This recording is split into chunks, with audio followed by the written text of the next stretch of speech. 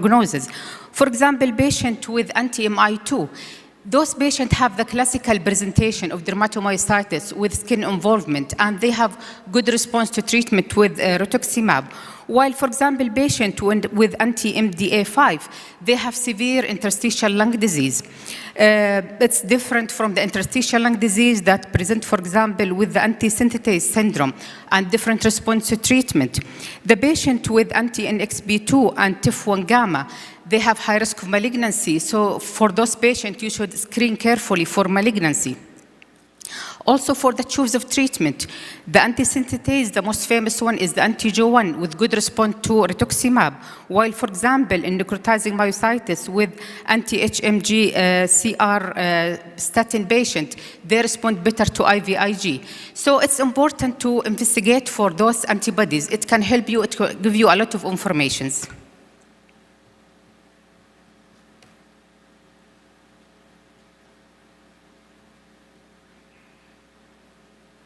So as we mentioned, it's myositis antibodies, highly specific, powerful predictive and prognostic tool, and the level also may reflect the disease activity.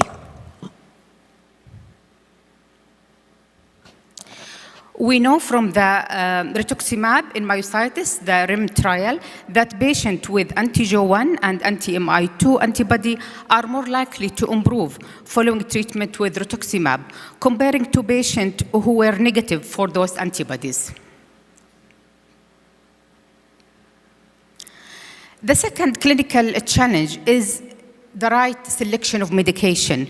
So what we have in myositis, we have a problem that there is only few randomized controlled trials that have been performed. So the recommendation for refractory cases are mostly based on case series, case report, and expert opinion. Also, most of the available reports are about the traditional subgroup, the dermatomyositis, polymyositis, inclusion body, and there is few reports about patients with anti-synthetase syndrome or necrotizing myositis.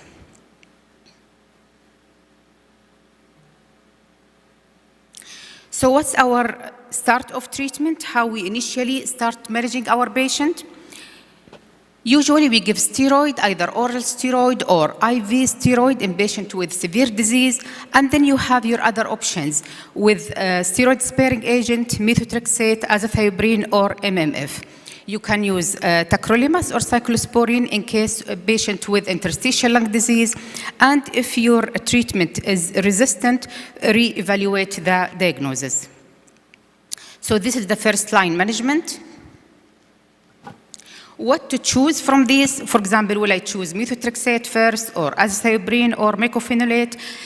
If your patient is having mainly skin, muscle, and joint, go with the methotrexate. But if the patient is having lung involvement, you can choose between azathioprine and mycophenolate. I'll go quickly regarding the famous studies. In myositis, we have the BroDerm study. That study that led to the approval, FDA approval for IVIG in treatment of myositis. It is a double-blind, randomized, placebo-controlled, international, multi-center phase 3 clinical trial. There was a total of 95 adults with the dermatomyositis patient enrolled either to have IVIG or placebo. Concomitant therapy of 2 immunosuppressive agents was allowed, and the study met its primary endpoint at week 16. There is significant higher in the IVIG group as compared to the placebo group. So you can see with the blue line, the IVIG, it reached its total improvement score by week 16. What's happened after that? There is an open label extension phase. So both treatment group, they receive IVIG. And you can notice the blue line for the placebo patient. When they receive IVIG, there is improvement in their performance, and the line is go up to meet the IVIG patients. So after this trial, IVIG is approved for, FDA approved for use in patients with myositis. When we use IVIG, We use it usually after we fail the initial medication that we mentioned before, the methotrexate, the mycophenolate mofetil. And in certain situations, for example, with patients with skin involvement and resistant to treatment, for patients with severe muscle involvement, for patients with dysphagia. So can we use IVIG as a first line? There is a phase 2 open label trial, small number of patients. 8 patients in the A figure, they reach moderate improvement by 9 weeks of treatment, while 11 patients did not. So this trial investigates the use of IVIG as an initial or as a first-line treatment. What about rituximab in myositis? We know rituximab works. We use rituximab in our practice. But unfortunately, the REM trial, rituximab in myositis trial, failed to prove or failed to meet its primary endpoint. And this was mainly related to the design of the study. So what's happened? The investigator, they used the delay to start design. They did not use a randomized control, they didn't use placebo control. So what happened? There is two arms of treatment. There is a patient who received rituximab early at week 0 and week 1, and later on they received placebo at 8 and 9 weeks. The other group, the rituximab late, they initially receive a placebo at week 0 and 1, and later on they receive rituximab. So there was no significant difference in the two treatment arms of the primary or secondary endpoint. Although 83% of the patients met the definition of improvement. Rituximab also was associated with significant steroid-sparing effect. So unfortunately, we don't have an FDA approval for rituximab, but we all use it in our practice. So does it work? This is a meta-analysis of total of 48 studies, identified 458 patients with myositis, mostly refractory, treated with rituximab, and the rate of response of rituximab up to 78.3%. Rituximab also works in antisynthetase syndrome-related interstitial lung disease. This is a study with long follow-up up to 52 months. It's a retrospective evaluation, the efficacy and safety of rituximab in antisynthetase patients with severe interstitial lung disease. And it shows improvement in the pulmonary function test after a median of 52 months follow-up post-rituximab. You can see they follow their patient. They did a CT scan to examine the extent of the interstitial lung disease, and it shows better response in patients on rituximab. Also, we can see a decrease in the CK in patients on rituximab, improvement in the muscle power, and a drop in the antibody.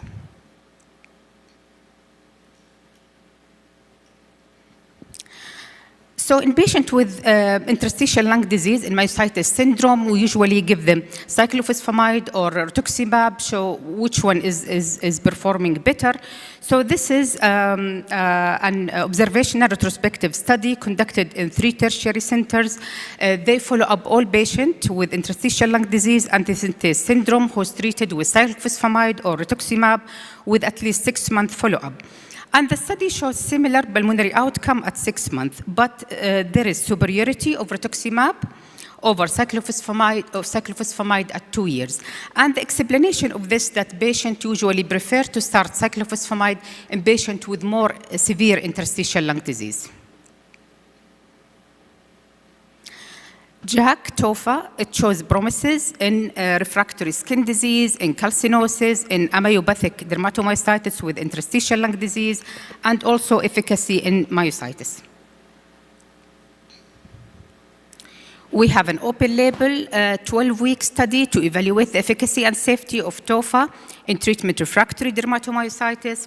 All subjects were refractory and failed 2 or more steroid-sparing agent. All 10 patients met the primary endpoint at 12 weeks. So total improvement scores started to be significant at 4 weeks, and they met the primary endpoint. 5 of the 10, which is 50%, had moderate improvement, and the other half had minimal improvement on the total improvement score. The TOFA and amyopathic dermatomyositis associated interstitial lung disease. This is a single-center, open-labeled clinical study evaluate the efficacy of TOFA in patients with early-stage anti-MDA5 positive interstitial lung disease, the severe form. So patients were included if they met the criteria for amyopathic dermatomyositis with anti-MDA5, and they have interstitial lung disease confirmed by CT scan, and they have at least 50% of the forced vital capacity. The survival at 6 months after the onset of interstitial lung disease was significantly higher among patients with the treatment, with the TOFA, compared with the placebo group. TOFA and calcinosis, we have a case series of 3 patients. 2 of them had anti-NXP2 and 1 had anti-TIF1 adult patient with 3 months treatment with TOFA, and it shows good efficacy.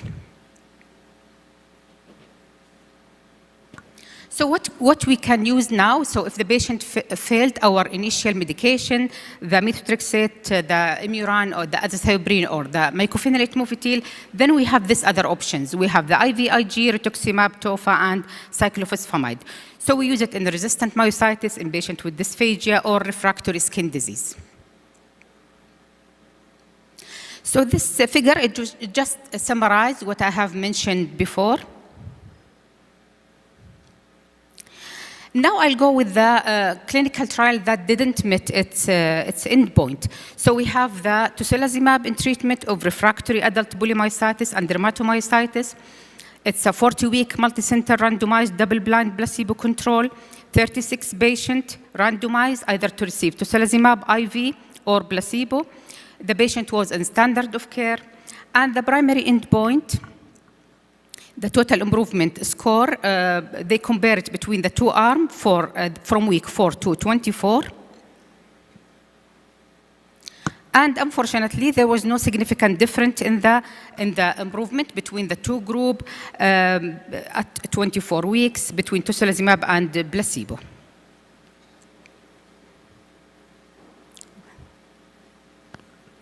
Okay. Again, abatacept didn't show any beneficial effect, but a treatment, analysis, post-hoc analysis shows that it can have some benefit in patients with polymyositis or necrotizing myositis, but not in dermatomyositis patients. This is the largest trial for TOFA. Belimumab also, it didn't show significant improvement or statistical difference between the 2 groups. Plasma exchange, there is a few reports or few trials in the literature. There is a case series of 9 refractory patients with inflammatory myositis patient with positive anti-SRB. And those patients shows statistically significant improvement between the baseline and after plasma exchange. We know that in patients with antisynthetase, they have better improvement on rituximab. In patients with anti-SRB, a patient with severe myositis, they improve on rituximab. So the treatment for refractory cases, you will use rituximab. For statin-exposed anti-HMGCR patient positive, they improve with intravenous immunoglobulin.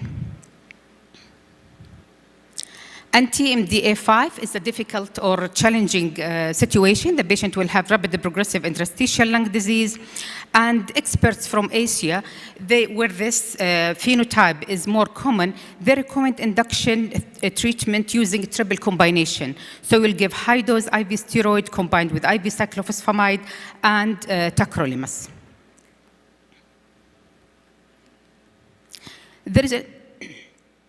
There is an interesting study in patients with anti-MDA5 antibody positive. Those patients is refractory to treatment. They received high dose of steroids, cyclophosphamide, tacrolimus, and TOFA 10 milligram So what they did, they increased the dose of TOFA. So they give them 20 milligram for those patients who show resistant. So 4 of the 6 patients improve after the dose escalation. Plasma exchange also, it shows benefit in anti-MDA5, and this is an interesting patient who is severe, not responding to treatment. We have 13 patients, 8 of them, they had plasma exchange, and 5 survive. But the other 5 patients who didn't have plasma exchange, they all died. So plasma exchange is like a salvage treatment. So if you fail other treatment, then you will go for plasma exchange. So the third clinical challenge is my patient is having active or damage, and repeated muscle biopsy is important at this point. So muscle biopsy will tell you if the patient is still having inflammation. It will help you more the muscle enzymes that can be normalized with steroid. So when to do a muscle biopsy now with the presence of these specific antibodies, maybe you don't have to do it for every patient. But if you have a clinical suspicion, if myositis with negative myositis antibodies, if you have high clinical suspicion of inherited muscle disease, isolated elevated CK, difficult to treatment, and atypical presentation, then you go for a muscle biopsy. Do I have 5 minutes? No. They divided the patient into high risk, intermediate, low risk. The high risk including patient with those antibodies, the TIF1 and NXB2, dermatomyositis. Low risk is the anti-Jo1, and the intermediate risk is the other antibodies. And they divide the screening into a basic screening and enhanced screening. And then what you will do for patient with high risk, more than 2 high risk factor, then you will do basic screening and enhanced screening. And the basic screening, you repeat it at 1 to 3 years after the onset. For intermediate, you will do a basic and enhanced screening. And for low risk factor, you will only do basic screening at the time of the presentation. So I'm sorry, I have to stop here because of the time. Thank you very much.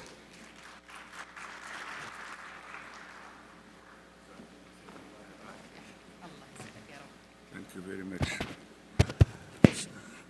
Thank you, Doctor. It was very thoroughly. It's my pleasure now to introduce the last speaker in this morning first session, Prof. Sami Bahlas. He's the consultant rheumatologist and the chairman of the Department of Rheumatology. He's my boss now.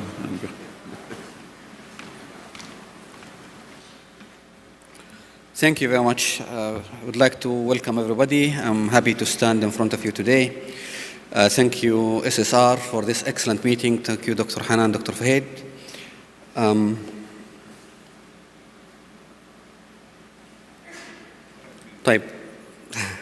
So this is my agenda. It's a very big topic. I will try to cover most of these topics today, inshallah, within the time given.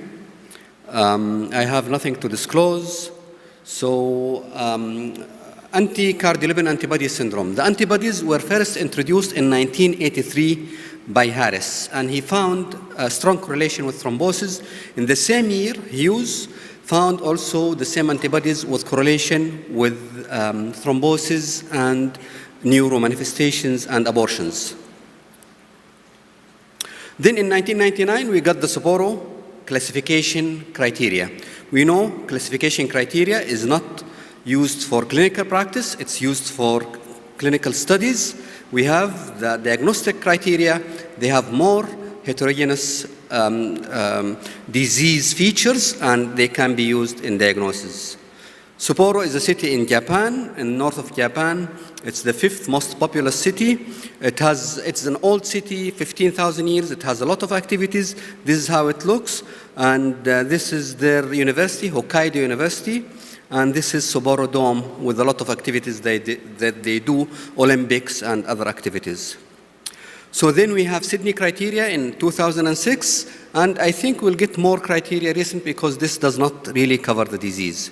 So the Disney criteria, we have the clinical criteria, either vascular or obstetric or pregnancy morbidity, and we have the lab criteria. We have to have the autoantibodies at least twice, 12 weeks apart.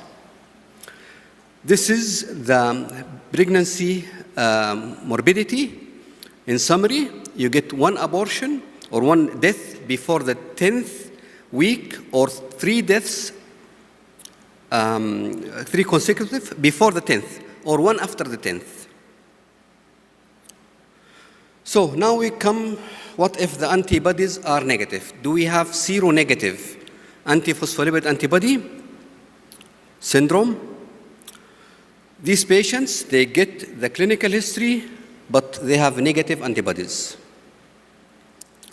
It was first introduced by Graham Hughes and Kamashta in Annals of Rheumatic Diseases in 2003. And they are the patients who have the clinical features, but they don't have the antibody. Why? Is it because we have low titer of the antibody? Is it because they have other antibodies which are not included in the criteria? Or is there a lab error in our lab? They don't follow the standards. So why the antibodies are low? Because maybe they are consumed over time, or because of steroids and non-steroidal, they can get low, or because of thrombosis, they get consumed. And after thrombosis, when thrombosis is treated, they get back positive. Or also in nephrotic syndrome, they can be excreted in the urine. Or lab technique, and it's very well known, lupus anticoagulant, the sample should be completely free of platelets, or it will give a wrong result. We have other antibodies, a lot of other antibodies. These antibodies are found in a lot of patients of seronegative antiphospholipid syndrome, and they are associated with thrombosis and pregnancy morbidity. In a lot of studies here, a lot of thrombosis seen, a lot of studies, pregnancy morbidity. It is found in at least 50% or more, 3%. A lot of studies showed presence of these antibodies in the patients who have either the antibodies or the clinical manifestation, which is thrombosis or pregnancy morbidity. So this antibody is found in thrombosis and pregnancy morbidity also. Now we move to the other topic, which is the non-criteria manifestations. So patients, they have the antibodies, but they have other criteria, and these criteria, they are prevalent in the antiphospholipid syndrome. In this Euro antiphospholipid project, which have more than 1,000 patients, we can see libido is found in 24%, migraine is found in 20%, and thrombocytopenia is found in up to 30% of patients. These are not in the criteria. In this small study, which includes 82 patients, we can see migraine is found in 28%, and brain MRI, white matter, is found in 25%, and so on. So these are the manifestations. They are not included in the criteria. They are important manifestations. They are common, prevalent, a lot of manifestations actually. And we'll go over them. A lot of CNS manifestations, common. And I will go over them. This is the obstetric. I will go over them in cutaneous, cardiac, renal, hematological, neurological. I'll just give a brief summary of each. So cutaneous, there is nothing pathognomonic for antiphospholipid syndrome. It can be the initial presentation, and libido is the commonest. This is libido. They can have skin ulcers, they can have rhesmosa rash, they can have thrombophlebitis, they can get superficial vein thrombosis, and they have risk factors treated with anticoagulation. And we have to look for DVT in some patients who have, for example, elderly or previous DVT. If they have superficial thrombosis, you have to look for DVT. This is pyoderma and libido vasculitis. This is the rhesmosa flower and the rhesmosa rash. So in the cutaneous manifestation, steroids usually doesn't work, and usually anticoagulation. If doesn't work, the anticoagulation, we have other alternatives like sildenafil or IVIG. Then we go to cardiac manifestation. The heart is a major organ affected in the antiphospholipid syndrome.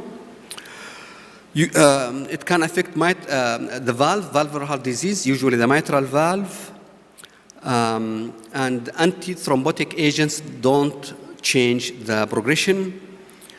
Then we have the non-bacterial endocarditis, which is the Lippmann-Sachs endocarditis, first reported by Ziegler in 1888, and then Lippmann and Sachs reported it in 1924. Actually, Lippmann and Sachs, they have a series of 4 patients, and they publish it in the Archives of Internal Medicine. This is their publication. And so it's called Lippmann-Sachs endocarditis. They have small lesions, usually on the mitral valve. It could be asymptomatic, it could be serious. And the treatment is controversial, but the same indication for infective bacterial endocarditis regarding the surgical intervention. Treatment, the primary, warfarin is the gold standard. In the secondary, we use anticoagulation and steroid. But be careful with the steroids because there are some reports showing that it can lead to fibrosis and valve damage. Echo is very important here, and actually we need serial echoes, multiple echoes. Renal, it could be APS nephropathy or the serious thrombotic microangiopathy. APS nephropathy, usually it's a mild elevation of creatinine with mild hematuria, proteinuria. They can have hypertension, renal artery stenosis. Usually kidney biopsy is useless in antiphospholipid syndrome because there is no immune complex deposition. The treatment of renal manifestation, usually anticoagulation is needed and blood pressure treatment. In the thrombotic microangiopathy, usually they are treated in the ICU setting with plasma exchange and IVIG. Hematological manifestation, we have hemolytic anemia, which is treated with steroids and immune suppression. We have thrombocytopenia, which is usually mild, but it can be serious. It affects up to 50% of patients, usually mild. There is paradoxical increase of thrombosis rather than bleeding here. And treatment, we can use anticoagulation, same as thrombocytopenia. Treatment of thrombocytopenia, usually we use steroids with or without IVIG. If they are refractory, we go to immune suppression. Splenectomy usually is avoided because thrombosis and anticoagulation is not contraindicated here. Why they get thrombocytopenia with thrombosis? Maybe because there is antibody destruction from the syndrome itself or consumption of the platelets. If there is thrombosis and thrombocytopenia, usually we use the usual anticoagulation, but in high-risk patient, we can give aspirin. In this meeting, we have some recommendation that I'll go over. DUACs are very popular because they have fixed dose, predictable outcome, no need for monitoring, but warfarin is the standard treatment. Warfarin is mainly used if there is arterial thrombosis or small vessel thrombosis or triple positive antibodies.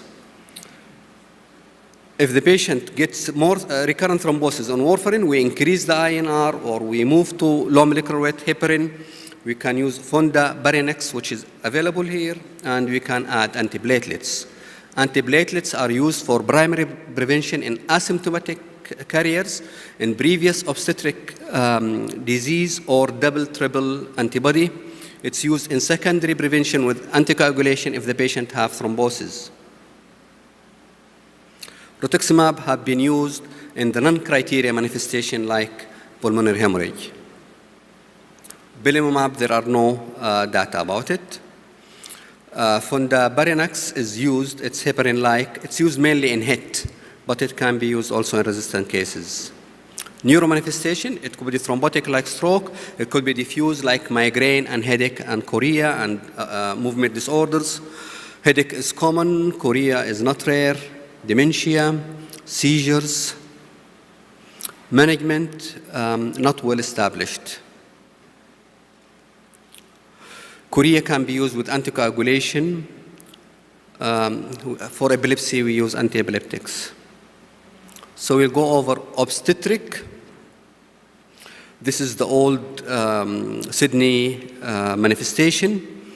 So usually we tell the student abortion is before the week of 20, stillbirth is after.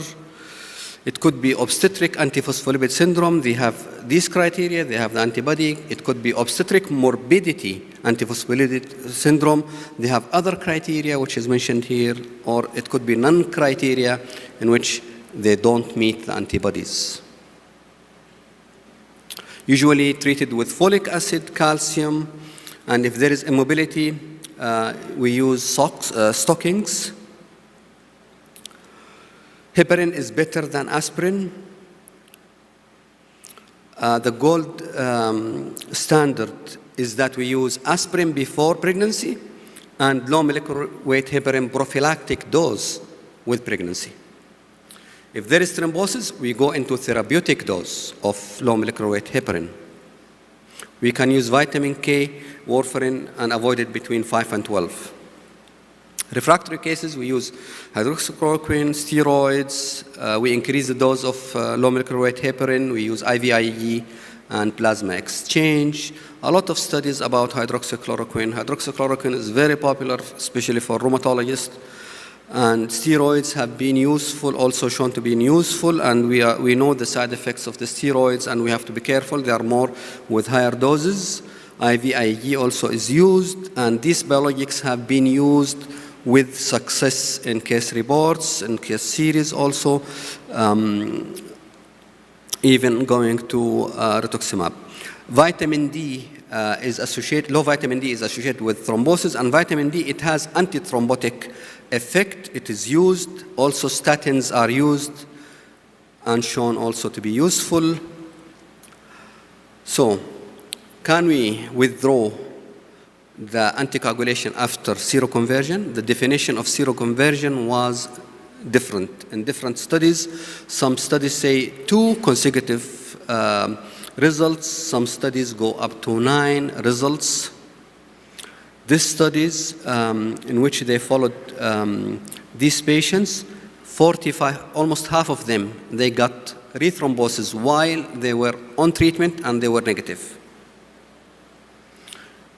In this series, 10 patients off treatment, only 1 got pulmonary embolism. So it is possible, but you have to choose your patient. You have to follow the patient closely. So what we have thrombosis while the patient is taking anticoagulation. We have to check the INR. If it's subtherapeutic, we have to make it therapeutic. If it is therapeutic, we go to high intensity INR. If it's high intensity, we go to low molecular weight heparin. Vitamin D have to be corrected. Hydroxychloroquine, it is very useful. Statins are used also. Fondaparinux is used. It's mainly used in HET, but can be used also here. And nothing is known about rituximab. And at the end, I have to say, antiphospholipid syndrome should be followed by internist or hematologist or rheumatologist with the hematologist. Thank you. Thank you, Prof. Sami Bahlas, for updating us about the antiphospholipid antibody syndrome. And because of the shortage of the time, we're going to allow only 1 question for each speaker, please. So do you have any questions? First or second or third speaker. Can Any I questions? can I ask Dr. Bahlas? Yes, sure. Yeah. You have the privileges because Dr. Bahlas, thank you very much. My question is, we have in our practice a lot of patients. For example, they have like 10, 12 abortions. They don't have any other, what we call it, non-criteria manifestation, the migraine, the libido reticularis, and so. How you're treated? Do you consider these patients to be seronegative antiphospholipid? They have recurrent abortion, but they don't have any extra manifestation, the migraine, the thrombocytopenia. You consider them seronegative? Yes. Yes, I think if they meet the syndrome, and they should be treated with anticoagulation if they have recurrent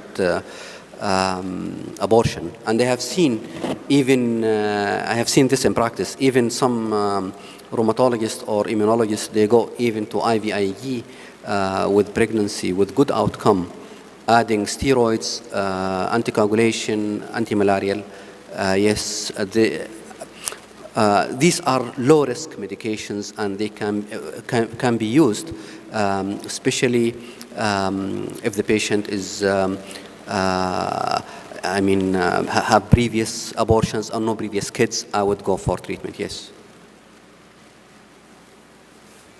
Yes.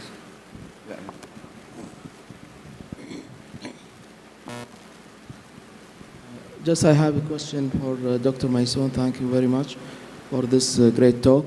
Regarding, you mentioned about the initial treatment with I cannot hear you. I cannot hear you. If you can come closer, maybe. Yeah, the treatment of, you mentioned about the initial treatment of dermatomyositis with IVIG. I have one patient that failed other drugs and she's doing well with the IVIG. How often I can use it? Can I use it monthly? For how long we can be used? Thank you. We are not sure really about using of IVIG as a primary. You mean as primary from the beginning? But if your patient failed the other option, then yes, you can try IVIG. Usually, if we give it like for 6 months and monthly, and after that you can space the duration. You can give it then after like 2 months or 3 months and see the response of your patient. Hello, Dr. Maison. Thank you for your talk. I have a question regarding anti-MD5 myositis. It is a very rapid, progressively lung disease, and sometimes it's like too late to wait for tofacitinib to work, like 2 to 4 weeks. And the combination of immunosuppressors makes the patient in high risk for infection, especially lung involvement, and on top of that infection or PCP infection, it will worsen the prognosis when it starts with a very poor prognosis. So there is no clear guidelines. Would you suggest or recommend like starting with pulse steroids and then plasma exchange and then start the immunosuppressors? Because most of the literature just showed us case reports of people who tried immunosuppressors and then failed and then went to plasma exchange, or people who tried tofacitinib, so as a combination with the immunosuppressors. And there is no role of IVIG as far as I know in the literature. So. Yeah. We know that patients with MDA5 that they have poor prognosis and have rapid progressive interstitial lung disease. So no need to start with the traditional treatment, the CellCept and these things. The recommendation that I show you from the Asian group, to start a triple therapy, to start with IV steroid, cyclophosphamide plus tacrolimus. And if there is no improvement, then you can add other medication. You can add TOFA, for example. You can go for plasma exchange. You know, this patient they have severe rapid progressive. So don't wait. Start your aggressive treatment immediately. Okay, Prof. Sami, regarding the APS migraine, acute migraine, what's your recommendation for the ideal management in resistant migraine cases in APS? Well, again, it's the same like any other manifestation. You need collaboration with neurologists. You have to make sure there is nothing else. But if it comes only to APS and migraine, there is not a lot of data. But I would go with antiplatelets, antimalarial, maybe anticoagulation with the hematologist. I would like to thank all the speakers and the moderator for this beautiful session, and the next session will be started.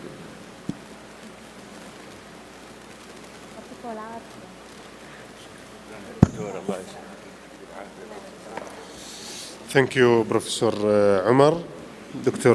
Maha Al-Mackenzie, for your moderating the session number 5. Now, please stay on the stage for the arts. Okay. البداية مع البروفيسور عمر فتح الدين. يكرمهم بالتأكيد الدكتورة حنان بنت محمد الرئيس، رئيس الجمعية السعودية لأمراض الروماتيزم، ثم الدكتورة مها المكينزي، وبرفقتها الدكتور فهيد العنزي.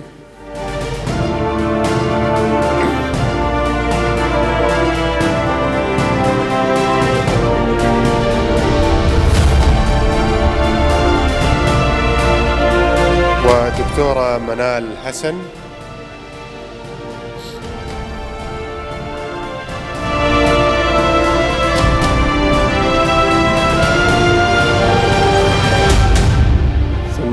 دكتورة ميسون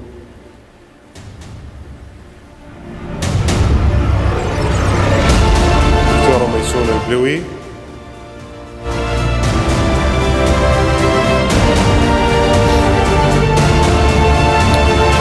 وأخيرا البروفيسور سامي بحلس.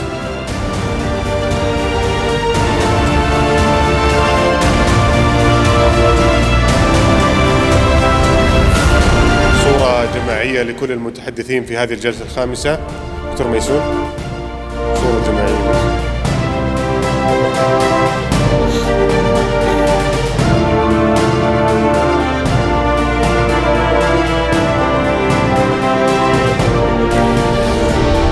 الأخوة والأخوات، شكرا جزيلا لكم. الآن استراحة قصيرة لمدة 10 دقائق ثم نعود لنستكمل جلسات جدول أعمال المؤتمر التاسع لأمراض الروماتيزم.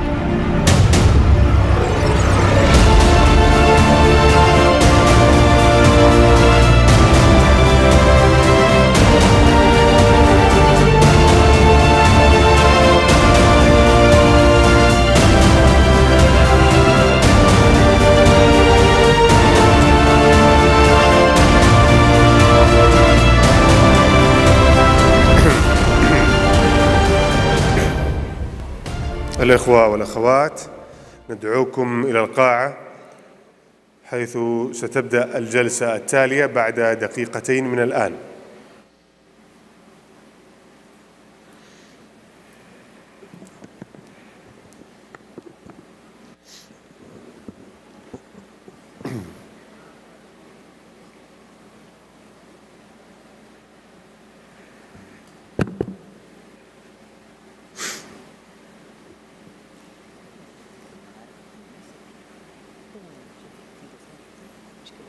ما في غريبة يعني. أخواني وأخواتي المنظمين، لو تدعوا الضيوف الكرام إلى القاعة استعدادا لبداية الجلسة.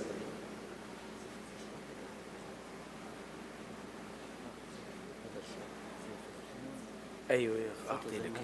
لو تبغين نخليها أخلي كله معك بعدله. صلى الله عليه.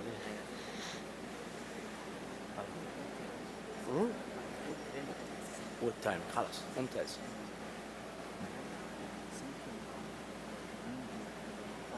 بدينا؟ يلا بسم الله. السادة والسيدات، نرحب بكم من جديد في المؤتمر السنوي التاسع للجمعية السعودية لأمراض الروماتيزم، مباشرة إلى الجلسة السادسة من جدول أعمال المؤتمر، يرأسها الدكتور زياد الزهراني والدكتورة فاطمة. إليكم الحديث. بسم الله الرحمن الرحيم. السلام عليكم. صباح الخير جميع.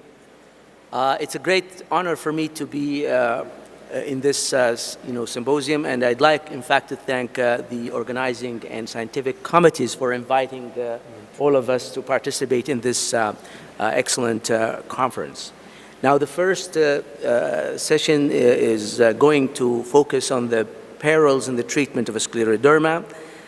We have a very well-distinguished colleague, Dr. Walid Hafel, who is a consultant rheumatologist and the Vice Dean of the Al-Quran University for Medical Sciences. And he's really very specialized in the field of scleroderma, so we are looking forward to hear you. Dr. Walid.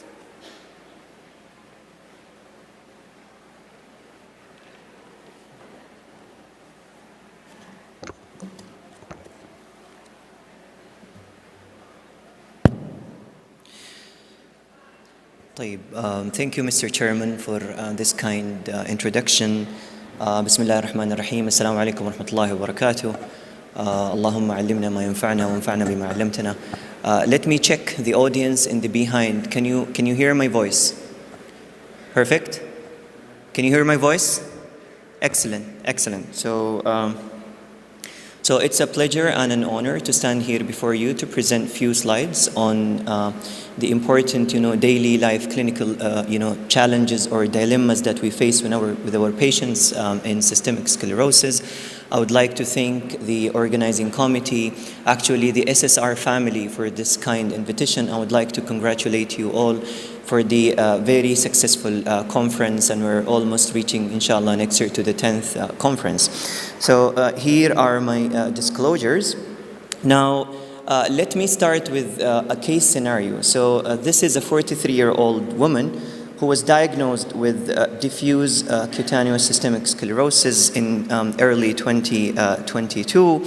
Her disease manifestations were as follows. So she had Raynaud's phenomenon. She also had skin thickening with a modified Rodnan skin score of 16, so it's like a diffuse subtype. She was also having an inflammatory arthritis that was documented physically. Her disease was also consistent or showing calcinosis cutis as well as gastroesophageal reflux disease.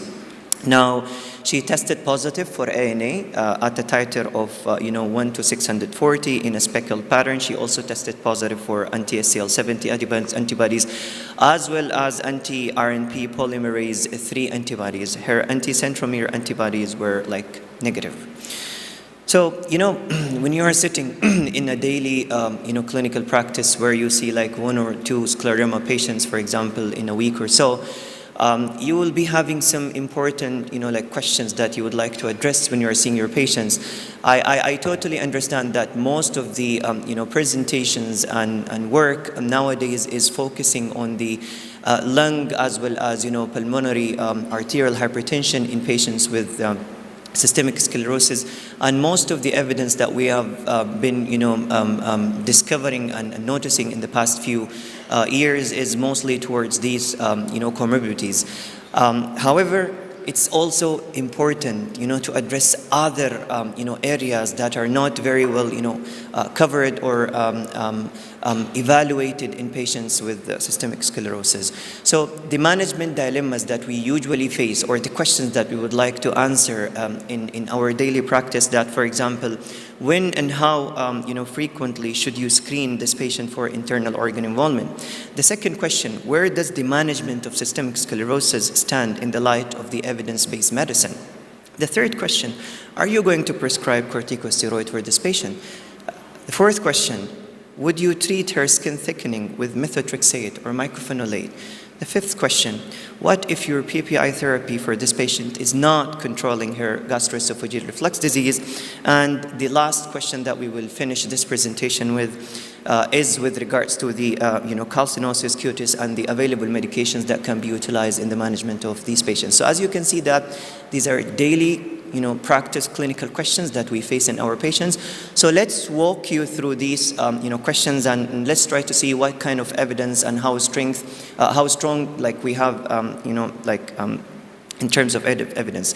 So we all know that systemic sclerosis is, it's a diverse disease. It's a complex disease that can involve every single organ from the head all the way to the toes. With numerous, morbidities as well as, increased mortality, especially when it comes to, lung-related mortalities such as pulmonary arterial hypertension as well as interstitial lung disease. Now, screening is very important, and as you can see that, survival is really, determined by the subset and organ-based manifestations in these patients. So for patients with diffuse cutaneous systemic sclerosis have somewhat, lower survival compared to patients with the limited subtype. And the more like the organs involved in these patients, the lower the survival again in these patients, be it either limited or diffuse subtype.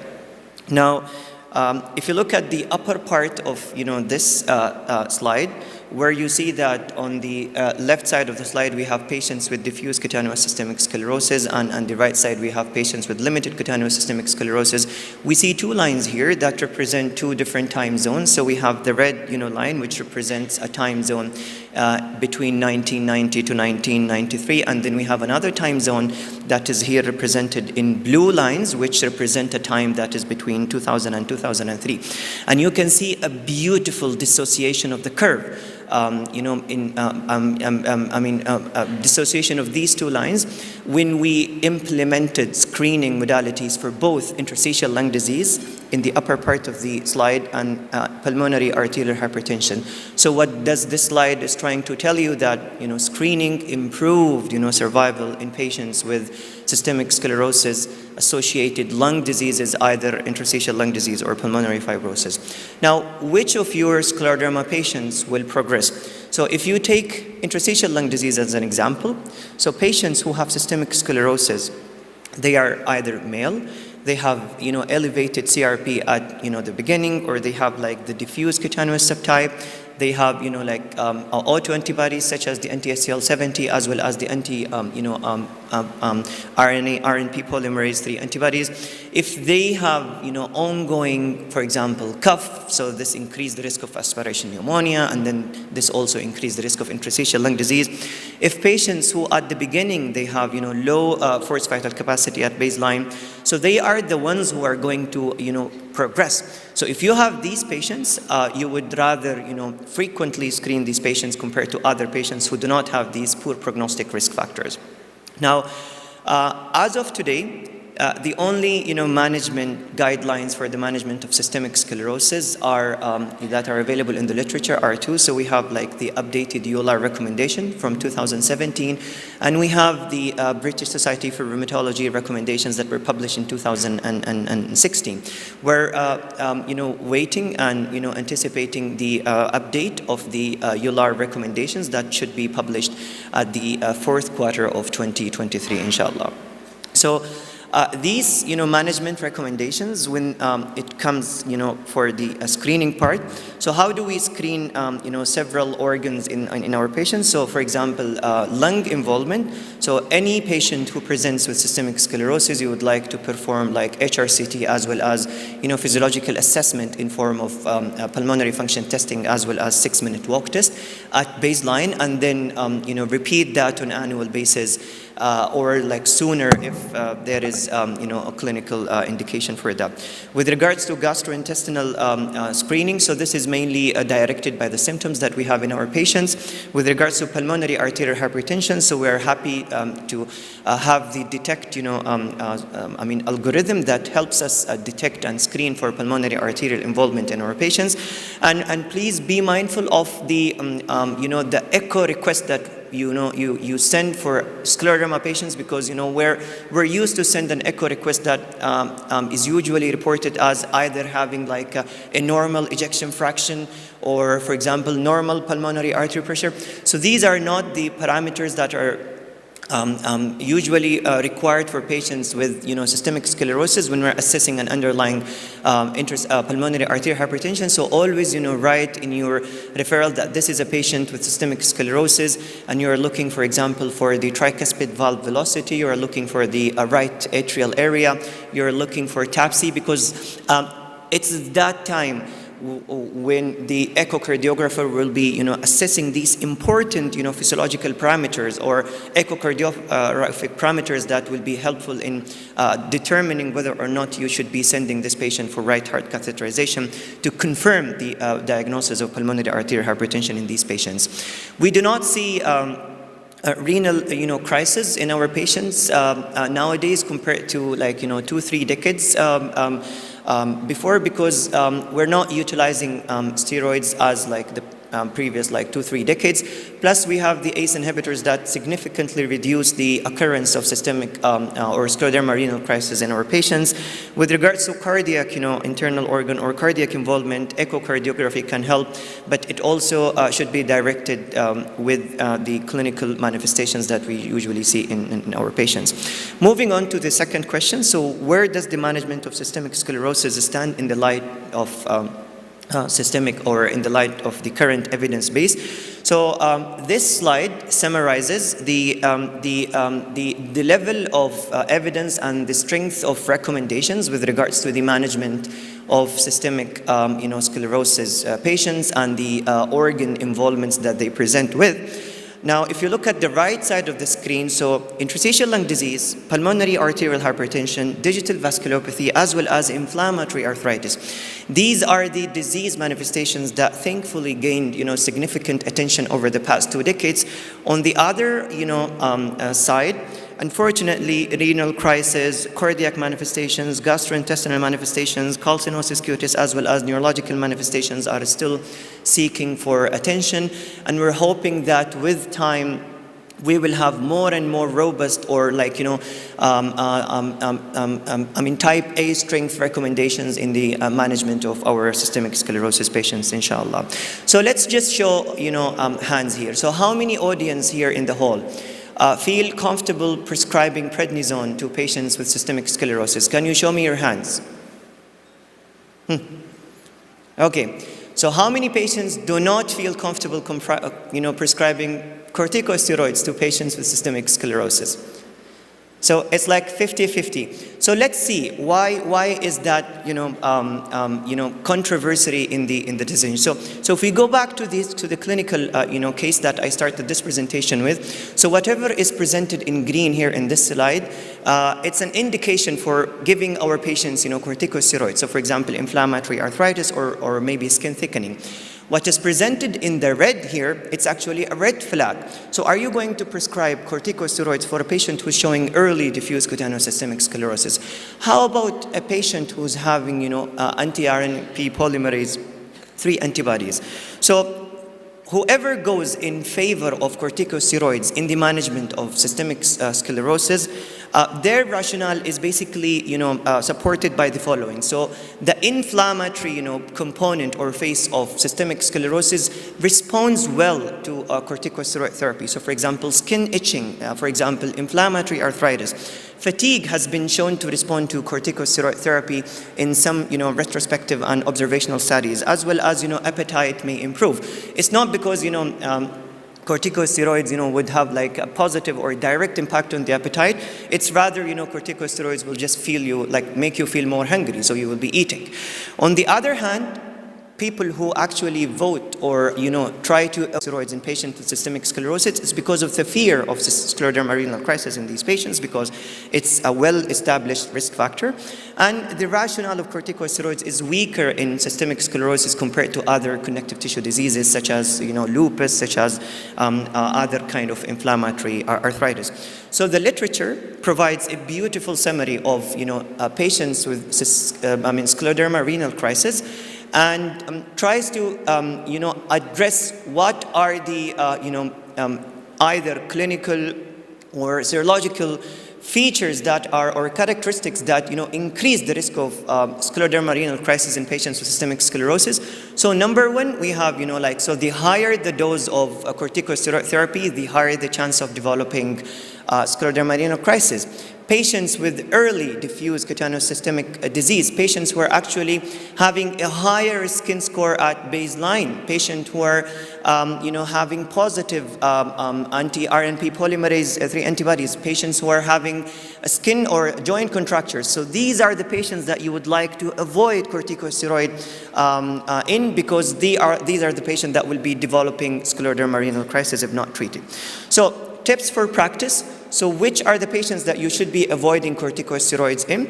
If a patient is having an early diffuse cutaneous systemic sclerosis, a patient with rapidly progressive skin involvement, a patient who is positive for anti-RNA polymerase 3 antibodies, or a patient who is having joint contractures. If you have to have corticosteroids, then you have to use caution. Do not exceed 15 milligrams PO daily. There was an Italian study that was, pointing towards like a dose of 20 milligram, but recent, literature is, supporting lower and lower doses and taper at the earliest opportunity. Now, if you are using corticosteroids in your patients, so you have to keep an eye on blood pressure monitoring. So we have to educate our patients on how to monitor the blood pressure at least, 2 to 3 times per week. You have to educate your patients on the clinical features that might, be pointing towards the possibility of underlying scleroderma renal crisis, such as headache, shortness of breath, flu-like symptoms, and of course, in the clinic, we have to perform routine, serum creatinine check.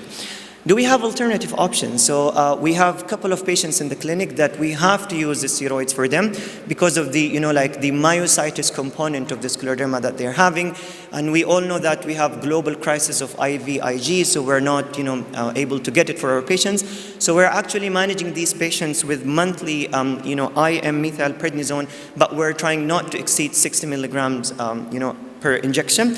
The other alternative option that was presented in the literature is an alternative daily dose or every other day PO prednisone that was also associated with a reduced risk of scleroderma renal crisis in these patients. So this is a slide that might be taken to home with regards to the corticosteroids management in our patients. Moving on to the fourth question, so methotrexate versus mycophenolate in the treatment of skin thickening. We were discussing, Dr.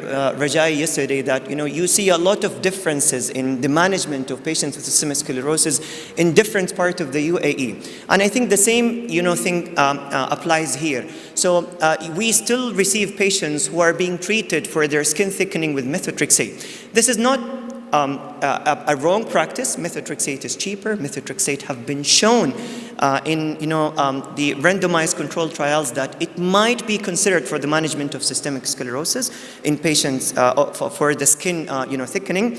But a deeper look into these studies show that Both, randomized control trial used the terminology like, favorably. So they say that methotrexate can favorably, improve skin thickening compared to placebo. So they did not use significantly. So, like we're using the terminology in Arabic ala istihya. So this is basically what the function of methotrexate in the management of skin thickening. Now, comparing this to mycophenolate, the secondary endpoint of the SLS2 study that, addressed or compared mycophenolate to cyclophosphamide in the management of, systemic sclerosis associated interstitial lung disease. So the secondary endpoint was concerned with the improvement in the modified Rodnan skin score. So this was like a non-inferiority study, and as you can see here that mycophenolate was as effective as cyclophosphamide in improving skin thickening in patients with systemic sclerosis. In fact, we all know that mycophenolate is associated with a better, safety profile and lower side effects compared to cyclophosphamide. So I think a take-home message in this, always try to favor mycophenolate in the management of skin thickening in patients with systemic sclerosis, unless you have other indications. So for example, if you have inflammatory arthritis, then you might be favoring methotrexate because it can tackle both. Now, what if PPI therapy for this patient is not controlling her gastroesophageal reflux disease? So we know that esophageal scleroderma can be because of either esophageal dysmotility, peptic strictures, Barrett's esophagus, and many other reasons. So it is very common in patients with systemic sclerosis. It's not always symptomatic. It can happen because of the lower esophageal sphincter pressure, or because of the esophagitis and its complications such as Barrett's esophagus. The way to diagnose it is with the help of the gastroscopy. So when we treat our patients, it's not always just to prescribe a pill. Try to work with your patient in improving or modifying the lifestyle habits, because these can definitely improve gastroesophageal reflux disease in our patients. Despite adding PPI, we still have approximately half of our patients are partial responders. So what should we do in that? So studies have shown that adding domperidone was able to improve gastroesophageal reflux disease in patients with systemic sclerosis, decreasing the percentage from 54 to 17%. On the other hand, buspirone, which is again an anti prokinetic agent as well as it's an anti-anxiety agent, it was also able to improve heart burn as well as regurgitation in our patients. Vonoprazan, I'm not sure if it's available in all over Saudi Arabia. We actually requested for our patients from Egypt. So this is a potassium acid reflux blocker, and it helps improving gastroesophageal reflux disease. It's actually non-inferior to PPI in the management of our patients, and it's also a favored medicine when it comes to erosive esophagitis.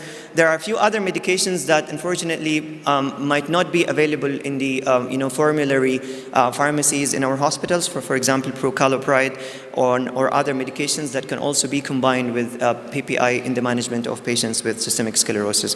The last part of the presentation, or the last question, is addressing calcinosis cutis. So basically I will go very quickly because I think I'm running out of time. So any patient can develop calcinosis cutis. There are a few risk factors that you should be addressed in these patients, and the way that calcinosis cutis can happen in our patients is either because of the inflammatory component of the systemic sclerosis, or because of the vascular hypoxia that actually leads to the increased bone turnover. So calcium is being moved from the bone all the way to the skin and deposits in the skin and the subcutaneous tissue, or maybe repetitive trauma secondary to the digital ulcers and manual work. Now, calcinosis can be found almost anywhere. 1 minute? Sure. And of course, deformities and compression neuropathies, ulceration can worsen them. So what are the the management modalities for calcinosis? So if you have asymptomatic calcinosis, you would be definitely trying to implement the non-pharmacological modalities in the management, and always treat Raynaud's phenomenon and digital ulcer. This will be inshallah addressed in the next session by Dr. Namas. On the other hand, if you have symptomatic calcinosis, so again, Along with the non-pharmacological modalities, here you can use antibiotics, digital splints, warm saltwater soaks, as well as treatment of the Raynaud's phenomenon. Now, management of calcinosis cutis, there were like several treatment modalities that were presented in the literature, such as warfarin, diltiazem. We have rituximab, bisphosphonate, sodium thiosulfate, as well as IVIG. Now, the time really would not allow to go over like the clinical evidence behind all of these medications. However, try to avoid warfarin in the management of these patients. We do not have enough evidence in the literature that supports the use of warfarin. On the other hand, look at diltiazem, how many patients respond to diltiazem. So for example, if you have a patient with Raynaud's phenomenon and calcinosis cutis, so diltiazem would be to go like calcium channel blocker in these patients. Rituximab, showed controversy findings, but it's always a medication in the back of, our pockets that can be used in the management of calcinosis cutis and other rheumatic diseases. Again, bisphosphonate also shows like, prominent or promising results in the management of calcinosis cutis, and not to forget the non-pharmacological or the interventional modalities in the management. So, ladies and gentlemen, Mr. Chairman, if you allow me to summarize, so survival is determined by the subset and organ-based manifestations. Regular screening improves detection of organ involvement. The use of corticosteroids in patients with systemic sclerosis always requires caution, and weighing risk versus benefits should always be practiced. For skin thickening in systemic sclerosis, methotrexate has not shown to be significantly effective, while mycophenolate is non-inferior to cyclophosphamide. In PPI partial responders, addition of lifestyle modification, prokinetic agents, and/or anti-motility medications may improve gastro or esophageal scleroderma. And finally, there is significant unmet need for better understanding and management of calcinosis cutis in our patients, and more solid evidence is still required. With that, I would like to thank you for your kind attention and listening. Thank you, Dr. Walid, for this excellent presentation. Before introducing the second speaker, I would like to thank Dr. Hanan and the organizing committee for inviting me to be part of this amazing conference. And I want to take the opportunity to invite you all to attend the upcoming ARLAR Congress that will be held in Kuwait, inshallah, on the 1st of March. Now, please allow me to introduce the second speaker, Dr. Raja'i Namaz. Dr. Raja'i is the Chief of Rheumatology and a consultant rheumatologist at Cleveland Clinic, Abu Dhabi. He finished his fellowship from Wayne State University, Henry Ford Hospital, before joining the University of Michigan as a clinical associate professor. Dr. Raja'i will present Raynaud's phenomena and digital ulcer difficult to manage. Dr. Raja'i, the floor is yours. Thank you, Mr. Chairman. Sabah al-khair, assalamu alaikum, yisad sabahkum. This is the second day here. I'm really happy to be part of the SSRC family. So today I was given the task to talk about Raynaud's phenomena and digital ulcers, two diseases, domains of scleroderma that they interrelate, that I think you need to talk about both. One patient, زي ما بنقول بالعربي يمكن يشيبك. It's very tough to treat those patients. This manifestation especially. Inshallah, I'll give you just a simplified overview how to manage those patients. So I have no financial disclosures, and I'll be talking today about, I'll share with you some case scenarios, primary versus secondary. We'll talk about the differences between primary and secondary. Just a couple of slides about nail fold capillaroscopy, treatment approach of Raynaud's phenomena, and digital ulcers. So let's start with a case scenario. This is a 25 years old young lady presented to the clinic with recurrent episodes of Raynaud's phenomena. Actually, that's her picture. And we know when you take a simplified history, there was just a white discoloration of the digits, stays for a couple of minutes, reversed by rewarming. She has no family history of connective tissue disease, no other clinical manifestations suggestive of underlying connective tissue disease, such as a malar rash, photosensitivity, and GERD or respiratory symptoms. And on exam, there was no scleroductally pitting ulcers. There was no loss of the digital tufts, which also gives you a hint that there's an underlying pathology. And her labs were negative. And reassure her that, you just need to lifestyle modifications, and just close monitoring for any new symptoms. So let's just briefly talk about what's the difference between primary and secondary. There's a lot of nomenclature of primary and secondary, and this is one of the most simplified nomenclature, that symptoms occur alone without evidence of any associated disorder, or secondary refers to an underlying related illness. And if we look at the pathophysiology, I think there's major differences between a primary and a secondary, where primary is just mediated by adrenergic, alpha-adrenergic responses, whereas a secondary, there's a lot of underlying pathophysiology, as you can see. Here there's endothelial dysfunction. It's more a vasculopathy, what we name it. There's a lot of endothelin 1 and increase with decrease in the nitric oxide release or activity, and there's a more in-depth pathophysiological mechanisms that happen in secondary. So there's major differences even if we look at the pathophysiology.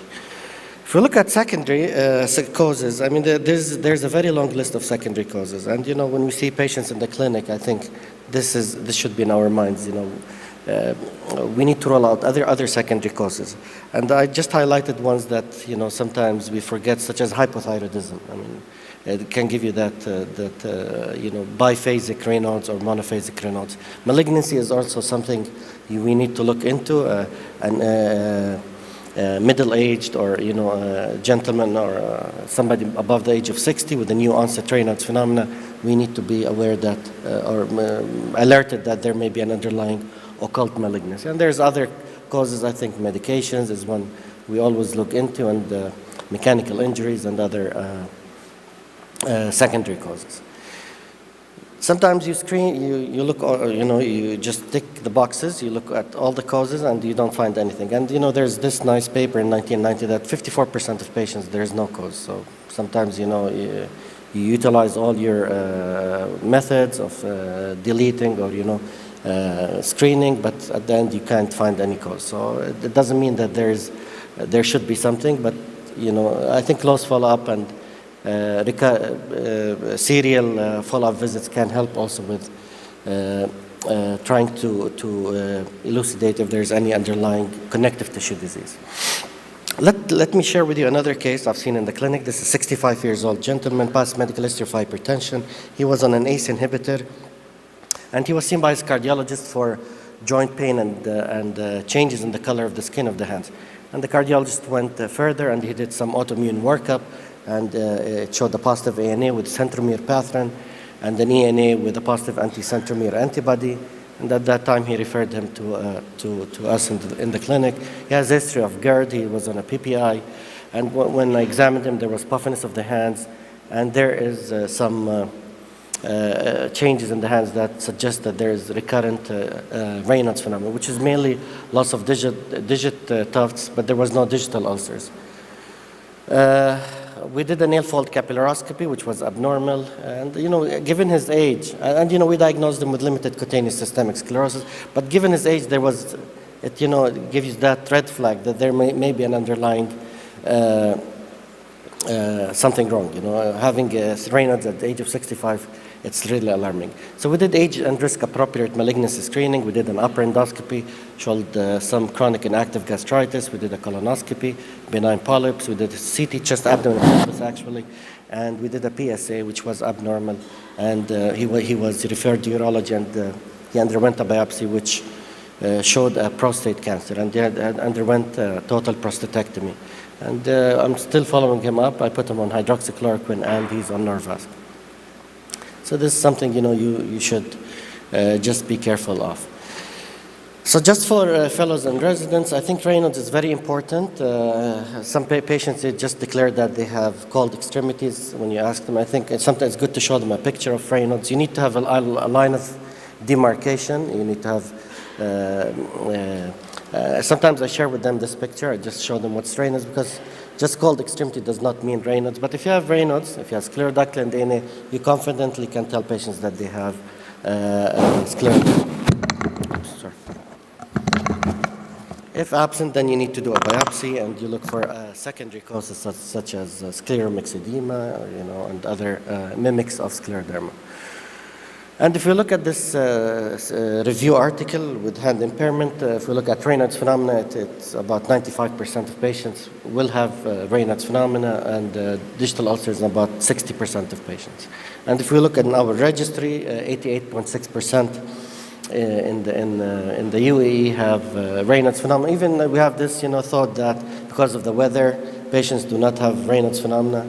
I think this tells you that it's not only about weather, there's other factors that can contribute to developing Raynaud's phenomenon. And it's mainly more in diffuse, and the limited was about 82.6%. So this is the journey. Again, yesterday we showed this picture. This is the scleroderma journey, and you can see that patients can present, Raynaud's can present as early as in the beginning. It can be the earliest signs of systemic sclerosis. So I think we should be cautious when we see patients developing new onset Raynaud's phenomena. What are the phases? I think this is very important for fellows. There's 3 phases. There's the paler, blue, and red. And again, about 95% of patients with systemic sclerosis can have Raynaud's. About 60% have 3 color changes. Usually it's about biphasic, it's about 14 to 40%. And that can affect the tip of the tongue, the nipples, and the earlobes. And sometimes patients, the only thing that they can tell you, that I have numbness and tingling in the digits. And this is maybe one of the earliest, even preceding having Raynaud's, that they're having recurrent tingling sensation at the tips of the finger. And if I want to be more alerted to which color, I think the blue is the most important color. The longer the bluish discoloration, the more it alerts me that there may be an impending, what we call an ischemic phase. And this is like a heart attack. So this is like, if it's more than 20 minutes, I think they should be referred to the emergency department as soon as possible. What are the clues that can give you that there may be, to suggest secondary changes in scleroderma-related disease, later age, patients more than the age of 35? I think this should alarm you that maybe there's a secondary cause. If they are males, it's more common in females. About 60 to 70% of females can have primary Raynaud's phenomenon, mainly monophasic, asymmetric attacks. If you find other features of Raynaud's phenomena, abnormal nail fold capillaroscopy is very important, and I'll just address this in the next slides. And these are very important points. Raynaud's phenomena associated with ischemic changes. If you have ulcerations, if you see pitting ulcers, if you see loss of digital pulp or tapering of the fingers, this would alarm you that there is a recurrence of the symptoms. Nail fold capillaroscopy, I think there was a workshop early in this conference, and I think, as a rheumatologist, I just want to make sure, is it abnormal or normal? I don't care about other findings that sometimes we read about. As you can see here, usually it's more like a fine hairpin capillaries, but sometimes you see dilatation, as shown in the picture. Sometimes you see microhemorrhages or giant capillaries, and this gives you an indication. And just for a clinical point, usually the 4th and the 5th digit are the best places where you can screen, because the skin is very thin at the base of the nail bed. It's a very important tool, and as you can see here, if this is different scenarios, if you have a negative nail fold capillaroscopy with positive autoimmune profile, what are the chances or the odds ratio of having scleroderma, and the odds ratio of, if just the highlighted odds ratio for developing scleroderma with a nail fold capillaroscopy that's abnormal is about 50%. So it's a good tool to use, just even to reassure patients. Sometimes if it's normal, you can reassure patients that it's very unlikely that you're having any underlying connective tissue disease. What are, in summary, briefly, the therapies that we recommend? We recommend include the lifestyle modifications, and it works. About 65% of the time it can help. We'll talk about them.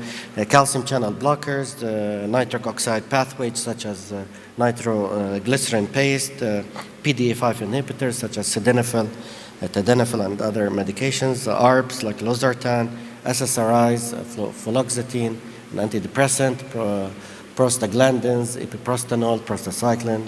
I'm sure most of us we use it, Flolan, we call it. Endothelin receptor antagonist, and I put finally botulinum toxin and reflex sympathectomies. Let's just briefly highlight each one. Lifestyle modifications. There's a lot of wearing mittens, rewarming the core part of the body, especially the chest. Rewarmers, we see these days patients are buying rewarmers. Smoking cessation. Sometimes estrogen hormonal therapies can worsen Raynaud's phenomena. If we look at calcium channel blockers, I think this is one of the most common medications we use. Dihydropyridines versus none, such as dihydro, such as Norvasc or amphidipine versus diltiazem, and they work about 30% of the time. In addition to lifestyle modifications, inexpensive, and they decrease the amount of the recurrence of Raynaud's phenomena by 4 per week. But they come with some side effects, lower extremity edema. You should be careful when using them in patients with pulmonary arterial hypertension, and they were not shown to effective for digital ulcers, even though we still give them. But the studies, and just a quick comment here. The studies in Raynaud's phenomena is similar to lupus. I mean, most of them are negative, so it's all comes from our clinical practice. PDE5 inhibitors, we use them as an add-on therapy. Usually we start with the calcium channel inhibitors. If you're uncontrolled, you have either the option to switch or to add sildenafil, Rivatio, it comes in 30 milligrams, or you can use Viagra, which comes in 50 milligrams every 8 hours. You can split the pill to 25 milligrams every 8 hours. It depends on the tolerance of the patient. Sildenafil is another one we use. And again, as you can see here, some of them are positive studies, some of them are negative. Direct, indirect vasodilators. So these are all the drugs that have been in the market. Nitroglycerin, I use it commonly in patients. Can apply it to the inner aspect of the digit, especially of the threatened digit. Prazosin was also studied. I don't use it a lot. I think last year there was a case. One of the posters was in this meeting about prazosin with good outcomes. SSRIs, we use it also.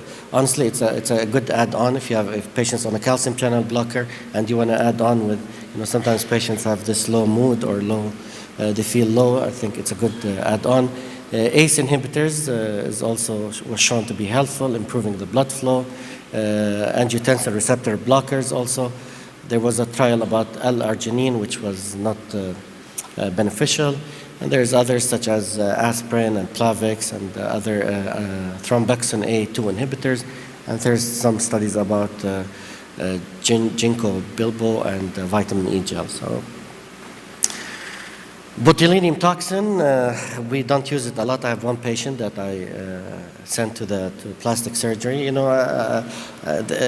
need to have this also a good relation with the plastic surgeon. Not every plastic surgeon have an expert in such conditions, and it showed honestly a good benefit, especially in alleviating pain.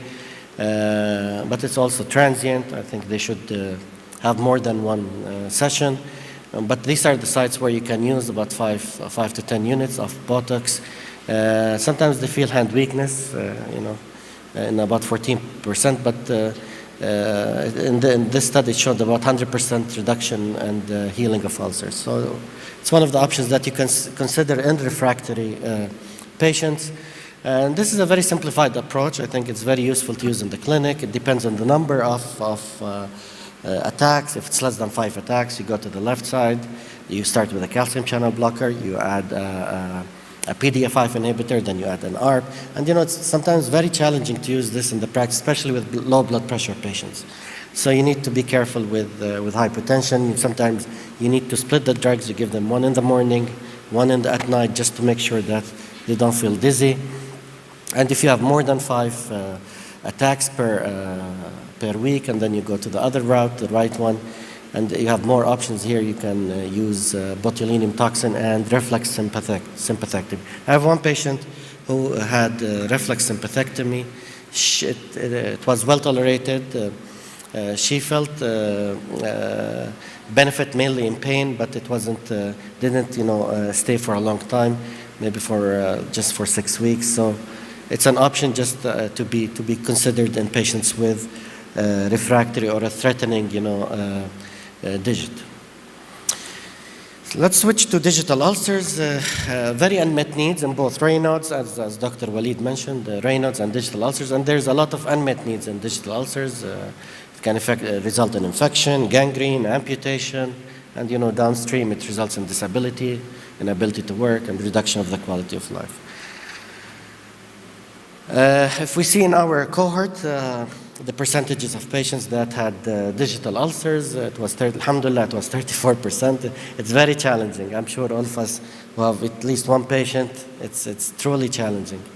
34% and limited cutaneous about 15.2%. So we need more treatments. There's 2 types of ulcers. I think this is very important for fellows. There's something called ischemic ulcer, which comes in the tip of the fingers, and there's traumatic ulcers, which are more on the dorsal aspect of the hands. So usually most of the treatments, the trials, they consider ischemic ulcers more than traumatic ulcers. So when you are reading the studies, it's more highlighting or enrolling ischemic ulcer patients. So digital ulcers, we have endothelin receptor antagonists. We have bosentan. I have a couple of patients. Less? 1 minute? Okay. A couple of patients. It's well tolerated. Honestly, it's hard to get. It's hard to have an approval for the medication. But if patients tolerate it and they get the medication, it's very useful, especially in digital ulcers. You start with 62.5 milligrams twice daily for the first 2 to 4 weeks, check liver function, and increase the dose to 125 twice daily. IV Iliprost, I use IV epiprostanol and prostacyclin. And so now there's something called the healing, and there's a prevention. There's a different approach when you treat digital ulcers. And these are the drugs that are approved for healing. These are approved for prevention. And again, we come back to this very nice paper by Janet Popp, where you can either whether you are targeting prevention versus active treatment. So this is just, I think this is the final slide. This is an approach how to treat a threat. And this is one of my patients, very refractory to all treatments. Been on nifedipine, Norvasc, bosentan, not well tolerated, some compliance issue. So I think the most important thing in such life-threatening digit is pain relief. I mean, pain should be 100% relief with the maximized painkillers that you can, PCA pumps, oxycodone, because this helps with the circulation. Antibiotics is very important. You need to start antiplatelet aspirin, aggressive vasodilation. There's something called reset phenomena where you need to maximize therapies, calcium channel blockers. You need to combine therapies. Actually, this patient was admitted. She received epiprostanol and the other, selective digital sympathectomy, botulinum toxin. Sometimes it's hard to do on the spot. You need to refer them. But the upper points are easy accessible as an inpatient. And sometimes if it's refractory, you need to do an angiogram of the upper extremity looking for a possible narrowing of one of the main arteries, such as the ulnar artery. And this is one of the protocols. I think, usually it's hard to know how to give the medication. We give epiprostanol, sometimes we give Flolan. And this is, if you want to take a picture of it, you can apply to your practice. And this is the final slide. It's a summary of all the current medications for Raynaud's phenomena and digital ulcers. And with this, I would like to thank you for your attention. Thank you very much. Thank you, Dr. Rajai. Now we open the floor for questions. One question for each. Yes, Dr. Samar. One question for each. Thank you very much both for the elegant presentation. First, a question, given my memory is going to be very fresh. So, Rajai, did you have any patient with ulnar artery bypass, and did you see any effectiveness? Thank you, Dr. Samar, for this excellent question. Personally, I never had. Dinesh Khanna had one. He shared with us. From his experience, I think it works. But my experience, I never had any patient with an ulnar artery, ulnar stenosis that there was one patient. This patient, I thought there will be because we tried everything, nothing worked, or because of compliance issues. Also, there was no clinical improvement, and we did an angiogram. It was normal. Yeah. Because why I'm asking, because the first patient I sent her for vascular surgery just a few weeks back, and we are just going to wait for the result. So my second question, recently actually after the COVID vaccine, I have seen 3 cases of a fulminant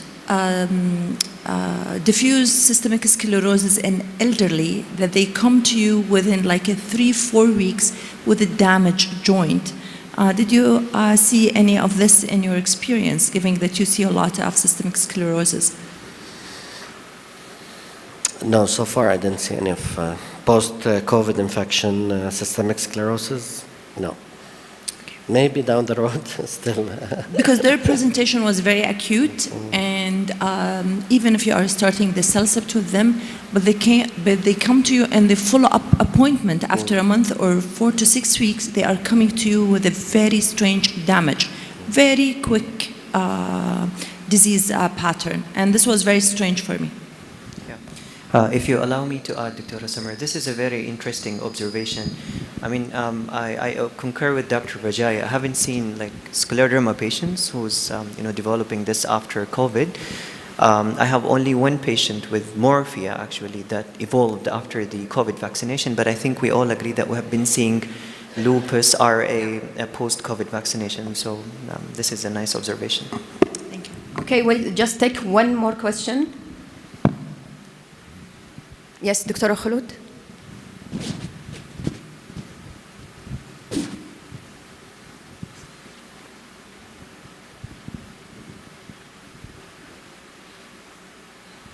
Assalamu alaikum, and thank you for excellent talks. I have 2 questions again to Dr. Namaz. What's the evidence behind using statins in patients with severe digital ulcers? And my second question is, what's the evidence for macitentan, which is another endothelin receptor blocker? You've mentioned bosentan, but why I'm asking, because I have a patient who failed bosentan, and then I put him on macitentan combined with Viagra.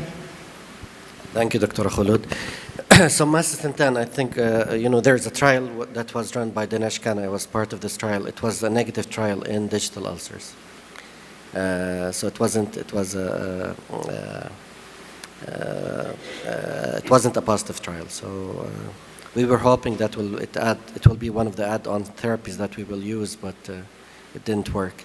And again, as I mentioned earlier, digital ulcer trials are the primary outcome is very sometimes hard to assess. So it's like lupus, sometimes you see it clinically that it works, but when you apply it to a clinical trial, it's depressing that you don't see that much benefit. So we still use it. It doesn't mean that you can use it, and use it as we spoke earlier. You can use it in patients with pulmonary hypertension. So use it for, and hoping that it will work for digital ulcers. So this is what was the first question, sir? The second question is about the first one. The statins. So again, statins, I think the trials were positive and negative. I think I used it in life-threatening digits. This is where, in life-threatening digits, because patients will have amputation, you want to throw all the medications in the sink. You want to maximize therapies, whatever you can. And I think this is where I prefer to use it. I don't use it it's even in Janet Pop's review. It wasn't part of, and I think she mentioned in the bottom that if you want to use it, depends on your discretion. So, but I use it mainly in patients with life-threatening digit, or there's an impending life-threatening. I know that I'm not doing well. I know there will be something going on. Okay, we come to the end of our session. You can catch up with the speakers during the lunch break, and please stay tuned for the satellite symposium. Thank you.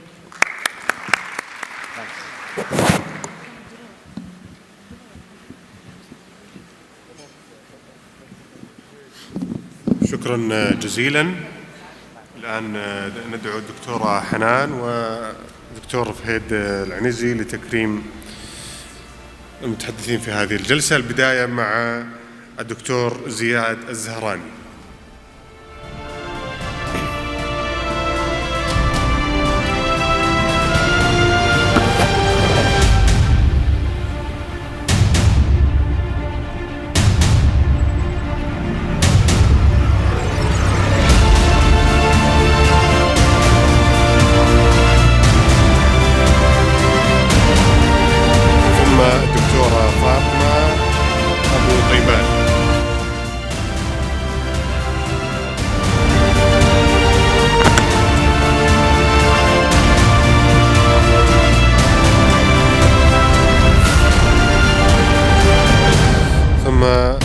الدكتور وليد حافظ.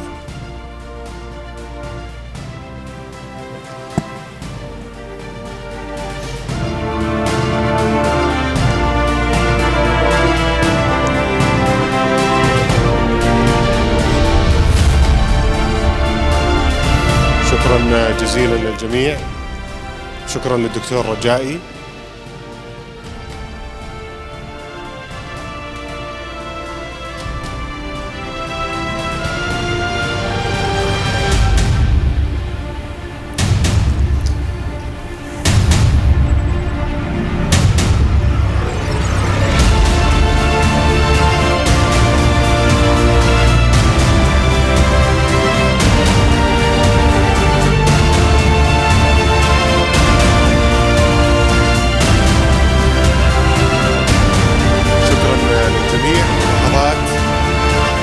معكم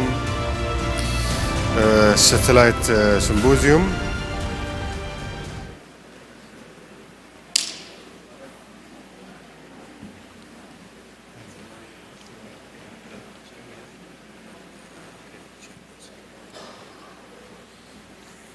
احنا دقيقة كذا بس، دقيقة لأنه عندهم سيت اب.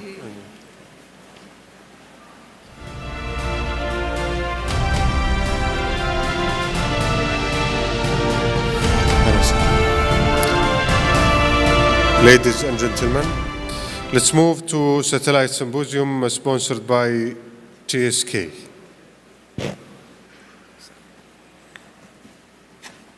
طبعا مع الدكتور حسين حلبي.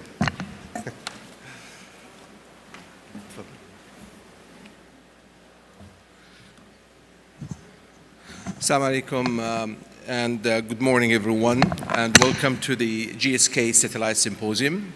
It's my pleasure actually to share this symposium. So we have two eminent speakers. The first speaker is Dr. Ziad al-Zahrani, a great speaker and a dear colleague who actually will, Dr. Ziad is a consultant rheumatologist, National Guard Hospital in Jeddah, Saudi Arabia. And Dr. Zahrani will talk to us about disease modification, a new era in lupus management. Dr. Ziad.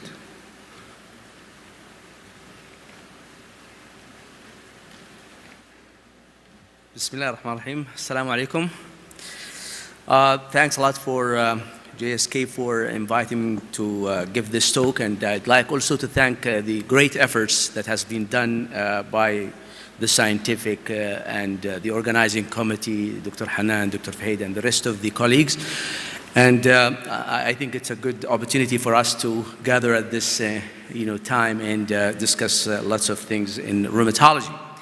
Now, the talk that I'm going to give is going to be about, how does this work?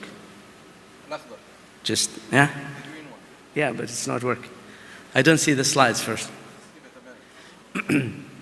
So we're going to talk about the systemic lupus erythematosus, and I think we are seeing a little bit of progress in the field in comparison to rheumatoid arthritis, which is really great. We are seeing new medications approved for the treatment of this disease.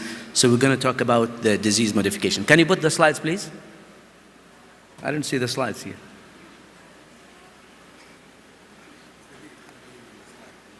Okay. Okay. Yeah.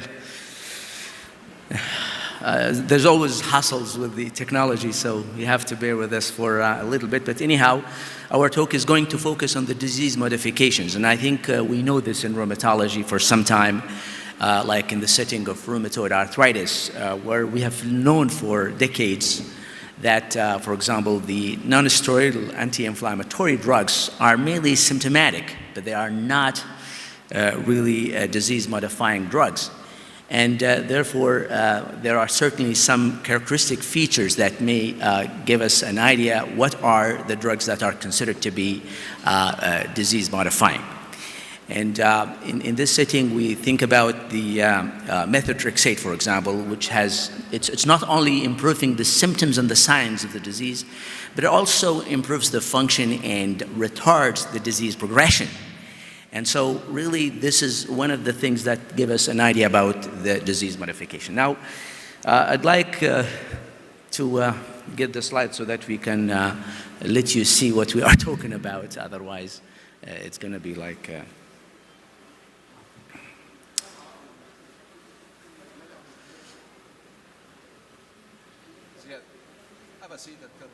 Until they have, that's all right.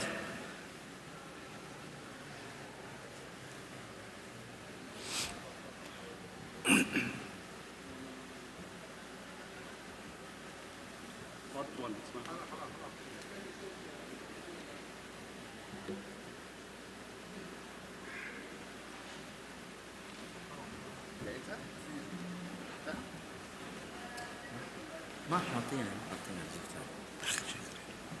المفروض يكون حاطين سلايدز هنا. المفروض تكون تطلع هنا. اي بس ما حاطين. في غلط منهم يعني هناك.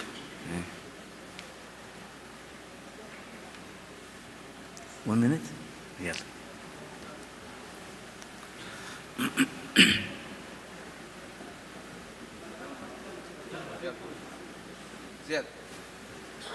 All right. So now we have the slides here. So this is the disclosure.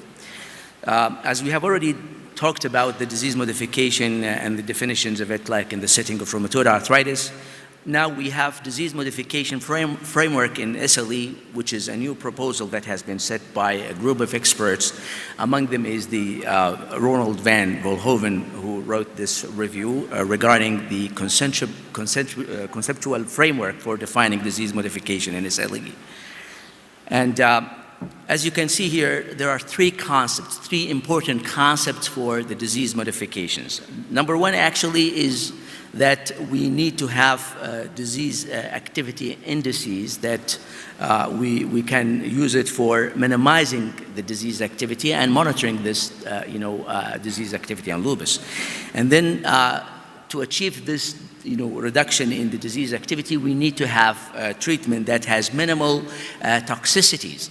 And this is the second important concept that we talk about it.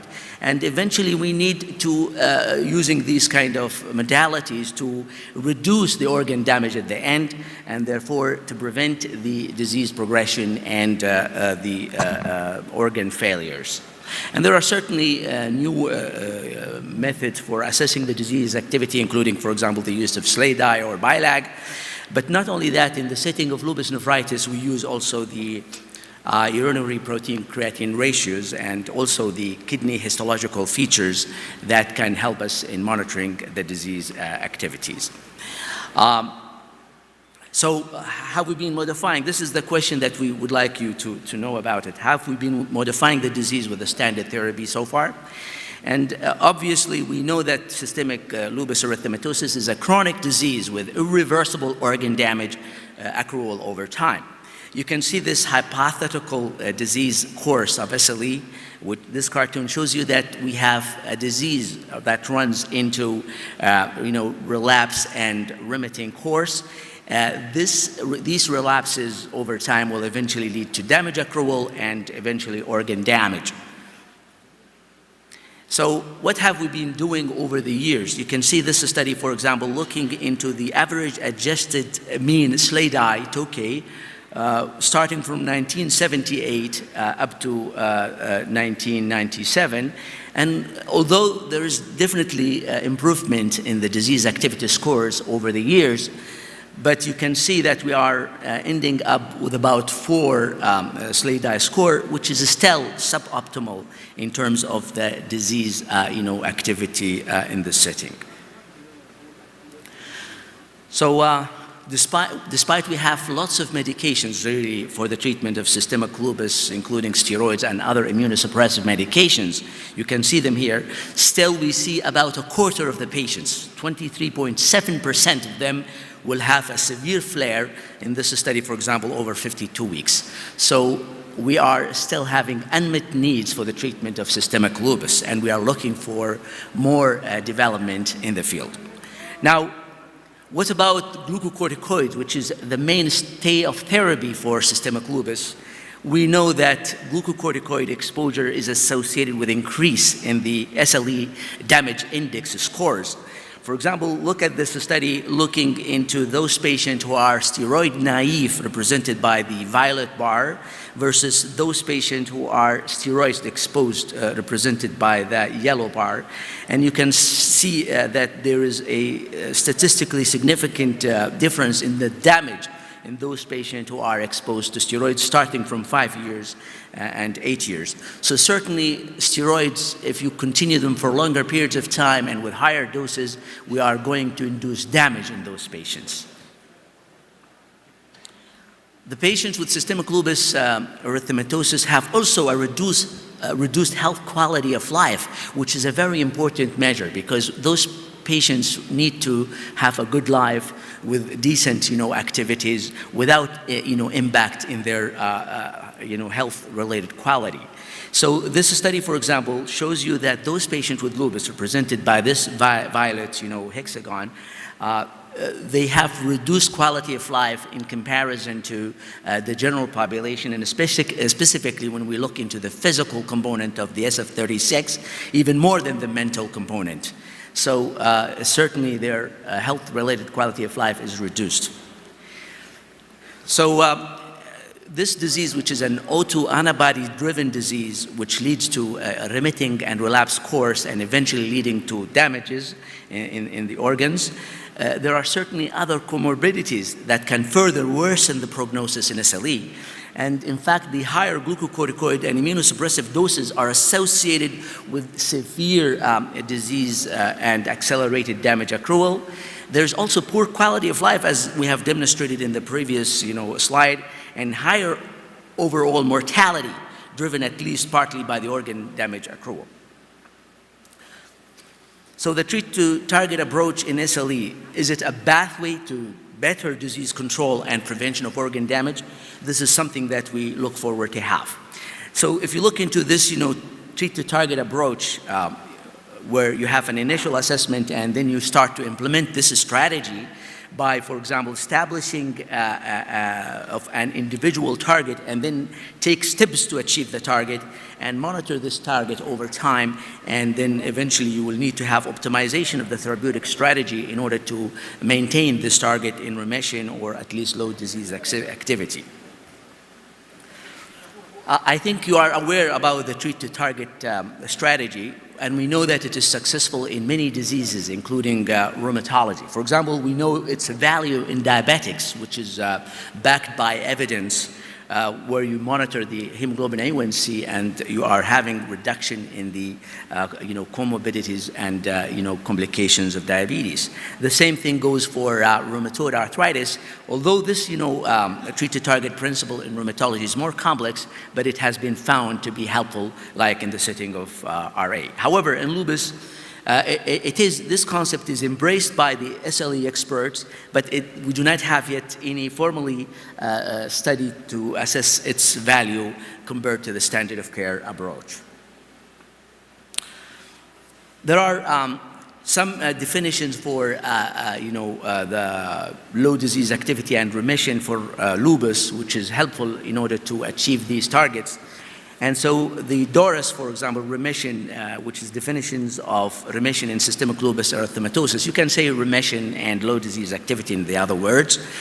And so the remissions is defined by having SLEDAI of 0 and the physician global assessment of 0 or less than 0.5, which is usually between 1 and 3 visual analogous scale.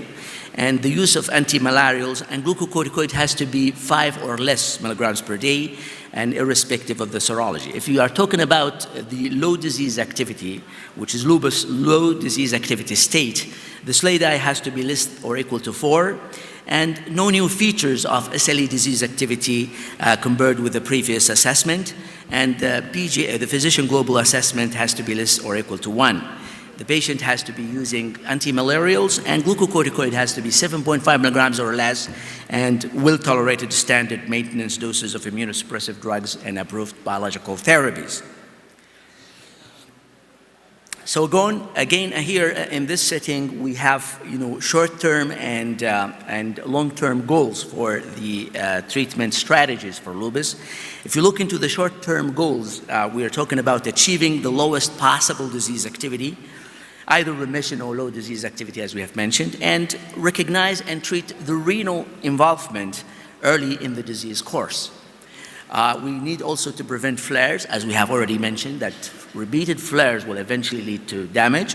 And we should also aim for the lowest glucocorticoid dose needed to control the disease, and even withdraw it completely if possible, because we have seen that the continuous prolonged use of steroids with higher doses is associated with damage. The long-term goals, on the other hand, we need to control the comorbidities like antiphospholipid antibodies, prevent organ damage progression, and consider factors relatively influencing the health-related quality of life, as we have mentioned, like the fatigue here. And we need to increase the long-term patient survival, which is the objective of our own treatments. A successful treatment to target approach also may lead to disease modification in SLE. And we know that improving the drivers of the organ damage are key treatment goals in the management of SLE. So we're talking about decreasing the disease activity. We have to decrease the SLE, severe SLE flares, and also reduce the cumulative steroid exposure.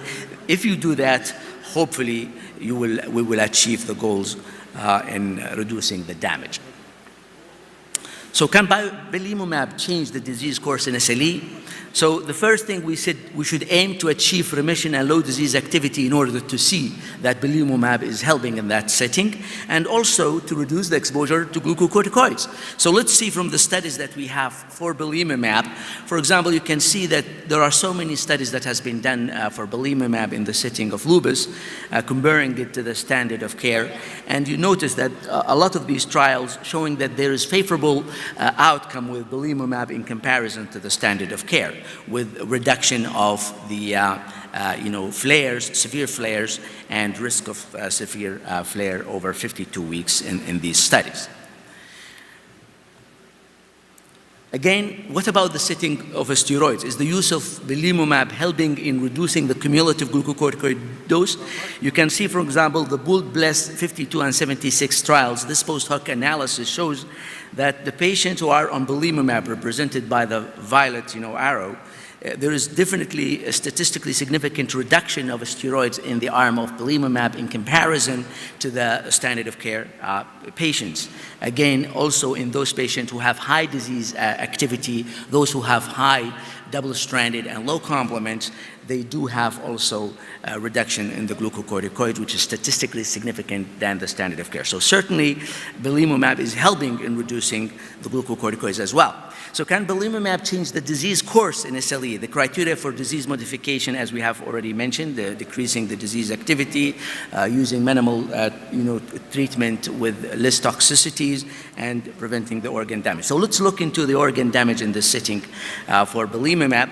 And you can see that in patients in the BLESS 52 and 76 long-term exposure trials, they had a low rate of damage accrual over 6 years. You can see, for example, the graph on the left here, there is about 85% of the patients who are on belimumab, there is no change in the SLE disease index, meaning that they did not have progression of damage. So this is a good, actually, indication that belimumab is helping. However, there is a problem with this study because there is no control arm to compare it against it. So, because it's not ethical to leave those patients without a treatment. So let's look into this propensity score matched analysis of organ damage in the pooled plus long-term exposure trials versus the Toronto Lobus cohort. This is really interesting study because they are using this method of studies, which is the propensity score matched. You can use it in observational studies and others to help control the groups and make sure that you are reducing the bias in the study. So the main objectives for this study was the organ damage progression, which is the primary objective, and there are some other secondary objectives, including the rate of organ damage progression and the magnitude of year-to-year organ damage progression. Now let's look into the propensity score matched patients from the Toronto Lobus cohort. Those patients did not use belimumab, they used the standard therapy, and you can see the propensity score was obtained from 17 variables based on the patient demographics, the SLE specific characteristics, the clinical characteristics, and the medications are used in this study. So the levels of organ damage at 5 years in the belimumab IV plus the standard therapy versus receiving standard therapy alone, you could see that in the violet bar, which is representing the belimumab versus the Toronto cohort, there is definitely reduction in the SLE damage index in those patients using belimumab in comparison to the standard therapy. So certainly belimumab works in this setting. Again, if you look into the proportion of the patients with SDI increases more, 2 or more, definitely it is much less in belimumab arm. Patients receiving belimumab were less likely to experience organ damage progression compared with a propensity score matched cohort, and you can see this Kaplan-Meier shows that the belimumab arm indicated here by the orange line, there is definitely less progression of damage compared to the standard therapy. So there was a 61% reduced annual probability of an increasing SDI score with belimumab plus a standard therapy compared with the standard therapy alone in the Toronto Lobus cohort. So in summary, disease modification is an established concept in several autoimmune diseases, and we have shown you in the setting of rheumatoid arthritis, for example, but also in others. And in the setting of lupus, an international expert group has proposed to define disease modification in SLE based on 3 important concepts. The first one is controlling the disease activity, minimizing the treatment toxicities like what we have seen with the steroid, and preventing the long-term damage. So these are really important concepts. Now, the SLE, as you know, is a chronic disease, and so the organ damage accrual has a substantive effect on the patients. But also the standard therapy, many patients still experience disease flares and reduced health quality of life and organ damage despite using these standard therapies. We have seen that a treat-to-target approach may improve the disease control and reduce the drivers of organ damage and therefore modify the disease course. And belimumab is the only biological therapy approved for SLE and lupus nephritis. We know that, for example, anifrolumab is approved for lupus now, but not for lupus nephritis, and it's used as an add-on to the standard therapy. Belimumab is a targeted disease modifier that can help improve the symptoms and prevent the long-term organ damage. There are certainly points that we have seen from the studies discussed in this drug. For example, it reduces the disease activity, flare risk, and steroid dose, and it demonstrates a reduction in the organ damage accrual over time, and early use may maximize its efficacy in clinical practice. So with this, I end my talk, and thanks a lot for bearing with us during this time. Thanks.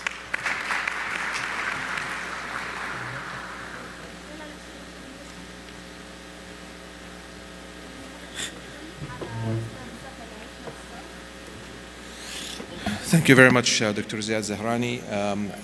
Our next speaker is Dr. Ibrahim Al-Hamoud. Dr. Al-Hamoud is a consultant rheumatologist at King Fahad Medical City in Riyadh. He's also the chairman of postgrad medical education. Dr. Al-Hamoud, in the coming time, will entertain us about the Shingrix vaccine for immune-compromised patient. Dr. Al-Hamoud, podium is yours.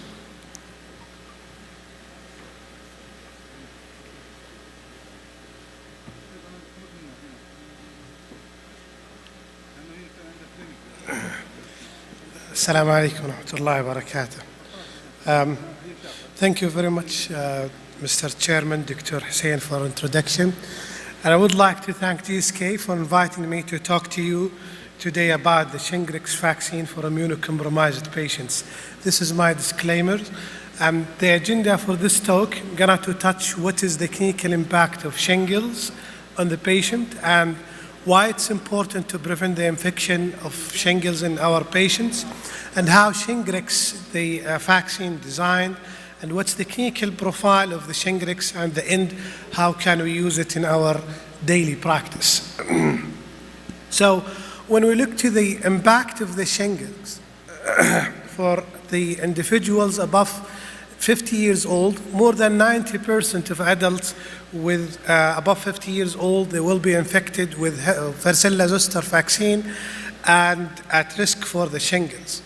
We got the infection in childhood, and the virus will be dominant and goes into the latency in the root of basal ganglia and the root of ganglion, and stay for the long time until the immunity is affected either by the disease itself or by the medications that used to control the disease.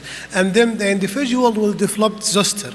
And we look to the statistics, which is very important. Up to 1 in 3 people will develop shingles in their life due to the varicella zoster virus reactivation. And the overall incidence is 6 to 8 per 1,000 persons per year at age of 60, which indicate this disease is not uncommon. So the clinical features of the shingles, well, patients develop the prodromal phase when they have the headache, photophobia, malaise, myalgia, fatigue, and abnormal skin sensation. And less commonly, they will develop fever. Then they will have acute phase, which is typically they will have unilateral vesicular eruptions with a pain. And then, as you see, the stages of the skin eruptions from vesicular, pustular, and then will heal with the pigmentation and scarring. But what's more important in this infection is the complications, which is mainly the post-herpetic neuralgia that developed in around 1/3 of patients, and this is a very painful condition. So the shingles will pass into the acute presentation, and then the complications, as you see in the slide, the post-herpetic neuralgia, which is developed in around 1/3 of the patients, and this is associated with a significant severe pain, and also herpes zoster ophthalmicus, and the other complication, which mainly the disseminated disease, which carries a high risk of mortality up to 50%, and this risk increased and go up with the immunocompromised individuals. The recurrence occur in around 6 to 10% of patients who have the disease. So 88% of patients will have significant pain, and a majority of the women who had this disease, they describe the pain even more severe than labor pain. So this is a real severe pain. 65% of patients will have severe pain, and 16% of the patients, they say this is the worst imaginable pain in their life. So why it's important to prevent shingles in immunocompromised individuals?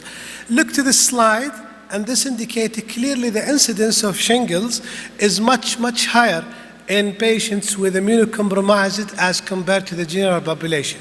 The risk is very high in a patient with bone marrow stem cell transplant, but also in our patients' population.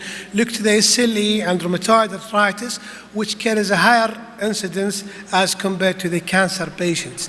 That's why we are, as a rheumatologist, very important to prevent this infection in our patients. The age-related decline in immunity, which is expected in all of us after the age of 50 years, we got the infection in childhood, and then the cellular immunity will develop, which will persist up to the age of 50 and start to be declined, and that's why the vaccine is indicated at this age. However, in immunocompromised patients, the decline in the cellular response occur at a younger age group.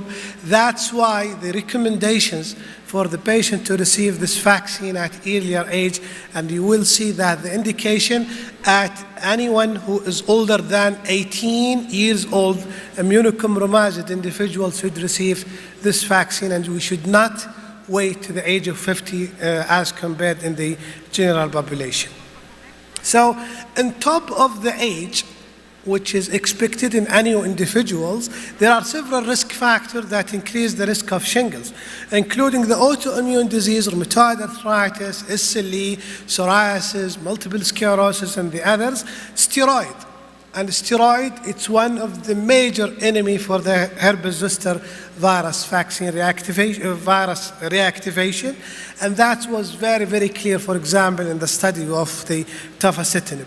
Chronic renal diseases, diabetes, chronic respiratory disorders, COVID-19 infections, malignancy, and HIV all are considered risk factors for reactivation of the varicella infection. The immunocompromised patients include those with cancer and with autoimmune diseases have a higher risk of the herpes zoster complications. Up to 40% of hematological malignancies and solid tumor, they will develop the herpes zoster, which called the post-herpetic neuralgia. And as you said earlier, this entity associated with a significant severe pain. Disseminated zoster, which carries a high risk of mortality, developed in up to 20% of patients with hematological malignancies and up to 10% in patients with solid tumor malignancies. The rheumatoid arthritis treatment, whatever the treatment is given to rheumatoid arthritis, for example, is also associated with increased risk of the severity of herpes zoster infection, whether this is JAK inhibitors or other biological therapy. Of course, JAK inhibitors are associated with higher as compared to the others, but even the other biological therapy, like anti-TNF agents, IL-6 inhibitors, B-cell depleting agents are associated with increase the severity of herpes zoster infection. So how was Shingrix, the vaccine, designed? I'm not going in details about how it's designed because of the time, but just to draw your attention, this vaccine is designed by the recombinant subunit by taking the antigen glycoprotein E, which is the most abundant glycoprotein at the surface of varicella zoster virus, and develop the adjuvant system, which is very important because this is non-life attenuated vaccine, and they use the adjuvant system mechanism. And this is why, because the adjuvant system was associated with stronger and broader immune response, as well as the longer term immune response. And therefore, this is a unique vaccine that's actually not contraindicated, but it is indicated in immunocompromised individuals. What's the clinical profile of shingles? Now, it's non-life attenuated, it's non-life glycoprotein E subunit vaccine, and it's indicated for prevention, not the treatment. It's indication for the prevention of the herpes zoster and post-herpetic neuralgia in adult individuals above 50 years old and in immunocompromised individuals, adult patients above 18 years old. It's given as an IM injections, 2 doses, 2 to 6 months apart from the first dose. It's storage in refrigerator. It doesn't need to be freezed like some vaccine. And it's not contraindicated in immunocompromised. Actually, it is indicated in immunocompromised individuals. This is the clinical profile studies for the Shingrix vaccine. It has been done in a very immunocompromised individuals, and those who have HIV, those who are stem cell transplant, hematological malignancies, renal transplant, and solid tumor. 3 studies about the immunogenicity and safety, 2 studies about the efficacy as well as the immunogenicity and safety. And as you see here, the efficacy of the vaccine was demonstrated in the hematological stem cell transplant individuals. In adult above 18, 68.2% the efficacy. 18 to 49 years, almost 72%, and in post-hoc vaccine safe efficacy against shingles and hematological malignancy demonstrated in 87.2% of the adult patients. So Shingrix elicited the humoral mediated immune response across phase 2 and 3 trials in immunocompromised population, which is very important because we have to look to the immunogenicity in immunocompromised patients. And they look to the anti-glycoprotein E geometric mean concentrations prior to the second dose and 1 month after the second dose of the Shingrix. And as you see, the increment in anti-GE GMC concentrations in all the populations that have been studied, either transplanted patients, malignancies patient, renal transplant, and solid tumor, as well as the HIV, the increment was significant in all these patients' population. So it has also, it's not only about the efficacy, the safety, it has a very acceptable safety profile in immunocompromised individual. And the most side effect, most common one is the local reaction, which is mainly pain. And some patients, they develop redness and swelling. They might develop fatigue, myalgia, and other features that's not uncommon with other types of vaccine. The serious adverse event, as you see in the slide, was comparable to the placebo on all the populations that have been studied. So how can we implement Shingrix vaccine in our practice? Shingrix should be refrigerated. It should not be freezed like a COVID vaccine, for example. And it comes in 2 vials. It has to be reconstituted. And the Shingrix is supplied in 2 vials. Shingrix is given as an IM injection, and it's indicated again and again for prevention, not for treatment, for prevention of the herpes zoster and post-herpetic neuralgia in adult individuals above 50, as well as immunocompromised patients above 18 years old. The only contraindication to this vaccine is hypersensitivity. So there is no specific contraindication for this vaccine. Now the 2 doses, why we need 2 doses? Because the 2 doses of Shingrix generated 4 times increase in the cellular immunity as compared to only 1 dose. And the Shingrix is given as 2 doses intramuscularly. The second dose should be given within 2 to 6 months, but it can be shortened in immunocompromised individual to be given after 1 to 2 months. When we look to the different guidelines and recommendations, they recommend the Shingrix vaccine in all immunocompromised patients, including our patients with rheumatoid arthritis, SLE, and it has been illustrated in ACR, EULAR, and the Psoriasis National Foundation.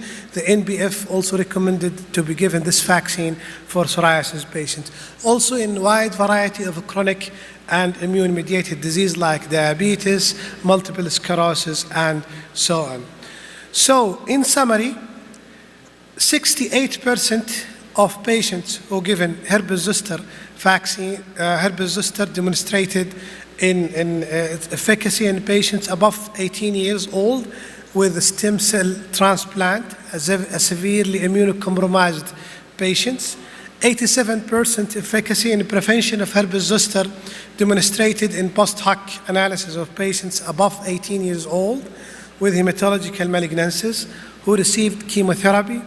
And Shingrix elicit a robust cellular and humoral immune response in all immunocompromised patients studied, and it has a clinically acceptable profile in immunocompromised individuals above 18 years old. This is the references, and you can scan the QR code for more information. Thank you very much. Thank you very much, Dr. Hamoud. Because of time limitation, we'll have only 2 questions. اوكي تفضل دكتور هناك.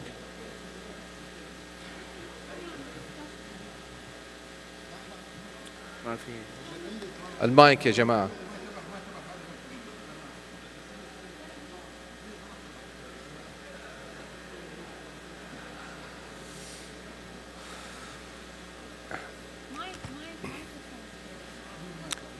تفضل على هذا. ترى ما حيسمع. خذي مايك.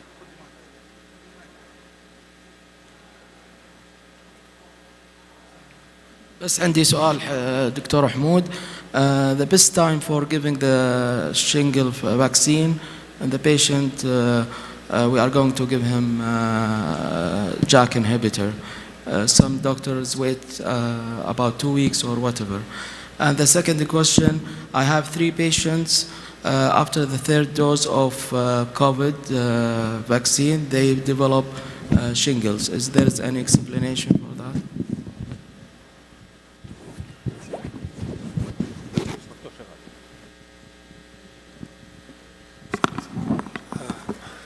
Thank you very much for your question. Now, about the time of vaccine, if you look to the recommendations, they admit that there is no enough data. However, if you shouldn't wait, you can go and start the treatment immediately and you vaccine the patient. If possible, give the vaccine before starting of the medication, if possible. But if your patient is already on, the recommendation is to continue the same treatment. There is no need to hold anything. Now, if you look to the methotrexate, that was mainly mentioned for the influenza vaccine and cannot be applied to the other vaccine.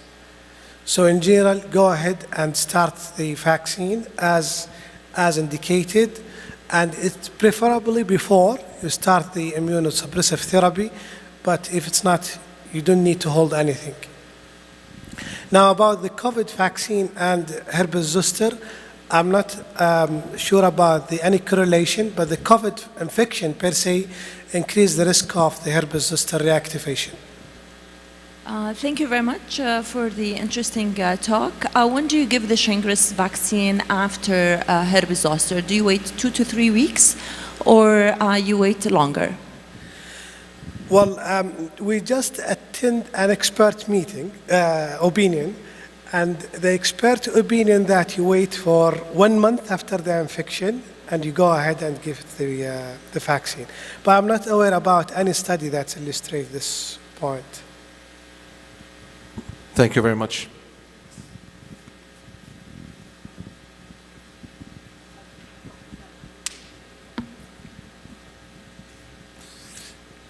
شكرا جزيلا دكتور حسين حلبي، دكتور زياد الزهراني، دكتور إبراهيم حمود. مباشرة إلى الجلسة التالية وهي السابعة، يرأسها كل من الدكتورة معتوقة باعامر والدكتور علي الرحيلي. قبل أن تبدأ هذه الجلسة نفيدكم بوجود حافلات مخصصة لإيصالكم لصلاة الجمعة بعد هذه الجلسة. طبعا ضغطناكم في الجلسة هذه، لكن إن شاء الله الوقت يكفي بإذن الله. Assalamu alaikum wa rahmatullahi wa barakatuh. We'll come to the last session before the prayer. It's an oral abstract presentation or session. Okay. We have 4 presentations. 2 of them it's pre-recorded, but fortunately one of them is available for questions. The first presenter is Dr. Omar Saeed. Dr. Omar is a consultant rheumatologist at Hamad Medical Corporation's Qatar. Dr. Omar, he is a member of the Royal College of Physicians in UK, and he has a big interest in research. He has many publications in peer-reviewed journals and got many grants from medical research centers for many research projects in rheumatology and osteoporosis fields. Dr. Omar presentations will be about safety profile of JAK inhibitors used in rheumatic disease. Please, Dr. Omar. Safety profile of JAK presentation inhibitors used in rheumatic diseases in Qatar population. A 4-year real-world data. Introduction. Similar to other real-world data reports, the US Corona RA registry showed tofacitinib and biological DMARDs had a similar rate of major adverse cardiovascular events, MACE, malignancy, and venous thromboembolism, VTE. However, oral surveillance revealed higher rate of MACE and malignancy than tumor necrosis factor inhibitors, TNF inhibitors. Objective: explore the rate of malignancy and MACE in patients with autoimmune rheumatic diseases, ARDs, received Janus kinase inhibitors, JAK inhibitors in Qatar population. Methods: patients with ARDs who received JAK inhibitors, tofacitinib, upadacitinib, and baricitinib from 1st January 2018 to 1st November 2022 were captured electronically from the pharmacy database of Hamad Medical Corporation. The electronic medical records of these patients were reviewed retrospectively to identify demographics, clinical characteristics, MACE, VTE, shingles, and malignancy post-JAK inhibitor initiation. Results: demographic characteristics. 188 JAK inhibitor treatment courses were identified from the pharmacy database. Tofacitinib was most common, 163, that is 88.6%, followed by upadacitinib, 13, that is 7.1%, and baricitinib, 8, that is 4.3%. Of these, 4 prescriptions were not dispensed, hence excluded from the analysis. Mean age of the patients was 51 years, female were 75%. Ethnicities distribution was Arab, 73%, Asians, 21%, and others, 5%. Mean duration of JAK inhibitor exposure was 25 months. Results: ARD characteristics. Mean duration of ARDs was 9.2 years. Rheumatoid arthritis diagnosed in 129, that is 70%. Patients, followed by psoriatic arthritis, 28, that is 15%. Axial spondyloarthropathy, 13, that is 7%. And others in 14, that is 7.6% patients. The comorbidity profile: hypertension, diabetes mellitus, dyslipidemia, and coronary artery disease was 28%, 23%, 25%, and 6.5% respectively. 2 patients got shingles, one during tofacitinib and another during upadacitinib. New cancer diagnosis, that is follicular thyroid, was confirmed in 1 patient post tofacitinib, and 1 case developed lymphoma relapse after tofacitinib initiation. 1 ischemic cerebrovascular accident, CVA, identified post tofacitinib initiation. This patient was in atrial fibrillation when CVA occurred. No VTE reported from this cohort. Conclusion: data from this cohort, which had a quite good period of JAK inhibitor exposure, showed an extremely low rate of MACE and malignancy rates. A study with a control group is needed for further exploration of the association of MACE and malignancy with JAK inhibitor. Thank you. Thank you. Next speaker is Dr. Yasser Jazzar. He is Associated Professor of Rheumatology, Consultant Rheumatology, Department of Medicine, King Abdulaziz University. And he is going to talk about the role of macrophages.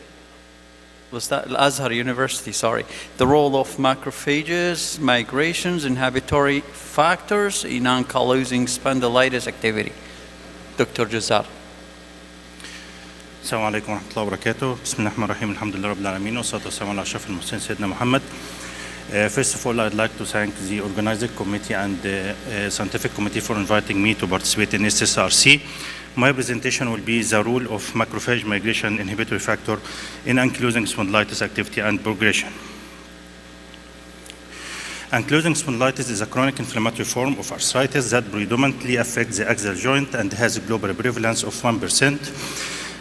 Disease progression is marked by osteoproliferation and bone fusion in axial joint, causing considerable loss of mobility, and about 30 to 40% of patients experience rapid disease progression.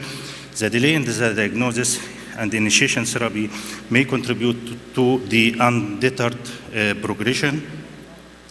And despite the fact that 90% of AS patients are positive for HLP27, the pathogenesis of inflammation and spinal fusion is not well understood. The co-occurrence of subclinical gut inflammation in about 50% of AS patients indicates that the gut joint axis might be critical for establishment of the disease, and the autoantibodies have previously been reported in AS, and with high titer of autoantibodies to the invariant chain CD74 of major histocompatibility complex class 2, which was seen in spondyloarthritis patients. CD74 expressed on the surface of antigen-presenting cell with high affinity receptor for macrophage migration inhibitory factor, and is potent pro-inflammatory cytokine implicated in several diseases. The elevated serum level of MEF level have been reported in AS, with the role of macrophage migration inhibitory factor in bone formation has been subject of controversy. Binding of MEF to CD74 initiates the downstream signaling pathway leading to cell proliferation. Previous researches and studies showed that serum MEF levels are significantly higher in AS patients compared to healthy control, and the MEF level in AS synovial fluid also is higher than RA and OA patient, osteoarthritis patient. Also, they identified an unknown role for MEF in bone formation in AS by having direct stimulatory effect on osteoblast genesis, possibly by targeting Leuant beta-catenin pathway. The aim of our study was to determine the role of macrophage migration inhibitory factor for ankylosing spondylitis activity, and if has a role in prediction of spinal progression. This cross-sectional case control study were conducted upon 110 randomly selected people from Rheumatology and Rehabilitation Department at Al Hussein University Hospital, Cairo, Egypt. The population study was divided into two groups. Group A, 50 patients with ankylosing spondylitis who met modified New York criteria for AS, and Group B with 60 healthy control. Inclusion criteria: patient with AS who met modified New York criteria for ankylosing spondylitis, and patient for more than 2 years duration at least, and patient should have at least 2 sets of radiographs available at least 1 year apart. Exclusion criteria: patient with other classification of spondyloarthropathy like psoriatic arthritis, enteropathic arthritis, and reactive arthritis, and patient with any other autoimmune disease. All patients were subjected to the following: complete history taking, full physical examination, including BASDAI score, and laboratory investigation with HLP27, MEF by ELISA, and the radiograph of X-ray cervical, lumbosacral vertebrae, both dorsal and lateral view, and the ultrasound for assessment of enthesitis, especially in Achilles tendon. Modified stock ankylosing spondylitis spinal score based on radiographic finding to detect progression. It assesses the erosion, squaring, and sclerosis in cervical and the dorsal and lumbar vertebrae. By assessment, it takes 0 if no abnormality, 1 if there is erosion, sclerosis, or squaring. It takes 2 if there is syndesmophyte without bridging, and it takes score 3 if there is syndesmophyte with complete ankylosing or bridging from vertebrae to another. Demographic data of the participants: the majority of patients were males, about 66%, while 34 were female. Also, most of them were on the MARDs, about 88% on the MARDs, and only 14% of patients on anti-TNF. Regarding the radiological find, 92% of patients with lumbosacral erosion or sclerosis, while 88% with cervical erosion or sclerosis, and only 72% with encephalitis and signs of inflammation in the ultrasound.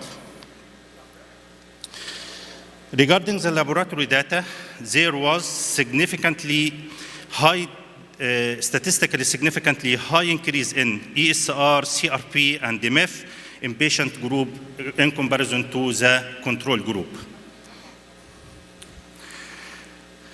The 50 ankylosing spondylitis subjects were further classified according to erosive radiographic progression into two independent subgroups: non-progressor group, 35 patients, and the progressor group, 15 patients. The comparative study between the two groups reveals that significant increase in the age and the male gender in progressor group compared to non-progressor group.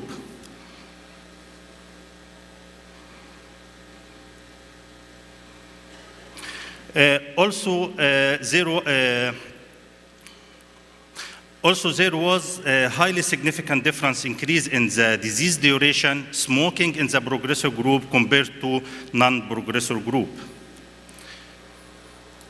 The comparison between two groups regarding the laboratory data showed that there was highly significant increase in the ESR and DMF level in progressor group compared to non-progressor group. And surprising, there is the HLB27 not effect, and this may be due to HLB27 play an important role in the extraspinal or extra-articular manifestation other than the spinal manifestation. There was highly significant increase in the MSS score, and those with high score also have variable regarding the dorsal erosion and the sclerosis with significant increase, and also the signs of encephalitis and inflammation were high in this group. The correlation analysis showed that disease duration, ESR, and the modified Stock ankylosing spondylitis spinal score had a highly significant positive correlation with the MIF level. And by applying the ROC curve analysis, the macrophage migration inhibitor factor level at cutoff point greater than 51 can predict patient with progression with sensitivity of about 53% and specificity of about 94%. Dear Chairman, to conclude my presentation, our data suggested that unexplored pathogenic role of macrophage migration inhibitor factor in ankylosing spondylitis and the link between chronic inflammation, new bone formation, and disease progression.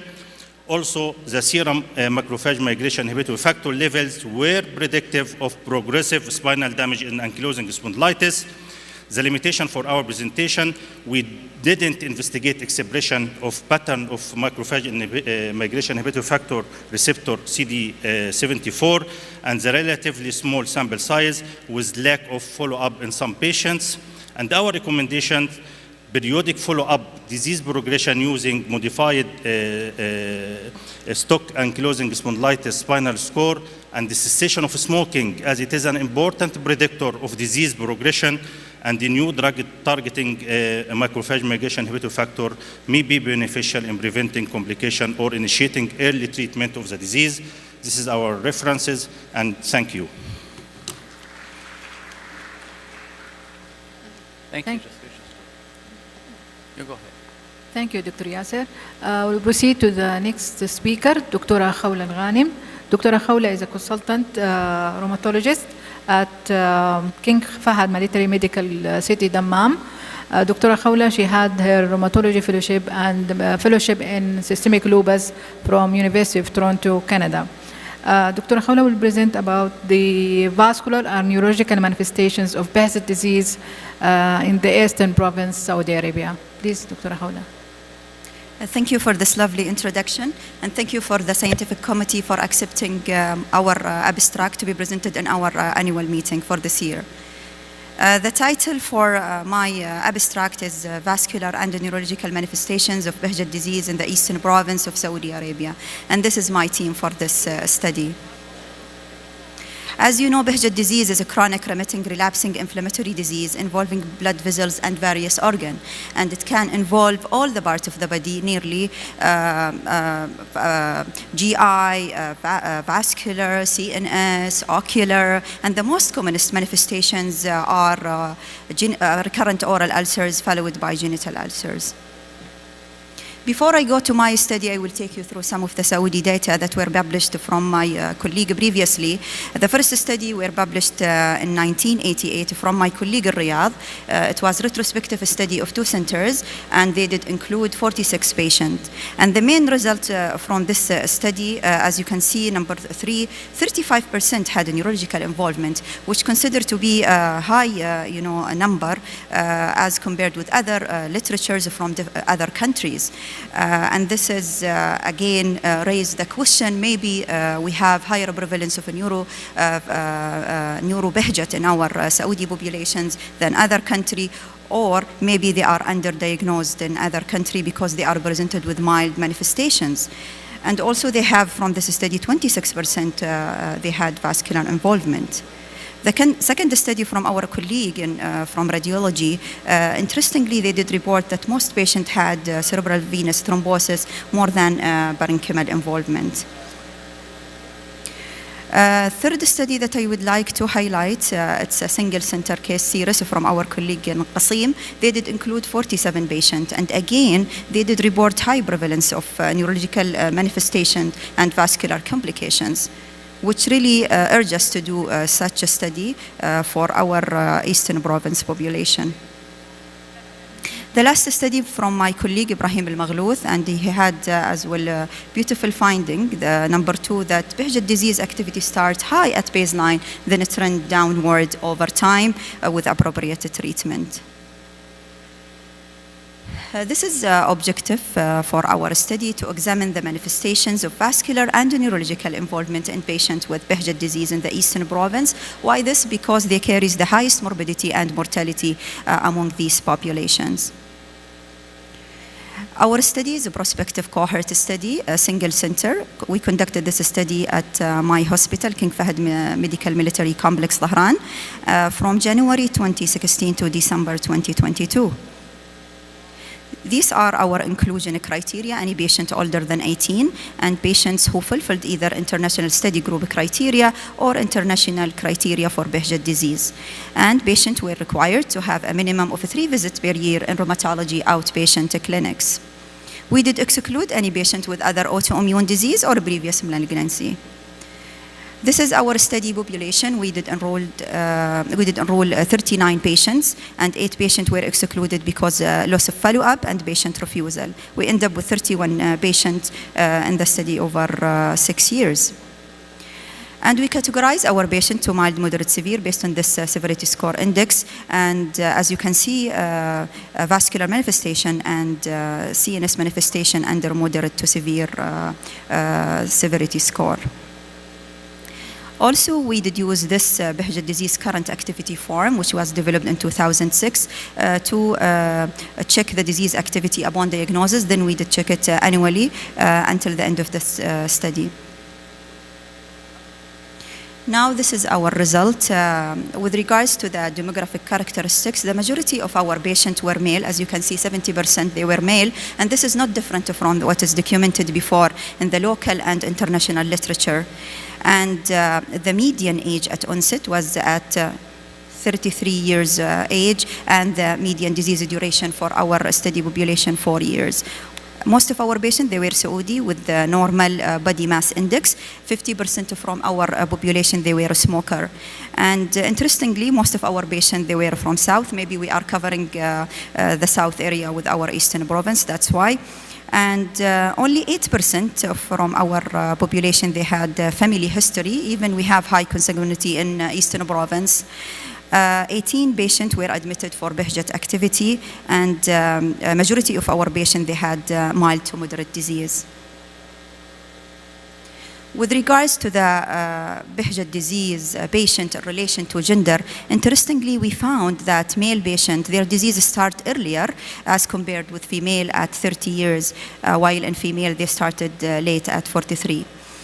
Again, most of our hospitalized patients, they were from male gender. And with regards to the Behçet disease manifestation, we had really most of our patients, they have oral ulcerations followed by genital ulcer, then articular involvement. 13 patients, they did develop vascular event, and 12 patients, they had central nervous system involvement, and 77%, they have HLA-B51 positive. 6 patients, they were negative for this gene, and 5 patients, they were not having this gene for logistic issue. Interestingly, only 3 patients, they have positive Bethergy test. With regards to the vascular manifestation among our patients, you can see how the male gender play really a role in vascular manifestation in Behçet patient. We have 5 patients with deep vein thrombosis in their lower limbs, and 5 patients with arterial thrombosis. With regards to the neurological manifestation, what we got really is the opposite from our colleague, the second study that he did the result earlier. 9 patients, they have bronchial involvement, and the 3 patients only, they have vascular involvement. And most of these patients, they were male. With regards to the neurological manifestation, most of our patients, as you can see from this table, they present with headache, and we have different varieties of manifestations starting from, cognitive impairment, psychological and behavioral changes, meningoencephalitis, optic neuropathy, seizure disorder. With regards to the vascular manifestations, the commonest presentation was deep venous thrombosis for lower limb, which is really matching the previous literature. The commonest cause for hospital admission among our patients were CNS parenchymal disease and vascular involvement. With regards to the medication, the commonest medication were consumed by our patient, colchicine, followed by glucocorticoid and Imuran. And Imuran was the commonest DMARD prescribed for these patients.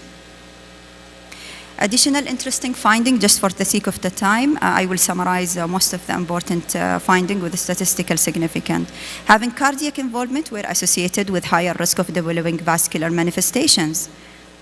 And interestingly, those patients with severe disease activity had higher risk of developing vascular event than those with milder disease activity.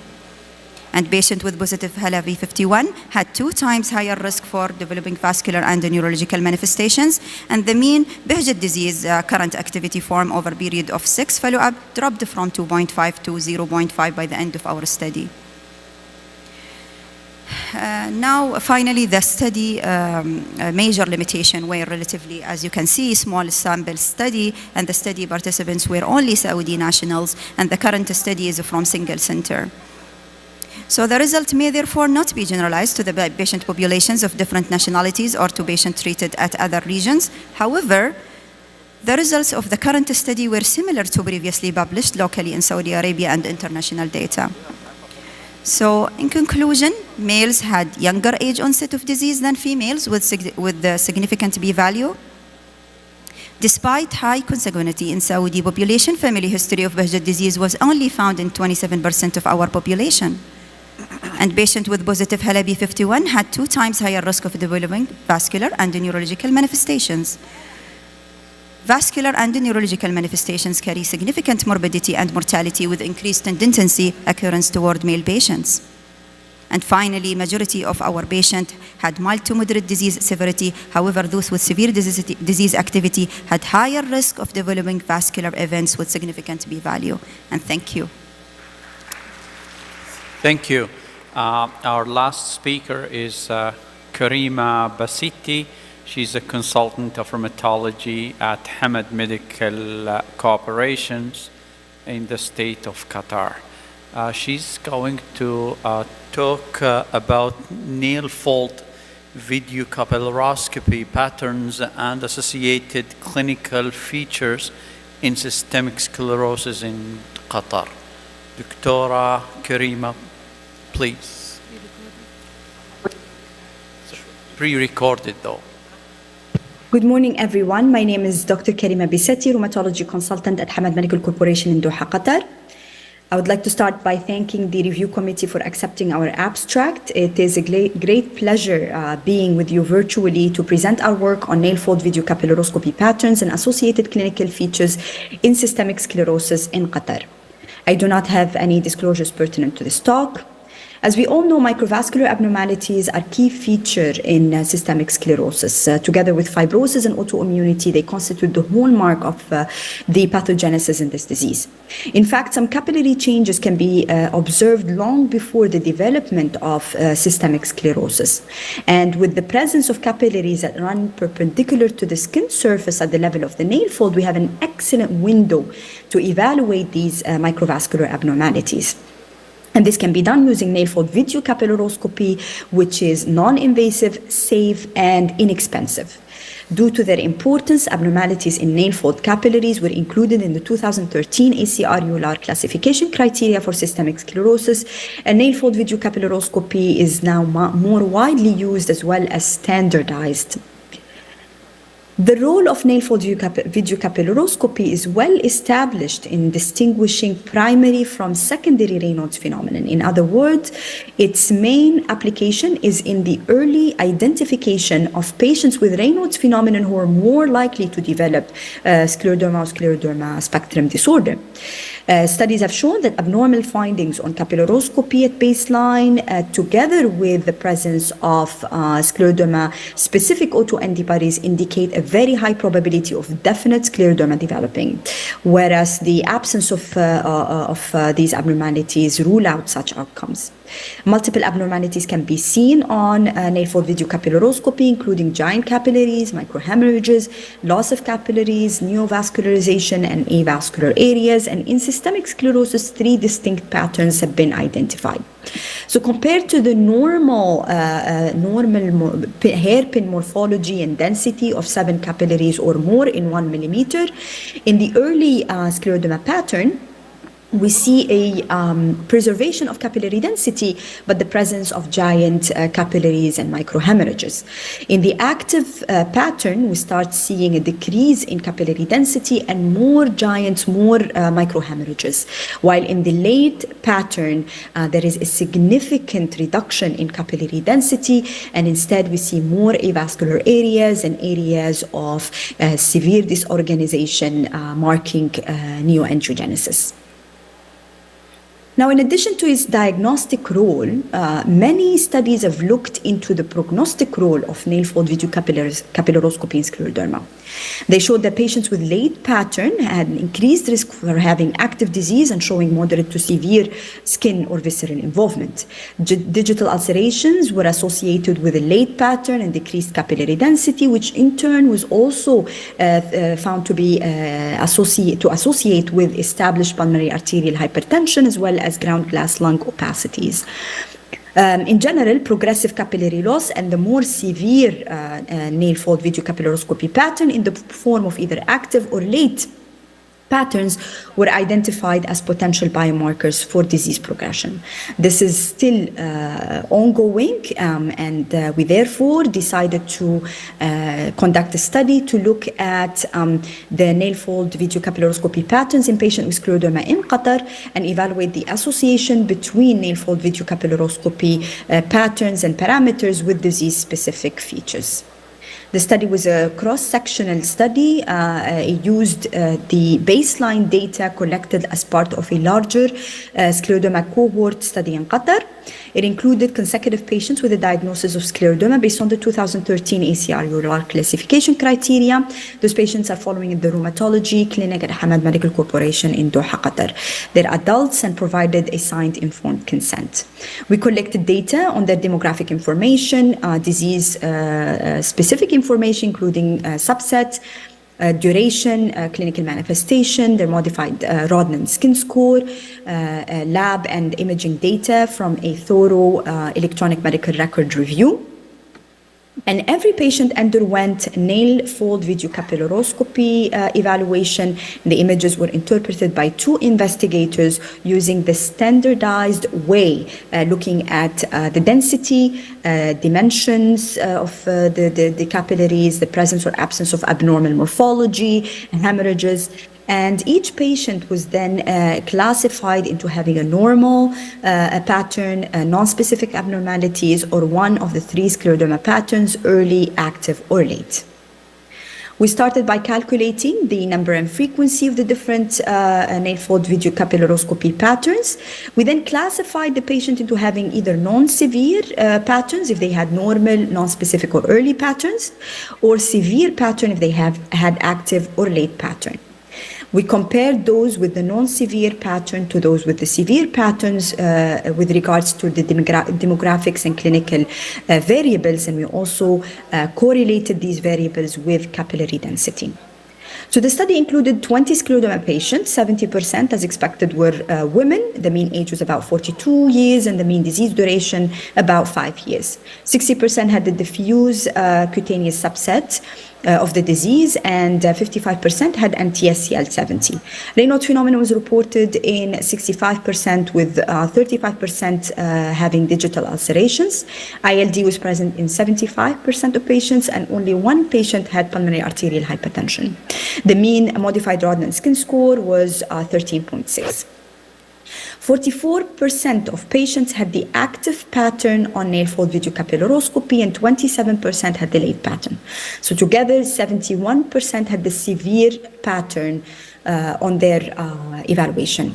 17% had early pattern, and few had normal or non-specific changes.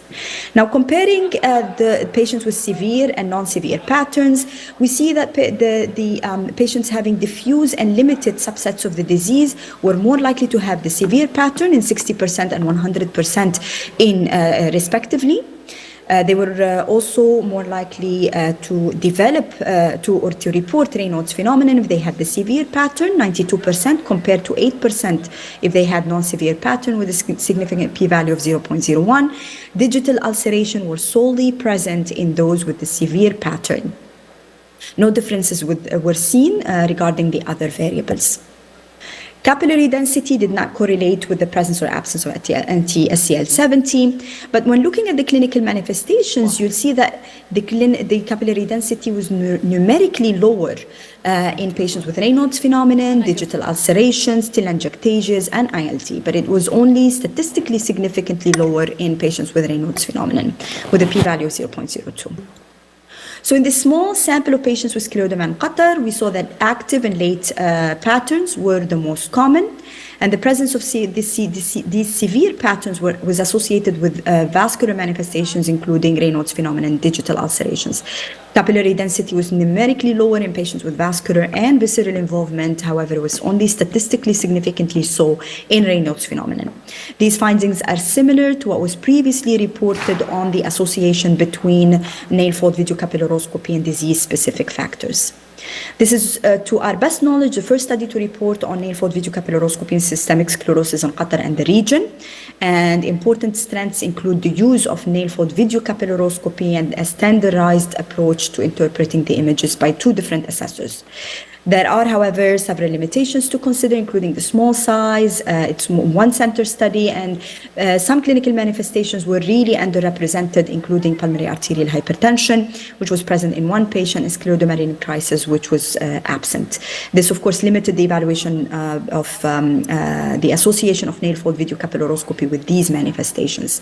And, of course, the lack of follow-up data limits the evaluation of the predictive value of nail fold video capillaroscopy in disease progression. In conclusions, we did see in this cohort of patients in Qatar more severe nail fold video capillaroscopy patterns in association with the presence of Raynaud's phenomenon and its complications in the form of digital ulcerations. The evaluation of nail fold capillaries carries an important diagnostic value, but needs to be recognized as potentially having important prognostic value as well. And hopefully, with a larger sample size and follow-up data, will better assess the association between clinical features and new organ development and these patterns and parameters. With this, I thank you for listening, and I'm happy to take any questions. Thank you very much. I think because of the limitation on time, we're going to take only one question to the honorable presenters, if there is any. Okay. Okay. Okay. Okay. يا دكتورة تفضل.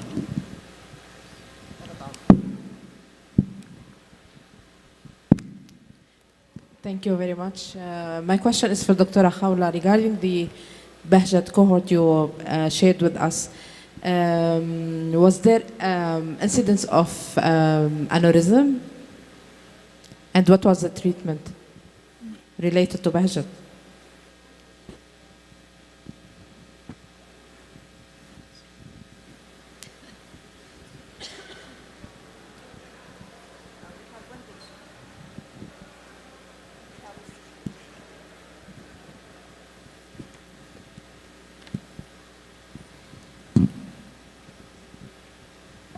Thank you for asking this question. We have only one patient with ruptured cerebral aneurysm and treated surgically by neurosurgery. Then we maintained him in Imuran because other than this and his even oral ulcers become really less frequent. So only Imuran and colchicine after neurosurgery management. Okay, I think, thank you. We have to end our session. Thank you for your attendance. Now it will be the time for a break, lunch break, and prayer time. There is a bus for Juma prayer.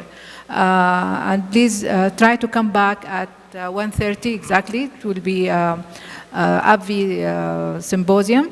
It's a collaboration between rheumatology and dermatology about the treatment of psoriatic arthritis. Thank you. Thank you.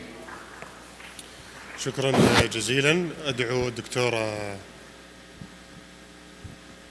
حنان لتكريم رؤساء الجلسة السابعة والمتحدثين فيها.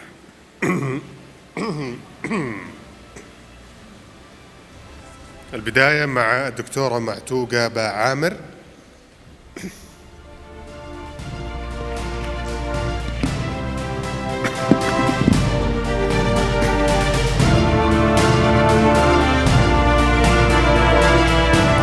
ثم الدكتور علي الرحيلي.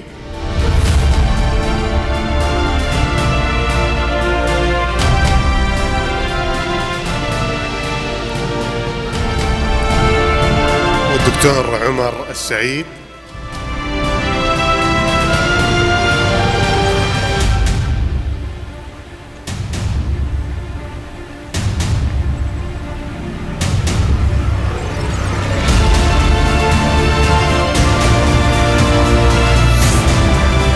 الدكتورة خولة الغانم.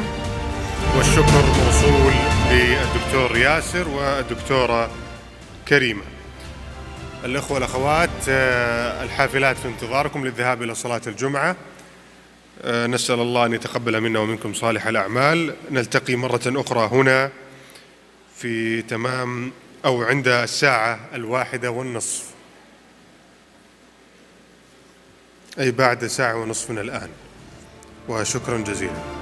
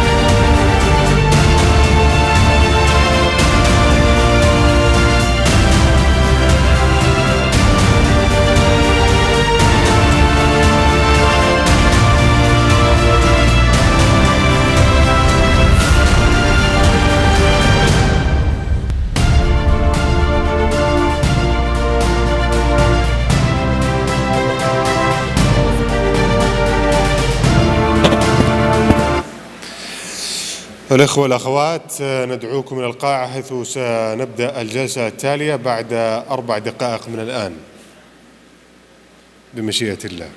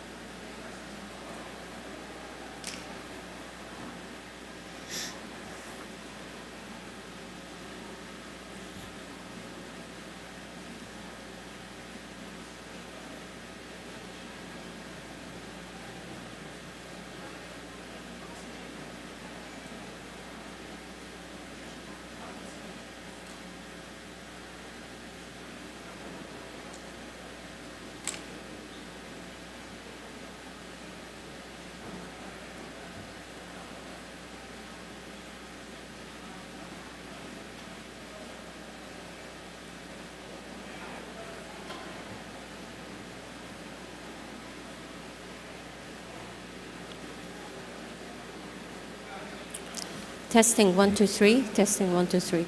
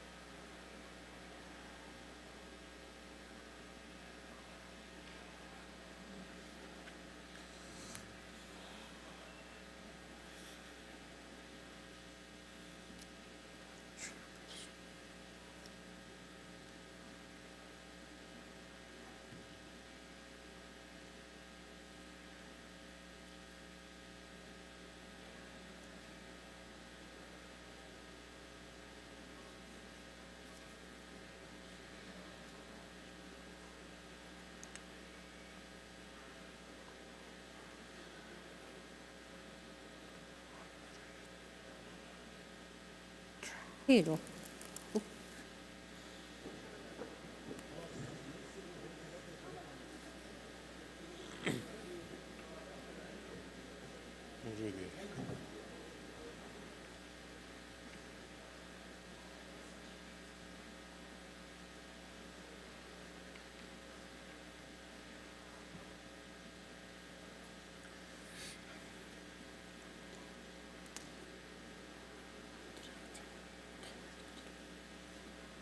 جاهزين؟ Okay. Go. Ladies and gentlemen, welcome back, everybody. Let's move now to Satellite Symposium sponsored by AbbVie with Prof. Suzanne Attar, Dr. Abdulaziz Al-Madani, and moderating by Dr. Hanan Al-Rais. السلام عليكم ورحمة الله وبركاته. جمعة مباركة. عارفين احنا مطولين عليكم. So we'll start the AbbVie Satellite Symposium. We have two eminent speakers with us today. Before starting the session, we will have a video and then we'll start. So you can open the video now. Legacy to be continued. If amassing Nobel Prizes was a contest in and of itself, the Curie family would be world-class champions at it. Marie Curie, best known for her work with radioactivity and as the first woman to win a Nobel Prize in physics, shared with her husband in 1903. Additionally, she also won the 1911 Nobel Prize for chemistry. Further, her oldest daughter, Irene, and her husband, Friedrich Joliot, won the Nobel Prize for chemistry in 1935. Eventually, her youngest daughter Eve's husband, Henry Labouisse, accepted a Nobel Prize in 1965. As with AbbVie, our deep expertise in immunology is rooted in more than 2 decades of world-class science, immunology inherited legacy, and a strong commitment to patients and innovation. Our legacy is our future. Our ongoing commitment started with Humira, the best brand ever in the pharmaceutical market. More than 1 million patients in 16 indications over 100 countries are currently treated with Humira. Our commitment doesn't stop here. We continue serving our patients, launching 2 new best-in-disease medicines, Skyrizi and Rinvoq, expanding our immunology commitment even further into the next decades. Rinvoq, the first ever once-daily oral selective and reversible JAK inhibitor, approved in 5 immunology indications, including approval of 3 rheumatology indications: rheumatoid arthritis, ankylosing spondylitis, and psoriatic arthritis.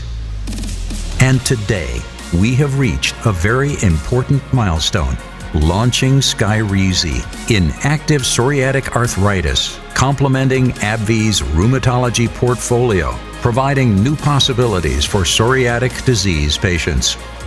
Skyrizi is an interleukin-23 inhibitor, alone or in combination with methotrexate. Skyrizi is indicated for the treatment of active psoriatic arthritis in adults who have had an inadequate response or who have been intolerant to 1 or more disease-modifying anti-rheumatic drugs. We are now offering 2 immunology products, Rinvoq and Skyrizi, that can provide disease control and allow you to tailor treatment according to various clinical manifestations presented by rheumatology patients. Rinvoq and Skyrizi. Our legacy continues. Our legacy continues.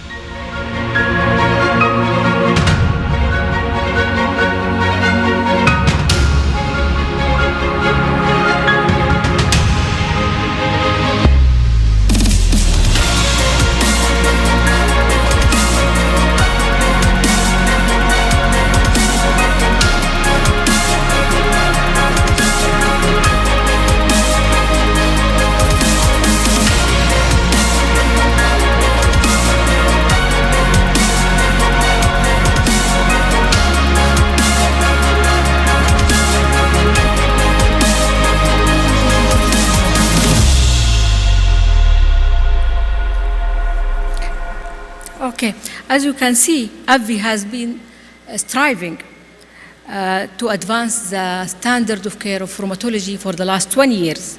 And since the beginning, rheumatology has been the focus for AbbVie research and advance. We'll start now with Prof. Suzanne Attar. She will talk about psoriatic arthritis treatment.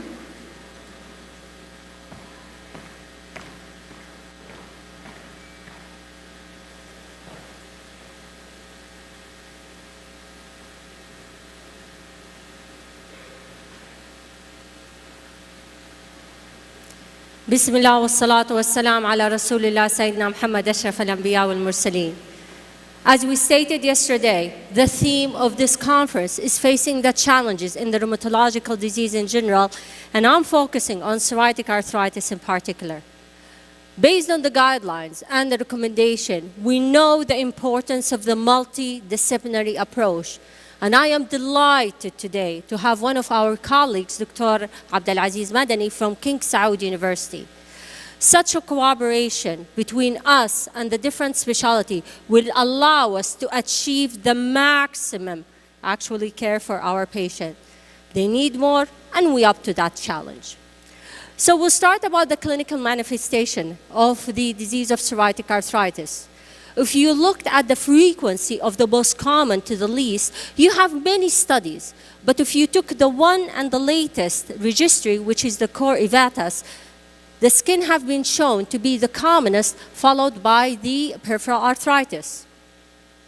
And if you look on the left side for the domain of the disease, now there's majority, if you look at the pie chart for the colors, which is blue, red, as well as green, the blue represent that you have only one domain, and the red, that is two domain, and still the three domains are common.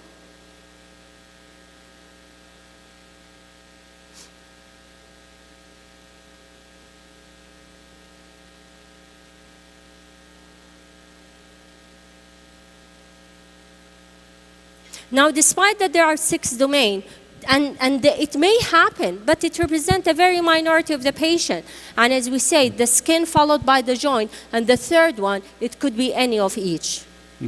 Assalamu alaikum jami'an. First of all, Prof. Suzanne, I just want to say that it's a pleasure sharing the stage with you here, and I'm happy to be here today. And as Prof. Suzanne mentioned, what I wanted to highlight here is us as dermatologists, it's usually the other way around, right? So we usually teach our residents and we do our teaching that psoriatic arthritis percentages in skin patients are usually lower, so 5 to 30%. But as we can see here, it's the other way around. So up to 70% of psoriatic arthritis patients do have some skin manifestations. And you can see that the nail manifestations as well, or nail psoriasis, is up there as well. So closer to 40% almost, which is significant as well. So this slide here just highlights the patients with psoriatic arthritis who have moderate to severe psoriasis can really affect them psychologically. So this was a Dutch cohort of around 644 patients. And as you can see here in the chart above, the purple there, the 12%, this is the number of moderate to severe psoriasis patients who are in this cohort of psoriatic arthritis. And you can see here the questionnaire that was distributed to these patients, which is the Skindex scoring, which looked at both symptoms and psychological score. And you can see the direct correlation between people who have moderate to severe psoriasis and their scores. You can see 6 and 7 and 7 and 8 in severe psoriasis. And this is what we see in our daily practice. So people who have moderate to severe skin, it severely impacts them psychologically. Sometimes we even see that on a lesser scale, even in mild to moderate psoriasis, and I'm sure that's something that you see in your practice as well. Sure. Now, this actually have been presented last year and even the year before within the EULAR abstract by Professor Peter Taylor. And the message that we got, how minimum is the skin lesion, it still affects the quality of life. And you know something? Neither the skin or the joint, despite that they're the top two, they correlate with each other. So there's a huge concordance. And this is the one important message that we would like you to pay attention to. Yeah, so this is what we usually tell our, when we do our teaching, when we teach our residents, is even if you see mild skin involvement, even if it's 1% body surface area, always ask them at each visit about their joints, because they could be having severe joint involvement, even though the skin involvement is minimal. Excellent. Now remember, like yesterday when I presented the PSA and the abstract, we say sometimes we have a busy clinic, and we always teach or advise our dermatologists to do a screening questionnaire in which one of them was a pest. And if you remember, we stated, if you would like to choose one of two, if you're busy clinic 15, choose the one with the high risk in which one of them is the morbidities. You know something? You're all excellent dermatologists. You're all excellent dermatologists. You're trying your best to achieve the maximum benefit for your patient. But despite that, the patients are not satisfied. Only minority, which is almost 30%, that they achieve not remission. We know remission is difficult in PSA, at least low disease activity. But I would like you to pay attention for another point. Now, the most of the study, the latest, was in 2019. And if you look for the timeline for the biological therapy, at that time, there was the IL-17 just introduced and they were still intravenous. But the rest of the mechanism of action emerged after the COVID pandemic finished. So we're still in need for more study. And I'm gladly to present that we are going to conduct a combined study for the unmet needs of patient and how maximum they achieve the remission, low disease activity with the newer agents. Yeah, so this was very interesting to me. So patients who have psoriatic arthritis, they distributed this questionnaire online. It's a US-based questionnaire asking patients about their preference in terms of first choice of medication or route of administration. Do they prefer to take a pill once a day? Do they prefer to take a pill twice a day? Injections, frequent, infrequent? And you can see here from the chart, the blue indicates that people preferred to take one tablet every day compared to some of the other components, which is a pill twice a day or an injection once a month, injection every 2 weeks. What surprised me here, Prof, is the severe difference between taking one pill and 2 pills a day. Looks like that makes a big difference to people. I'm wondering if there are injections that are given more or less frequency, like let's say every 3 months. Where do you think that would rank here in terms of patient preference? Something in the latest ATR, Alexa Godi, actually she did stress on that point. Despite that we have an oral medication, but there are many options right now to have an injection like every 3 months. And that's what our patient, the frequent flyers, they need to know. So we'll see what will happen. So I'm going to talk about the guidelines for the treatment of PSA with a specific attention toward the GRABA guidelines. Why? We do have the ACR, we do have the EULAR, and we do have the GRABA. What's unique about the GRABA, different from the ACR, different from the EULAR, they are domain predominant. Please feel free to take a screenshot. You have the first domain, the 6 domains on the left side, and the associated condition in orange on the right side. And you know something, they are all based on systematic literature review and leave the choice to the treating physician based on this domain, the associated condition, and the comorbidities in the form, for example, liver and heart disease, to decide which treatment to go with. So it's again, it's a shared physician treatment decision between the physician, the patient, as well as the other specialties. So I'm going to go over a quick case, and I would like to thank Prof. Jamal Atiyah for providing us with that case. And I just want to state one thing. I always like to gather and cooperate with everybody. Patient treatment and successful treatment is never one-person job. It's always a multidisciplinary, and we're all here to educate the physicians as well as the patient for the best benefit. So he was a 63-year-old gentleman who had been suffering from 10 years history of inflammatory arthritis that is consistent with seronegative. And he started to have a skin eruption as well. He was so depressed because it involved his private areas. And he had been managed initially by the dermatology with a conservative therapy. And after that, he was started on methotrexate. Switched to the TNF inhibitor, he noticed an excellent improvement. But unfortunately, during the COVID crisis, we all suffered. Not only our patient, we suffered from refilling the medication for the compliance of our patient. And actually, the medication first stopped for almost 2 years. And then he presented after the COVID pandemic with an active arthritis and high inflammatory markers. And this is actually his pictures. And if you look at the ultrasound, it was consistent with synovitis as well as extensor tenosynovitis, and there were erosions, which indicate an active and highly aggressive disease. If we look at the classification criteria, again, I said the classification. I didn't say the diagnostic criteria for the CASPER. I'm not talking about CASPER, the friendly ghost. I'm talking about the CASPER classification criteria. They help us as a physician as well as a researcher in including the patient toward the trial, as well as I always like to remember the fellows and the residents. Remember it. It will make your life easy. So our patient actually had 3 out of the criteria. So let's dig in toward the trials for the PSA, the SELECT. We know that there is SELECT 1 and there is SELECT 2. دائما احنا 1 for the biological naive and the 2 for the biologic experience.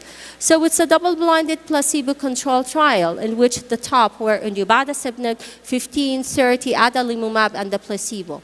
And the primary endpoint was the ACR20 for UBA versus the placebo. You know, I know, the ACR20 is not the best measure for PSA because it doesn't include all the domains. But we are forced to do it in order for the higher authority approval for the medication. What I would like to pay attention over here, that the patient, they use biological DMARDs. And with regard to the skin, yeah, so as you can see here, the interesting part about the skin, you can see that the PASI scoring mainly here is about 9 to about 10 to 11, which is usually labeled as maybe at the upper level of mild to moderate psoriasis. And this is different from other psoriasis focusing on studies that are mainly on skin psoriasis, not on PSA, where you see the PASI level is usually much higher in the demographics, closer to 20 compared to 10 here. You know something? When I look at any demographic data in the PSA, I always inform my young investigator, please put it as is, the tender joint, the swollen joint, the CRP. Why? I don't want to know the DAS because I will decide later on which type of disease measuring activity I'm going to include in that trial and to be more precise. So this is for the joint improvement. You could see the ACR 20 and the 50 and the 70. Of course, the primary endpoint, it was reachable. But what's unique over here in the ACR 50 and 70, you could see the diverge between the adalimumab and the upadacitinib. Despite it's lower, yes, indeed, it's a stringent form, but still it's reachable and it's higher within the RINVOQ group compared to the adalimumab. For the radiographic progression, indeed, it is better. In other words, there's no radiographic progression within 24 weeks. I don't want to see this. I don't want, and I don't do x-rays in 24. We do an ultrasound. But looking at the x-ray, actually, they were almost equal, and they were statistically significant to the placebo. Yeah, and as you can see here, the interesting part is skin data on this is actually also interesting. You can see that at week 16, the PASI 75 was closer to 63% compared to 53 in adalimumab patients. This is something that you see at week 56 as well. It almost comparable to adalimumab in terms of number of PASI 75 and PASI 90. Obviously, this is not something that we use on skin psoriasis by itself, but it's interesting to see that patients who do have joint and skin involvement can have some good results with this medication as well. Fantastic. Now, what about the other domain, the enthesitis and dactylitis? That's a multi-domain disease, and that's what I would like to know. Indeed, it showed a better improvement than that. Looking at the specific measure with the MDA, and for those who would like to remember what's the MDA, remember, in PSA, it's better to cover the most of the domain to go with the MDA because it covers all the 7. And you should have at least 5 out of the 7 in order to say that the patient achieved an MDA. So it was 3 times more potent for achievable. Now, one of the important thing about the JAK inhibitor is the patient-reported outcome. We improved. We haven't been looking only at the joint involvement and the X-ray progression. We would like to know the general well-being of the patient. Patient دحين يبغوا يسووا رياضة، يبغوا يحسوا إنهم كويسين. And even in the GRABA guideline, they stated, please look at the depression and the central sensitization syndrome for the patient. And actually, it did improve it in the form of the hack. And you know, when we talk about the JAK inhibitor, it's a multi-cytokine inhibitor. And that's the beauty to cover the higher cytokines. So for the axial, there is an improvement in the axial, actually, despite that it wasn't one of the secondary endpoint. And irrespective of the measure, there is. And remember, third of the trial, whether it was the SELECT 1 and the SELECT 2, in the PSA, they did have an axial involvement. So let's look at the integrated safety analysis. We all know that from the JAK, we are scared. Yes, indeed. There are things associated with morbidity and others with mortality. I will just make your life easy. This is the latest update in 20 to 30, managed by Burmester, being the primary author. I just will make your life easy. Look at the PSA, which is shown in turquoise, and then look at it in comparison to the adalimumab, i.e. the green to the purple. You could see that all of them, they are in line, with the exception of one. What is it? It's the herpes zoster. Is it surprise? No, it's not surprise. We do know that the herpes or the herpes is higher within the JAK. It's a class effect. And we are lucky and glad to have in our kingdom right now the killed vaccine, started about a couple of months ago, and the ministry already, they're advising the patient whether they're on JAK inhibitor or not to take the vaccine. So let's go back to the case. Now, the patient was started on upadacitinib because of the preference of the oral medication, in addition to the methotrexate. Now, some of you will say, Doctora, lesh methotrexate. We know that in PSA, all the trial, it shows it's not that effective. It's fine. But sometimes you need to give it just for reassurance of the patient, and then you could stop it. So this is, and just to show you and confirm you that the patient did receive the JAK. So there's a picture of the pills as well. So this is on the follow-up appointment after 3 days, and you could see there's a significant improvement clinically with regard to the joints and the extensor tenosynovitis, likewise into the 60 days. Now, some of my patients, when they have an extensor tenosynovitis, الجملة اللي يقولوها دكتورة أنا شايف عضلات يدي, which is an interesting point because of the inflammation. And as well as the inflammatory marker went down and the skin improved by 85%. So these are the ultrasound that show the classical improvement. So let's go over the second case. Yeah, so shifting gears to a little bit different case here. So this is a very special patient to me, and I'll share with you why. But let's just give you a quick introduction. So this was a 44-year-old Saudi male who actually works at King Khalid University Hospital, and he was diagnosed with psoriasis many, many years ago, was treated multiple times with different medications, was miserable for many years because of his condition. He had a body surface area most of his years at around 80%. So just to give you an idea of some of the treatments that he went through, obviously used a lot of topical treatments for many years without much control. At some point way back then, he was on acitretin, could not tolerate it due to the dryness. He was then put on a TNF inhibitor, so he was put on Humira. He actually did not respond very well to it. He said he had minimal to no response at the beginning. The physician then switched the patient to infliximab, which he had initial response the first couple of months, but then started losing response. The physician in charge at the time decided to put the patient back on Humira again due to lack of options at that time. The patient did 10 more months of Humira without much improvement. Now, towards the end of these 10 months, the patient also started complaining of some joint pain in his hands and feet, which he did not have before. And this is when the patient was referred to me. So this was in January of 2020. His body surface area at that time was around 20%. PASI score was 25, and his DLQI was 15.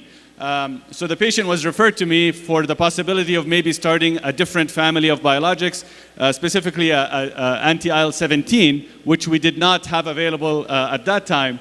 The interesting part here is that the same day that the patient was referred to me, the same morning, maybe an hour before I saw the patient for the first time, news was conducted to me from the pharmacy that we actually have an IL-23 available starting that day. So I took the patient, I had a deep discussion, lengthy discussion with the patient, and told him that you'll be the first patient on this medication here in the hospital and my personal first patient on this medication. Obviously, that wasn't very comforting for the patient. He thought it was some sort of a maybe experimental drug, but I explained to them that this is something that's studied worldwide, and I think that it would benefit his skin dramatically based on the studies that we've seen at that time. I informed him that at that time, it did not have any FDA approval for joint symptoms, but that it might help his joints as well. So we'll leave you with that for now. You know something, you raised an important message. You were scared, the patient was scared. But again, it's the importance of the patient-physician relation and the patient-physician conversation. So let's go over the trials for the SkyReasy. We have the Keepsake 1, the Keepsake 2. I know that you know it, I'm just going to highlight the important point. It's actually a randomized controlled trial for placebo, and the primary endpoint was at week 24, looking at, again, at the ACR 20. We would like to know this at the joint. You already know that it works in the skin better, and we already know from the guideline. This table, just to show you the demographic data, they're equal. And if you look for the duration, actually, of the disease, it was long disease duration. And the patient, they did had all the domains in the form of dactylitis, enthesitis, joint, and the skin. So let's look over the ACR 20, which is the primary endpoint. Indeed, there is a significant improvement compared to the placebo. Likewise applied for the ACR 50 and the 70. Now, one of the important points within the Keepsake 2, that is the patient who had resistant to biological therapy, I always notice that the placebo is lower. And I wonder, is it because it's a difficult disease? Perhaps. But another point for the experienced population, it perhaps because those type of patients, they know what an actual drug feels like and what a placebo. So we have to count this in consideration. What about the radiographic progression? There is less radiographic progression, but remember, in the studies when they count for the mean total sharp score, above 0.5 is considered to be radiographic progression. So in the first 24 weeks, it was lower, actually, radiographic progression compared to the placebo. You may say, well, placebo is doing a good job. Remind you that these patients were receiving conventional DMARD from the first time. And on week 100, and this is very important, that 90% of the patient did not have any radiographic progression.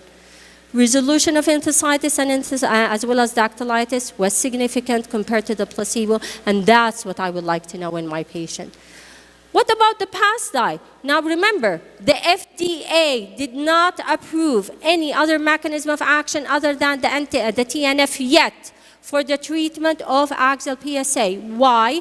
Because there was a failure study for the AL1223, and this is from me. AbbVie didn't ask me to mention that, but I'm repeating it because I mentioned it in the first day.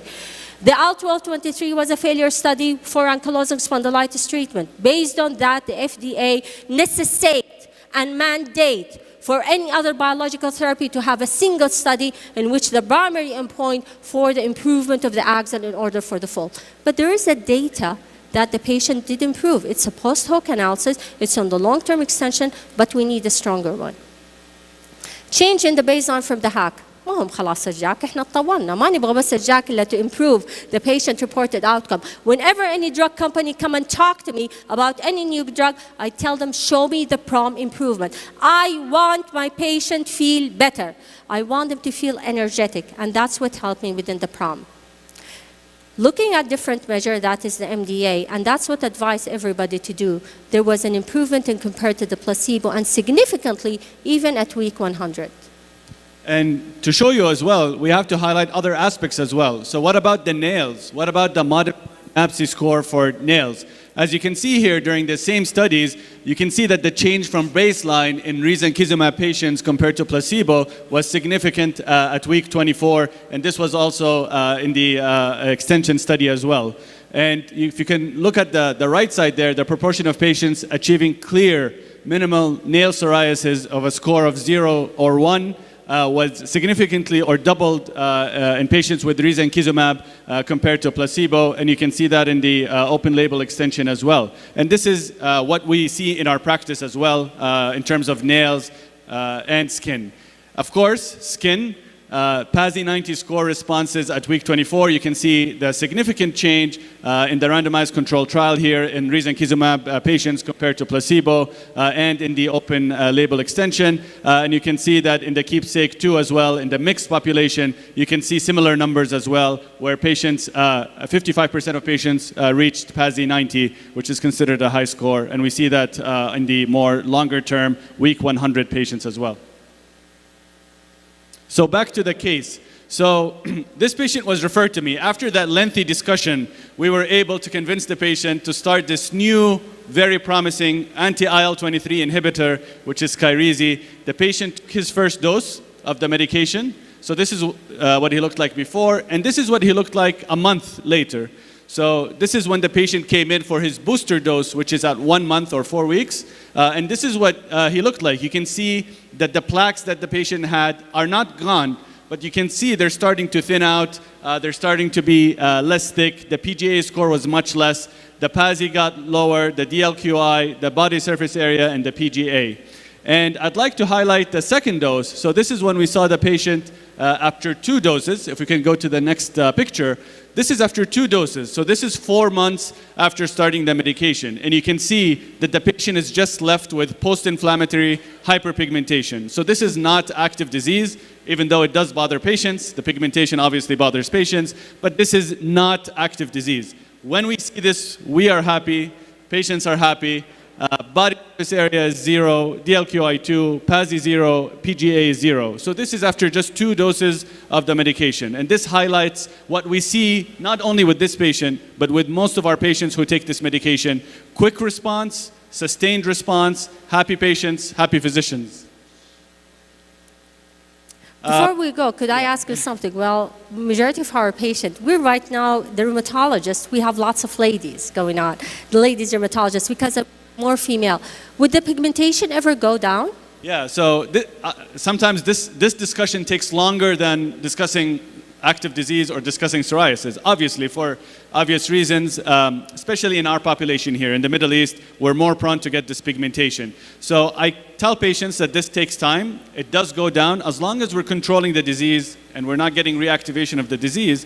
The pigmentation should start slowing down with time. But it can take a long time. It can take years for some patients, especially patients who are more prone or have darker skin or more prone to develop pigmentation. So actually, this is a little bit off topic, but we're trying to look into other options now. Most of our patients have reached this level. Most of my patients, alhamdulillah, are very clear and they're in the pigmentation level. So we're looking into different newer options that haven't been tried before on some of our patients to see if we can decrease the pigmentation as well as a combination with their psoriasis treatment after the skin disease resolves. So hopefully in a year or 2, I'll be maybe updating you with hopefully promising new results. You know why? Because we're considered dermatology or dermatologists. We are a gladed service compared to the other servers because we have many biological therapy in the market. The most important thing, because sometimes with this pigmentation, the patient come and tell you, Doctor, it's not effective. Should we switch the treatment and should we try something else? So the message is... Yeah. Absolutely, absolutely. I get this all the time. They think they're not better when we examine them. Their PASI score or their body surface area is 0%. But to them, you have to explain that pigmentation is different from active disease. And that needs to be addressed very well, especially in our population. So this is just quickly to highlight a second case. So these are images from Prof. Laura. So this is a 33-year-old female who was diagnosed with psoriasis years ago, took cyclosporin, took methotrexate for a while. The reason why we're showing you this is that this patient had very clear joint involvement as well. As you can see here from the photos, now this is not something that we're used to seeing in our daily practice. So the patient here had we see it all the time. Yes, yes. So patient had synovitis in the right wrist, in the right first MCP, in the right second PIP joint. She had flexion deformity, right second PIP, and left fifth PIP joint. The patient was started on Skyrizi as well. So she took 24 weeks of this medication. And you can see here the scores before and after starting Skyrizi. You can see that the tender joint count decreased significantly, the swollen joint count, the patient and physician global assessment, the BASDI, the VAS, spinal pain, the skin PASI obviously, and the DLQI almost gone to 0. And you can see the pictures as well where the skin was also clear. So this just highlights, the improvement not only in the joints, but in the skin and quality of life of patients as well. So since we mentioned this medication in terms of the skin, I just wanted to highlight 3 quick data here or studies comparing this medication with some of the common medications that we use on a daily basis. So this looked into Skyrizi versus secukinumab, an IL-17 inhibitor. And what we want to look at here is patients at week 16 had superiority in terms of PASI 100, 44% compared to 34%, but also at week 52. So after a year of taking these medications, we can see a significant difference in terms of PASI 100. So 66% compared to 40% in secukinumab patient with a difference of about 26%. What about ustekinumab or Stelara? So this is another chart showing you, again, week 16, 43% versus 18% in patients who take ustekinumab. And also at week 52, we can see superiority in terms of PASI 100, 58% compared to 26% in ustekinumab patients. And finally, this is a comparison, but only 16 weeks of patients taking Skyrizi versus adalimumab or Humira, and you can see that the PASI 90 at week 16 was 72% compared to 47%, and you can see here the PASI 100 was 40 compared to 23%. And this is a very nice chart. So this is a most recent and updated chart about durability. What about durability? What do we see with these patients after years of taking this? Does it go down or does it continue or sustain response? And you can see here at about 4.5 years of data, so about 232 weeks, we can see that the scores here are sustained in terms of PASI 90 or PASI 100. So 86%, 87%. 58%, 62% after 4.5 years. So we don't see that drop off or loss of response, which I started to see this patient. I started to see these results since I started patients in 2020. So I'm close to 3 years now, and this is exactly what we see in our daily practice as well. And you know something? That's what affects the retention rate of the drug for the patient. I presented an abstract with regard to the retention rate of the medication and different mechanism of action. And indeed, if we have the adalimumab on one side, the different mechanism of action, whether it was the IL-12/23 or the IL-23, the IL-17, they did better. Why? Because they are targeted, they're more focused, there are less side effects. Right. And Prof, I just also wanted to highlight, or at least in my patients, I did not have to give the medication sooner than the expected dose. So all my patients within 3 or 4 years of taking this medication, we don't see what we used to see with some of the older, widely spaced medications, where patients tend to flare up before their dose. So before their week 12 dose, they tend to flare up, so you have to give the medication a bit earlier. I did not have to do that with any of my patients, alhamdulillah, until today. Good, excellent. And since we're talking about skin, I just wanted to quickly, in a few seconds, just show you some of the cases that I have. These are all my patients from my practice. So this was one of the worst cases that I've seen, where you can see the patient had dramatic improvement after about 2 doses of taking Skyrizi.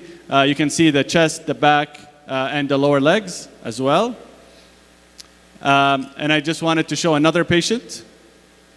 So this is also after 3 doses of taking the medication, where you can see significant improvement as if the patient never had the disease.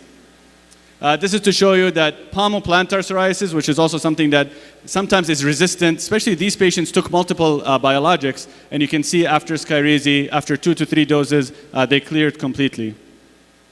And this is also very interesting, and this is something that we talk about all the time, even with rheumatologists, is nail improvement. You can see that this patient had this dramatic result after close to 4 injections of Skyrizi. So we're talking about 6 to 8 months after taking the medication. And this is an extremely, extremely important point to highlight. We don't see significant nail improvement as quick as we see skin improvement. So if patients come to you within a month or 2 months and they have clear skin, but they tell you that it did not work for my joint, tell them that this will work if you just wait. Give it time. The nails will get better with time. The nails need at least 6 months to get better. Okay. All right. So, yeah. So, this was just highlighting that we have now a single dose of Skyrizi, which is 150 milligram pen, that's given 4 times a year for maintenance. and the safety as well. This coincides with all the safety data that we have so far with this medication. And this correlates with what we see on our daily practice. Alhamdulillah, patients are doing well. We rarely see any of the side effects, and this is what we see based on the studies as well. So in summary, psoriatic arthritis is a multi-domain disease. As a rheumatologist, we have to cooperate with the other specialties to have a multidisciplinary approach to achieve the best outcome for the patient. Many options are available. We have to consider based on the physician-patient decision-making and to hope the best for our patient. And what I always say with regard to the psoriatic arthritis, different from rheumatoid arthritis, when patients tell me, Doctora, when am I going to get better? How do you think? I remind them al-ayah min al-Quran al-Kareem, فَصَبْرًا جَمِيلًا, because they have to wait longer than the regular disease. Thank you so much for your attention. Thank you.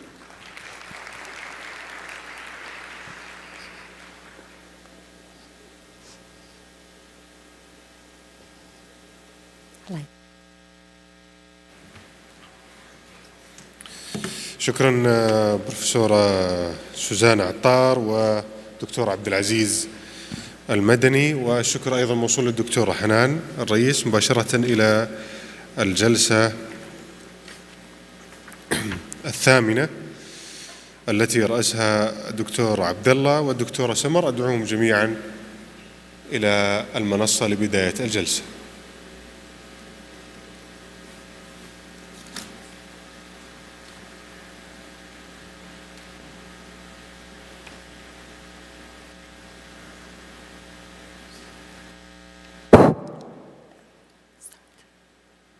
Assalamu alaikum. Good afternoon, everybody. Actually, it's my pleasure to be part of this session, given that my heart is very close to systemic lupus erythematosus and connective tissue disease. So hopefully, after this session, you will have an insight about what is the update in systemic lupus erythematosus, what are the new treatments that on the horizon, and are we still in the dark area, or we are actually seeing some light at the end of the tunnel. So the first presenter for today is going to be Professor Damon Basso. Professor Damon Basso is a professor, rheumatologist, and internal medicine. He works at the teaching hospital at Texas, and also he's an affiliated faculty in rheumatology internal medicine residency program at the THR Hebb Hospital in Bedford and Texas Health Presbyterian Hospital. He's a member of American Arthritis and Rheumatology Association and the division at the division of Bentcore. He's the director, Heritage Rheumatology Arthritis Care, and he's the principal investigator, Precision Comprehensive Clinical Research Solution, and he has lots of publication peer-reviewed journal. It's our pleasure to have you. The mic is for you.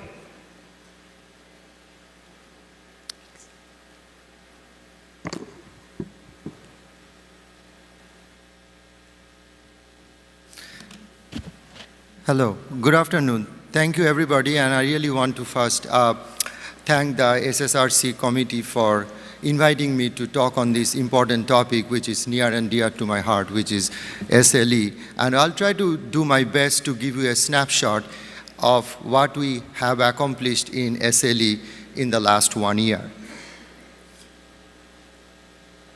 So as you know, SLE affects people, all over the world, and there is a trend that SLE is kind of increasing in Middle East and North Africa, and we see now the overall projection between 2018 to 2028 is roughly about 32%, 1/3 of the total population of lupus, and the Asian population being roughly about 53%, which is projected since around 2018.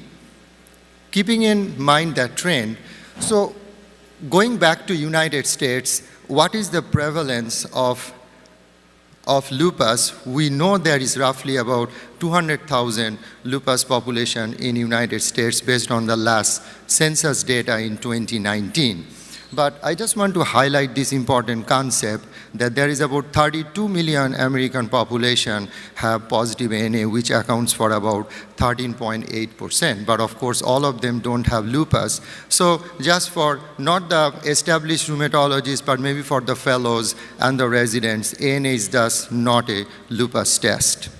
Pathogenesis of SLE, just to be very brief, it goes into 4 different stages. We start with the genetic and the epigenetic factor that you see at the left lower bottom, and then if there is autoimmunity which is triggering, and that leads to the generation of different oxidative stress and defects in all the cell signaling, leading to overall loss of tolerance. And then you go to the preclinical stage of lupus, which is typified by B-cell lymphocyte stimulator or BLIS, interferon alpha, CXCL10, CCL7, so on and so forth, and finally leads to the overwhelming of the immune system, leading to the full-blown manifestation of lupus, leading to the generation of different autoantibodies, double-stranded DNA, anti-Smith, low complement, so on and so forth.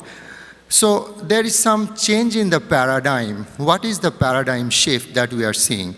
We are seeing that there is now a lot of thoughts about the microbiome in lupus and something that we call the leakage of the gut bacteria, mostly in relationship to Enterobacter gallinareum, that is supposed to be associated with lupus in mice. And this is a very new concept, and in fact DNA from this Enterobacter gallinareum has been shown to actually found in the liver of the patient of lupus. So this is a new concept about leakage of the gut bacteria, which is also called gut dysbiosis, leading to microbiome alteration in the milieu of our lupus patients. Coming back to the genetic model that we know for quite some time now, that adults with systemic lupus, they exhibit some distinct molecular signature. If you look at the heat map on your right-hand side, there are 7 different clusters, cluster 1 to cluster 7. I like to draw your attention to the yellow cluster, which is in the middle, as you can see. The higher the yellow number is, the more is the upregulation of the gene, clearly showing that there is a different genetic signature based on the heat map. Some are upregulated, some are downregulated in lupus. It is the imbalance between that up and down regulation in lupus which actually leads to the genetic alteration in the lupus pathogenesis, leading to the proliferation of the disease that we see ultimately as clinical lupus. Also, we know very well, not unknown to this astute audience, that there is a new classification criteria for lupus based on the ACR-EULAR Combined Committee in 2019 led by Sindhu Johnson, and it is a point system, as you all know. You have to get 10 points, and that will 10 points or more or give you the diagnosis of lupus. Just to keep in mind that if you get 6 points, that will be given through presence of small joint involvement, 2 or more tender or swollen joints, and also if you get some other severe organ involvement, that also gives you 6 points. But 6 points is not enough. You also have to get a total of at least 10 points as shown there in different organ system. This is just a snapshot, but the entry criteria that has been changed is you have to have 1 to 80 positive ANA only by indirect immunofluorescence or IIF titer, not by ELISA, not by multiplex technology. So this is the way you have the entry criteria for lupus. Otherwise, the patient is out the door. So keeping in mind the lupus impact on mortality and organ damage, without talking a lot about it, just to give you an idea that roughly, if we look at the BILAG score, which is the British Isles Lupus Assessment Group score, if there is a single point increase in the BILAG, that leads to about 8% increase in the risk of organ damage. And that increase in the BILAC score actually is associated with increase in mortality rate. How much? It is about 15%. And if you look at the data in terms of SLEEK SLE damage index, also called SDI, each unit increase in the SDI will culminate into 34% increase in risk of death. So patients thus with SLE compared to the general control population, based on the beautiful paper by Lopez et al. And by Wartel, it's roughly about 2.6% more than the general population. So what we have accomplished in terms of lupus therapeutics in the past decade, a lot to talk about. In the interest of time, I'd like to be as brief and as concise as possible. So this is the potential tailored treatment in different autoimmune disease published very elegantly in Nature Medicine in 2022. I like to draw your attention to the lupus part. I know I don't have a pointer here, but if you look at exactly in the middle, that's the SLE. And you can see there are two important players they're talking about, which is the belimumab and the other is interferon. And if you can think about the overall two important genetic contribution, what is HLA-DRB2 and the other is HLA-DRB3, and then the role of interferon and the BLyS were the two important genetic and molecular targets for lupus, and there are more to come. So it's not all about rainbows and butterflies. There are a lot of failure in the lupus therapeutics. We have at least 10 clinical trials that has been failed in lupus, and these have been listed here, but without looking at the failure, let's try to look at the glass being half full. Let's try to look at the success, what we have accomplished in lupus. So back roughly in 2011, after about 50 years or so, we have the first biologic that was approved for the treatment of lupus, which is belimumab. And as you know very well, belimumab works by blocking BLyS or BAFF, which is B-cell lymphocyte stimulator or B-cell activating factor. And it does not directly work on the B-cell receptor. It rather blocks the soluble BLyS or BAFF and thereby prevents the association on the B-cell receptor and prevents the development of the autoantibodies. It also causes prevention of the development of the autoreactive B cells and development of the autoantibodies. And of course, these are the clinical trials that you all know very well. One is BLyS 52 and BLyS 76. BLyS 52 has an effect size of about 14%. BLyS 76 has an effect size of about 9%.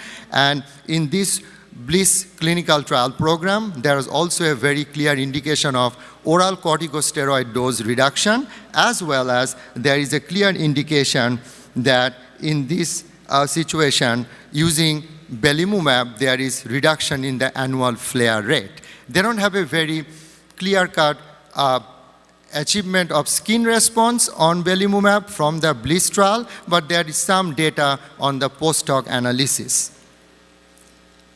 So what's the next molecule is the molecule that will block the type 1 interferon in SLE pathophysiology, as I show in the later in Nature Genetics, the article. So interferon was first known to us in 1957 by Lindemann and Isaacs, when they actually showed that when the heat activated the influenza virus and inject in the chick embryos, the chorioallantoic membrane are not actually having any activation of those influenza virus that the heat activated and injected in those chicken embryos. Then they found there should be a factor that is interfering the replication of the influenza virus. So they called it viral interference, and then fast forward in 1979, those viral interference was called viral interferon, which was published first in the New England Journal of Medicine in the same year. Fast forward in actually 1990 and 1991, it was first shown that there is evidence of increased lupus-like syndrome when interferon is used to treat either cancer or hepatitis C. And even fast forward 2003, the interferon gene signature was mapped. And in 2005, it was shown that the high interferon gene signature is associated with lupus activity as well as presence of autoantibodies. So keeping that in mind, what are the other targets of SLE therapies? But before we go into that, the signaling cascade for interferon, as I explained to you before very well, so one of them is really through blood dendritic cell antigen or BDCA2. So what happened, this blood dendritic cell antigen, it actually is associated with CD32A, also called Fc gamma 3A, that actually associates with this BDCA2 to cause actually the signal into the endolysosome, and that works through TLR7 to 9 in association with MyD88, and that leads to the expression of the interferon regulated genes. So if there is a way to block this blood dendritic cell antigen or BDCA2, it will not be able to associate with the CD32A, and that will not going to lead to further signaling inside the nucleus where actually the interferon gene is produced by the plasmacytoid dendritic cells. So hence, blocking the BDCA2 makes sense. So hence, there is actually a clinical trial and as BDCA2 is also now known as litifilimab, and there is paper published in New England Journal of Medicine showing there is positive effect. And the interferon R1, as you see the blue triangle, interferon R1, as you see the blue triangle is really the anifrolumab, and it binds with the interferon AR1, as you see in the cartoon, and that prevents the association of the interferon R1 and interferon R2. Those are the two receptors to bind to anifrolumab. So that interrupts with the receptor ligand interaction, and because of the binding of anifrolumab to IFN AR1, it causes internalization of that part of the interferon receptor, and thereby less number of receptors are available for assembly, and hence there is less availability of the signaling through the interferon. Also, because of this blockade, the downstream inflammatory as well as immunological processes are prevented, and also it works also indirectly by preventing the plasma cell differentiation, and also helps to expand the T cell subsets and trying to restore the imbalance in lupus, which is inherent. So anifrolumab was evaluated in 3 clinical trials, one phase 2, which is on your left-hand side, which is called the MUSE trial, and 2 phase 3 trial, TULIP-1 and TULIP-2. So in the MUSE trial, the primary endpoint was met, which is SRI-4, as well as sustained reduction in oral corticosteroid use in 24 weeks, and the effect size was roughly about 17%, 34 versus 17%. If you look at the TULIP-1, the primary endpoint, which was SRI-4, was not met because the effect size is only 6%, 48% versus 43%. But in TULIP-2, the primary endpoint was BICLA, which was definitely statistically significant, with the effect size being about 13%, which was statistically significant. So keeping those 3 trials in mind, this is another important thing that came out of the long-term extension of the TULIP program. So TULIP program was for 1 year, but from year 2 to year 4, so another 3 more years, there is a long-term extension of the of this anifrolumab TULIP programs, which is called the long-term extension. And this extension trial, to make the long story short, it clearly said that there is 2 things that was accomplished. Not only this, although the extension trial was primarily a safety trial, but efficacy was shown in this long-term extension for 3 years. The efficacy that was shown is there is not only reduction in the SLEDAI-2K, but also there is definite reduction in the use of steroid. So as you can see, the magenta color is anifrolumab and the gray color is placebo. And if you follow along in terms of the lines, the magenta color is on the bottom and the placebo is at the top. On the left-hand side, if you see the SLEDAI score, on the right-hand side, you see corticosteroid use. The bottom line is that there is less corticosteroid use and better improvement in the SLEDAI score with the anifrolumab compared to the placebo. And remember, placebo is not just placebo. Placebo really is the standard of care, just not the anifrolumab added to it.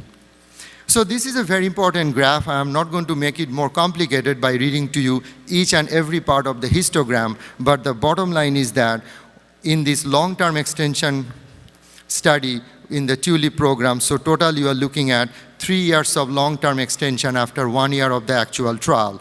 There is definitely reduction of the corticosteroid, and the nuts and bolts of this corticosteroid reduction is that overall only 9% of the anifrolumab patients were using steroid greater than 7.5 milligram per day compared to 29% in placebo.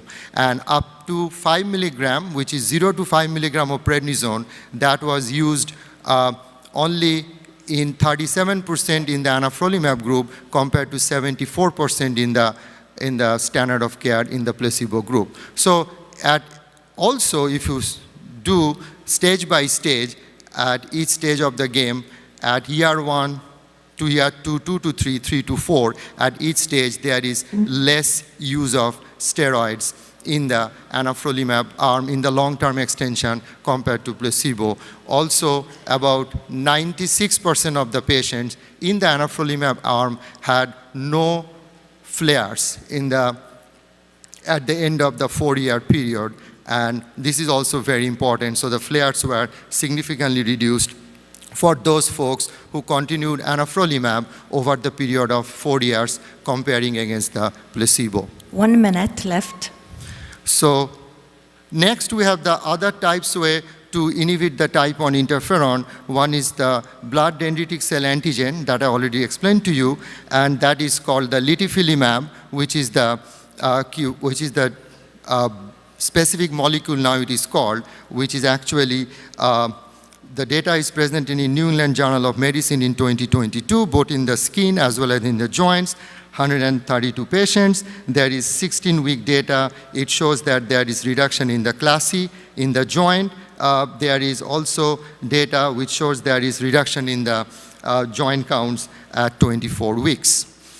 There is a molecule called Viela, which is name is complicated, VIB3S737. It's a monoclonal antibody specific for ILT17, which is a surface protein for plasmacytoid dendritic cells. So naturally, if this cell surface protein is not available, there will be not enough plasmacytoid dendritic cells and less interferon. That's the other way also to stop the production of the interferon. Few other molecules. How much time do I have?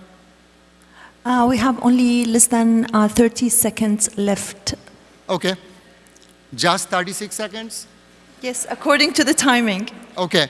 All right, I'll finish up very quickly, but these are just a few kind of food for the thought. So there is a cereblon inhibitor, which is also called CCT20.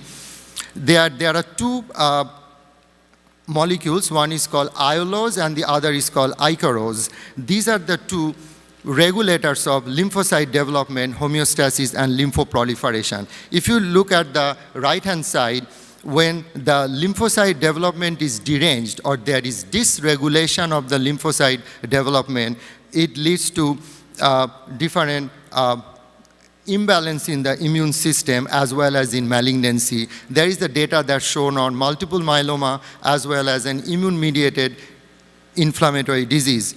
Hence, it makes sense if you can actually block this cereblon inhibitor, which is the CC220, by blocking this Icolose and Icaros, that will actually prevent the B-cell hyperproliferation, also will prevent the production of the lymphoplasmacytoid dendritic cells, as well as it will prevent the B-cell differentiation as well. The data has been presented in 2022, consisting of 288 patients in New England Journal of Medicine. At 24 weeks, primary outcome shows there is a difference of effect size of roughly about 20%. And that's a very classical molecule, and there is, to finish up, there is umbilical cord mesenchymal stromal cells in lupus, which is kind of the new talk in the town, and this is phase 1 study. These mesenchymal cells, when you are doing it from the umbilical cord, it actually shows that there is improvement when you treat it appropriately by improving the Treg cells, improving the Breg cells, and also decreasing the Th1 and improving the Treg cells and decreasing the apoptosis. And this is a really very fascinating topic, which is the CAR T cell, which is used in malignancy, but there are 5 patients that have been treated with CAR T cell. This is basically lymphoablation using cytoxan as well as fludarabine. When they did that, they found that in these refractory lupus cases, there is amelioration in lupus. Efabaleukin alpha, this is basically interleukin-2 lutein protein fusion, which actually helped to increase the Treg cells. As you know, Treg is a good guy, and phase 3 studies ongoing, and this alpine molecule is actually fusion protein which acts on ICOS, and it blocks simultaneously the CD28 and ICOS ligation, as you see in the picture on the right-hand side. So by blocking the co-stimulation, almost like abatacept, as you know in rheumatoid arthritis, it also causes the blockage of co-stimulation and ameliorates lupus. Nipocalimab also is a fully human glycosylated immunoglobulin antibody that actually binds to the neonatal Fc receptor, and actually it modulates that by actually genetically engineering it and causing no terminal lysine, and that actually helps to abrogate the immunostimulation. And this is the telitacicept in lupus, which is a combination of BLyS and April. Remember, Benlysta only blocks BLyS. Telitacicept blocks BLyS and April. And here is the data, the phase 2 data, which looks really promising in lupus. Gazyva or obinutuzumab for the treatment of lupus is also very promising. It is a super brother of rituximab, that's what I call it. It's basically a monoclonal antibody against CD20, but it's a humanized type 2 monoclonal antibody. And phase 3 is ongoing. Phase 2 trial, which is called the Nobility trial, shows a lot of promises. Phase 3 trial is ongoing. And I'll finish it up with deucravacitinib. All of you are very familiar with that. It's a TYK2 inhibitor used in psoriasis, psoriatic arthritis, now been tried in lupus. Enpatoran is also another TLR blocker, TLR7, and this is the data on CD40 ligand called dapirolizumab, which is a CD40 ligand, which actually is an antibody that blocks the interaction of CD40 with CD40 ligand. And this is the data that I'm showing you here at week 24. It is a phase 2 trial, shows really very promising. And Daiichi is the last molecule that I'll talk about, where actually is again another molecule that is an antibody against specifically toll-like receptor 7. As you know, toll-like receptors are very important molecule for lupus. So these two molecules that I told you are actually working against the toll-like receptor. So there is a lot going on in the field of lupus. And I just gave you a snapshot. I can probably talk for 4 hours or 5 hours, but I cannot do that because I'm in a time crunch. But thank you so much for your attention, and I'll be happy to take any questions. Thank you very much, Dr. Basu, for this very informative talk. It's my pleasure to introduce and invite our next speaker, Dr. Hanan Al-Rayis. Dr. Hanan Al-Rayis is well known to all of you. She is a senior consultant rheumatologist and deputy chairman, Department of Medicine, as well as the program director of the Rheumatology Fellowship Program in Prince Sultan Military Medical City. She is also the president of the Saudi Society of Rheumatology, and she is the chairperson of the organizing committee for this meeting. And she is going to talk about lupus line-up for management of lupus nephritis. Welcome, Dr. Hanan. Thank you. Assalamu alaikum wa rahmatullahi wa barakatuh. Thank you, Mr. Chairman, for this nice introduction. And thank you, Professor, for this excellent lecture. So you make our life difficult after you. I'm going to talk about lupus line-up management of lupus nephritis. I will not talk about the failed medication. I will just concentrate on or highlighting important point in the current guideline of lupus nephritis, mainly the Saudi guideline for the induction only of proliferative class 3, 4, and combined. Then we'll talk about the evolution of the treatment bar diagram for lupus nephritis and the new FDA licensed therapy for management of lupus nephritis. I will start with a case. This is one of my patients. She's 27 years old, recently married, and she presented to the emergency with 2-month history of joint pain, hair loss, oral ulcer, puffy eyes, and swollen feet actually, and with some headache. Clinically, she got high blood pressure, and she got active arthritis in multiple joints. She got positive oral ulcer, bilateral lower limb edema, and her investigation, as you can see, she got neutropenia, anemia, high ESR. She got positive ANA of high titer, as well as the DNA of 960 with low complement. Her 24-hour urine showed 3.5 gram, and she got positive RBC cast. As you can see here, this is common clinical scenario, and I'm sure most of you have a similar case, straightforward lupus with presentation with lupus nephritis. We did for her a kidney biopsy and showed diffuse lupus nephritis class 4 with an activity index of 8 and chronicity of 4. So in such a patient, what treatment to start?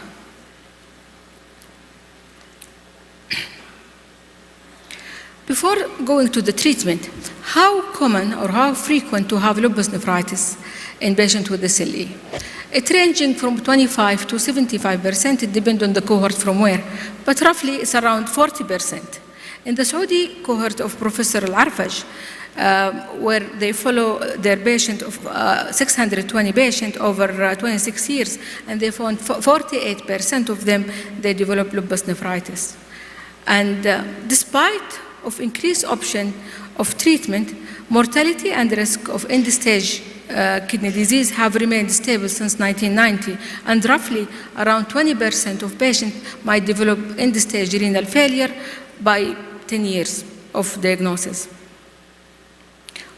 And this is just to continue about this cohort of Saudi cohort, and the commonest lupus class is 4 followed by 3 and then combination, like in our patient, the one presented with class 4. So in our cohort, the relative risk for progression to end-stage renal disease was mainly hypertension, elevated serum creatinine with relative risk of 5, and histological class 4 and 3, and older age. So in our patient, she's young, but she got all of these 4 poor prognostic factors.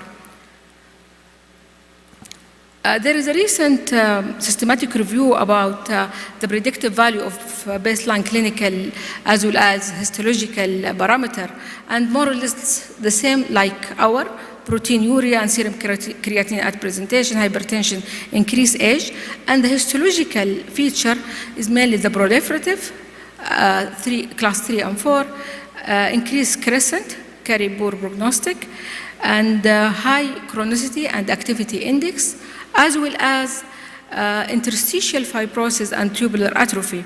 It carry 4 times increased the risk for end-stage renal disease. So, you know, the goal of treatment for lupus nephritis, we need remission, and we need early remission. And we want to prevent the glomerular damage and chronic kidney disease. So how to achieve that? We need to have an early diagnosis. That's why in our guideline, the early screening from day 1, and then every 3 to 6 months, and if the patient is stable, then every 6 months, is essential because we need to treat this patient early. We need early remission. Why we need that? I will show you why. Because if we have a delay in remission or frequent attack, then we will have the progression for end-stage renal disease will be high. Proteinuria reduction is the most, or the proteinuria by itself is the most predictive of the severity or the poor prognostic factor if it is not treated early. Let us see, this graph was recently published about the importance of treating a patient with lupus nephritis early because time is the kidney. As you know, with age, usually there will be a decline in the eGFR. You can see here in the axis, GFR versus the age. So by reaching age of above 80, then the eGFR will be around 60.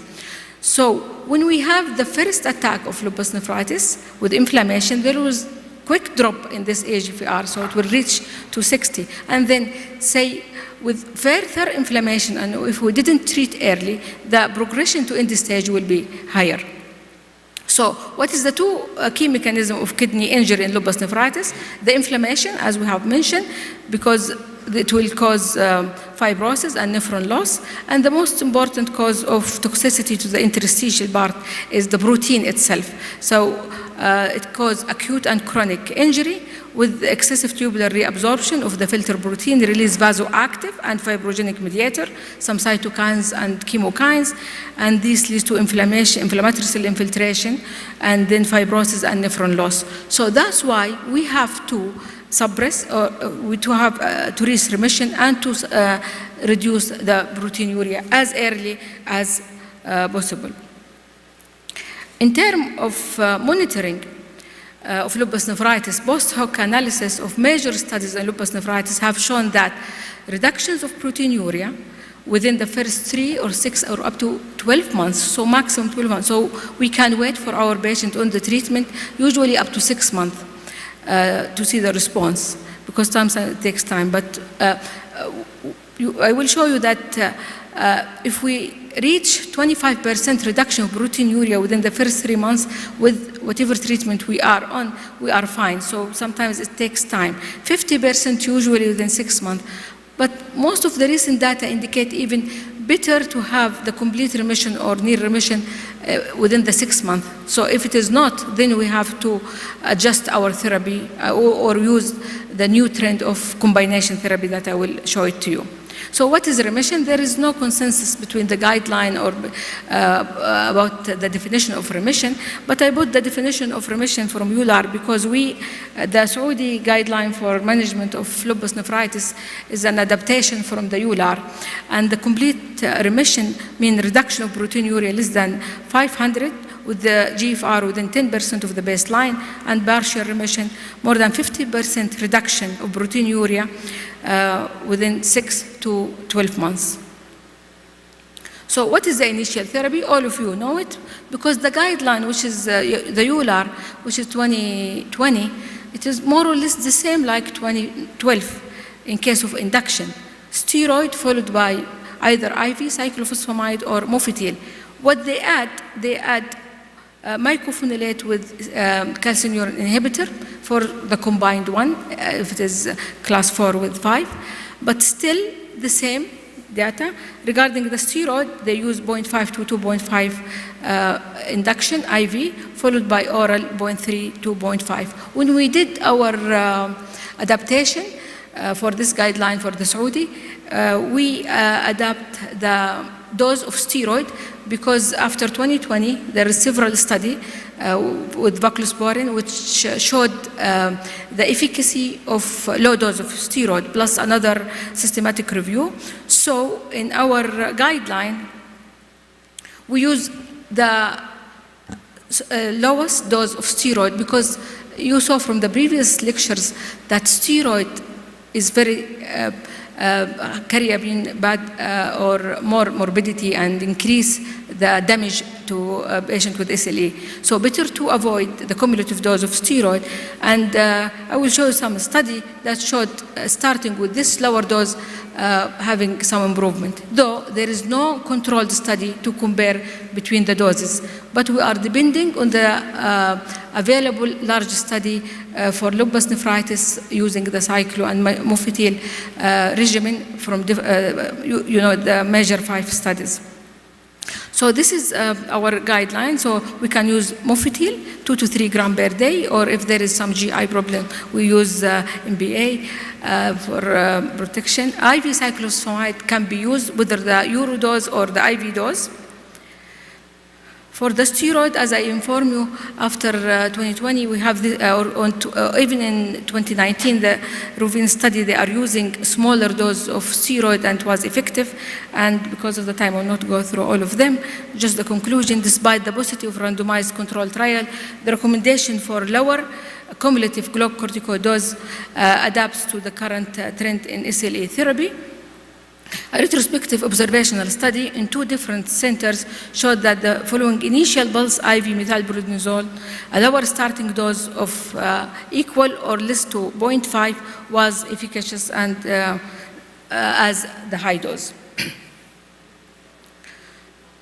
So we add in the discussion part of our guideline that MMF with calcium urine inhibitor to be used in patient with combined, I mean class 4 or 3 with 5 because of high proteinuria. So better to add from the start calcium urine inhibitor, whether tacrolimus, or even when we publish our guideline, voclosporin data is available, but unfortunately it's not yet FDA approved in Saudi Arabia, not available.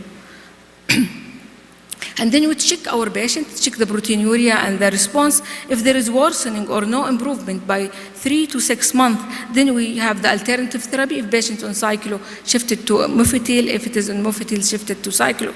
Or better to be combined therapy. So whatever treatment he is on, we can add cyclo, calcium urine inhibitor, and preferably voclosporin. Because of belimumab data, also belimumab is an option, and I will mention in the next slide when to use this or this. I know there is no time, that's why I will pass the maintenance therapy, but all patients should be on hydroxychloroquine because it reduces the flare rate, decreased organ damage, as well as enhancing the responsiveness of the immune suppressor. So, with this form of regimen, which is in all guidelines, whether KDIGO or in EULAR and in Saudi, there is major limitation, and still we have incomplete renal response and prolonged time to renal response. There is substantial rate of flare, up to 25%, and there is significant rate of end-stage renal disease, as I mentioned, of 20%, and toxicity of the concomitant of high dose of steroid or persistent use of steroid. So from there, in the last few years, they start thinking about using combination therapy in the induction from the start, especially for those carrying poor prognostic factor, like maybe in our patient, or for those within 3 months they didn't reach the target, then combination of immunosuppressive with their cyclo MMF plus immunomodulatory like belimumab or voclosporin. I will not go into the detail of these studies, but just to highlight about the BLISS study for which belimumab was approved for lupus nephritis. Good number of patients, 448, and they used patients with urinary protein creatinine ratio more than 1 gram and their eGFR more than 30. And the steroid regimen they use was between 0.5 to 1 gram, so still the high pulse dose, and followed by 0.5 to 1 milligram per kg per day. So still they are using the usual EULAR recommendation in this study. And the primary endpoint was at 1 year was BER, which is primary efficacy renal response, for urinary protein creatinine ratio to be less than 0.7 and the eGFR no worse than 20% of the baseline. And what was the result? At week 104, 4, there was significant more patient in the belimumab group than in placebo group had the primary response. So it was 43 versus 32. So we are talking about 11% better. And complete renal response 30 versus 20. So it's 10% better. So any percentage, though it's only 10%, but it's good. And especially the safety of adding belimumab was good. The risk of renal-related event or death was lower among patients receiving belimumab, and the safety profile was consistent with that of previous trials. And you can see here in the graph, there is improvement at least 10%, which was persistent in the whole year. What about voclosporin? So luckily, alhamdulillah, that we have also another medication, FDA approved. It's calcineurin inhibitor. It's a new form of the calcineurin, less side effect than tacrolimus and the other. As you know, all calcineurin inhibitors have two modes of action. The immunosuppressive mode of action as calcineurin inhibitor, so it will inhibit the enzyme and lead to increased transcription of interleukin-2, TNF-alpha, and other that increase T-cell mediated response.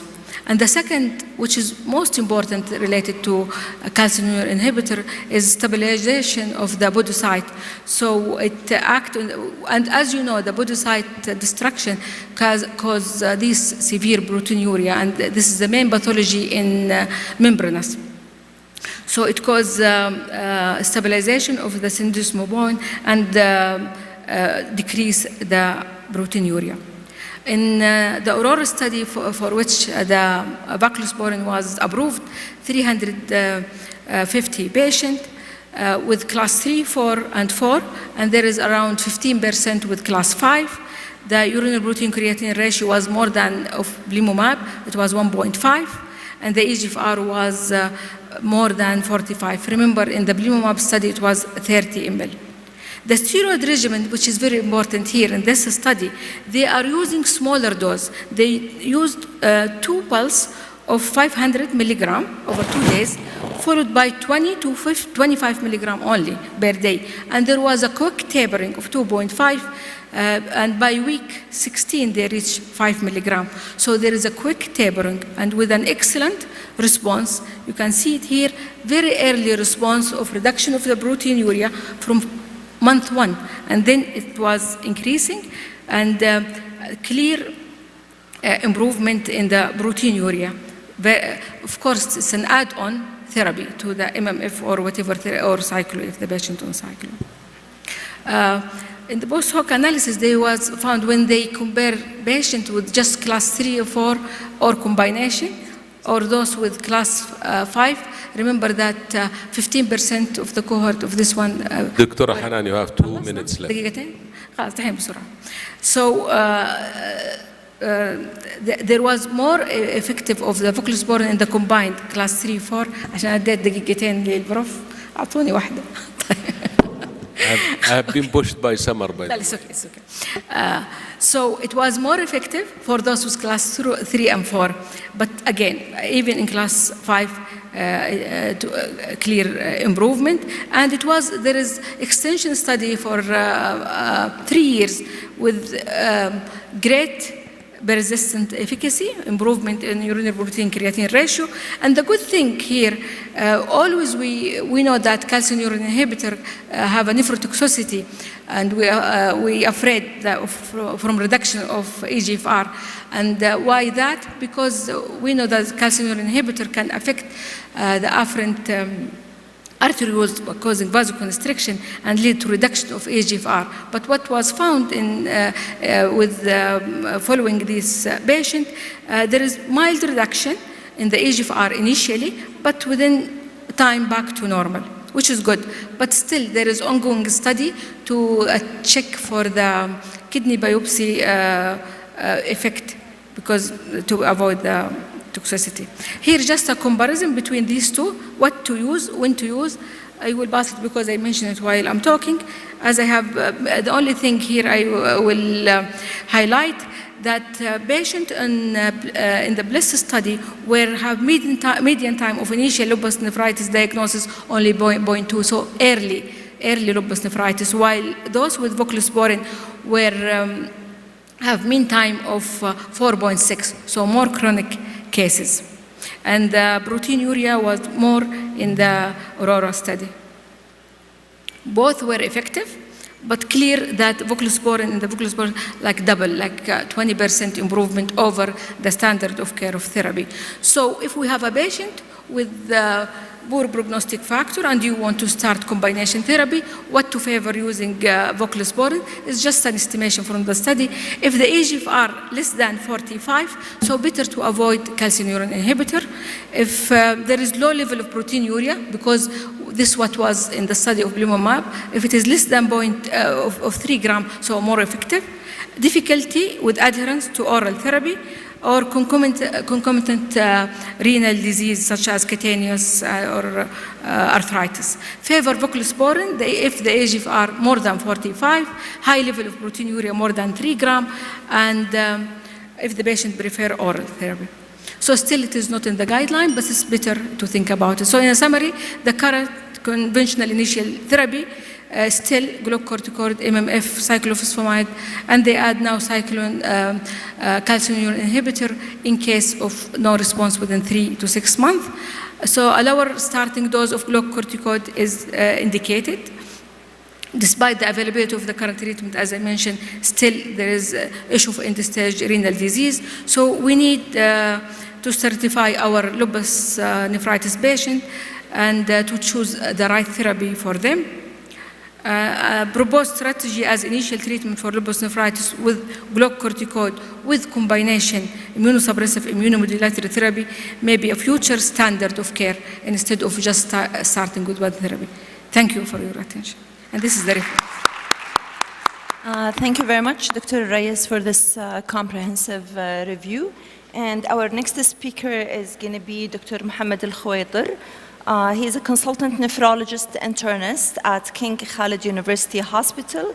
He's a member of the Scientific Committee of Nephrology Saudi Board, Saudi Commission for Health Specialists. He did have a lot of an administrative position in the past, and he does have a great interest in teaching medical students. The floor is for you.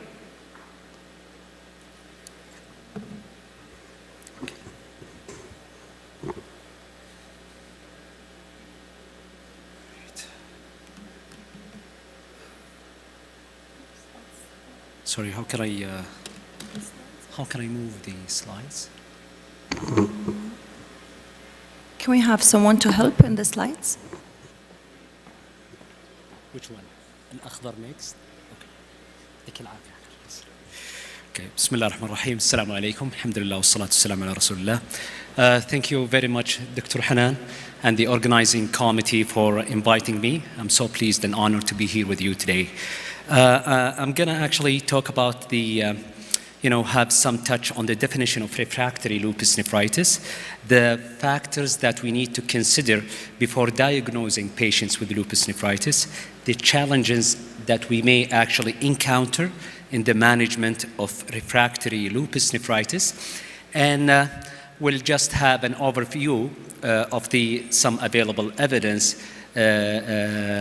backing the current management.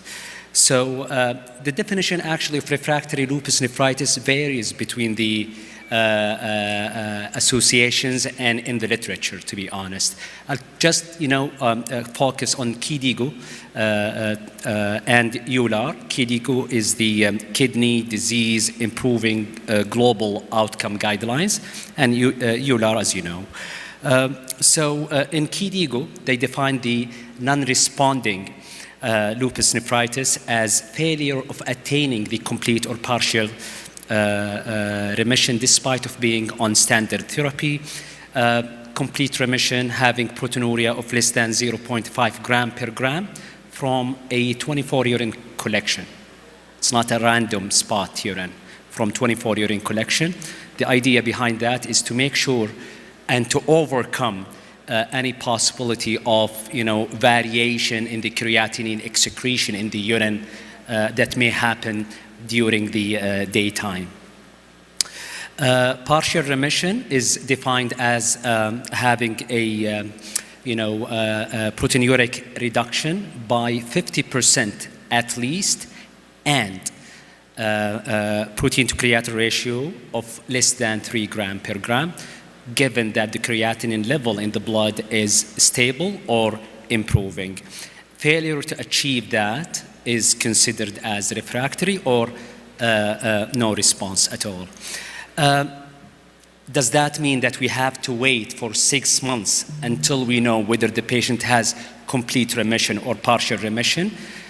Actually, we have to have a follow-up of our patients, and we should see some improvement in the first 3 to 4 months, or otherwise, we may actually act accordingly, all right?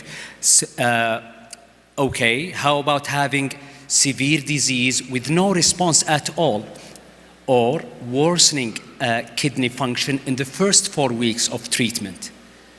In this case, we will regard this as failure, and we will actually intervene early as the first 4 weeks.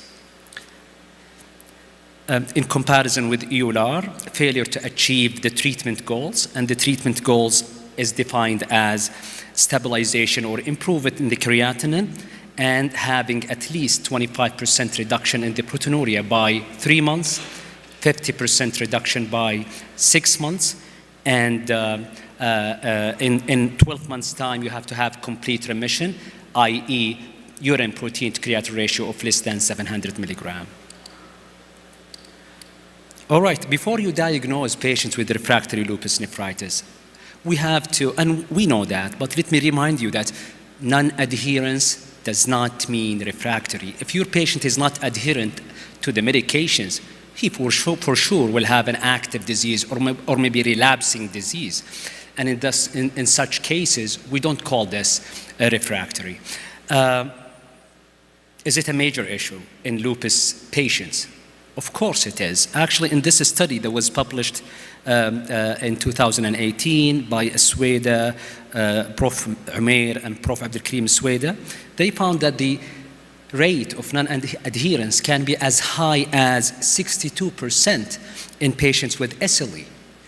In another study that included data of more than 4,000 patients, they found that the non-adherence is actually quite common. The only adherent patients were less than 22%. So we're talking here about really a major issue in the management of SLE, particularly lupus nephritis. Adherence, non-adherence does not mean refractory. Okay. Any useful tips for evaluation of the compliance and adherence? Yes. 1, absence of steroid side effects. 2, not recalling the number of the pills. Patients on steroid of, let's say, 50 milligram. He or she is supposed to take 12 tabs of 5 milligram. When you ask the patients how many tabs you're taking, if the patient pause a bit and start thinking, that probably means that the patient is not really taking the medication properly. You could also track that by knowing and reviewing the refill records, and also by monitoring the drug levels if that is available. Okay. Any pitfalls?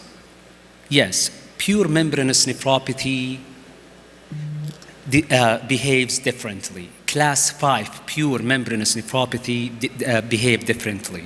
How? It actually responds very slowly to the medications. In one of the studies that used MMF as a monotherapy for for class 5 membranous nephropathy, they found that actually they respond gradually. Most of the remissions, partial and complete, started to be there after 7 months of therapy. And this is almost consistent, in the studies, in the small studies conducted on pure membranous nephropathy. And because of that, there is a comment from the EULAR with regard to those patients with nephrotic range proteinuria, lupus nephritis with nephrotic range proteinuria. They stated clearly that we may need actually an additional 6 to 12 months over the previous 6 to 12 months in order to re-evaluate and assess the patients. Why? Because we see actually complete response after 12 months sometimes in pure membranous nephropathy. And we may see partial response after 6 months of membranous treatment of membranous nephropathy. Okay, any challenges? Yes, no good data on its management.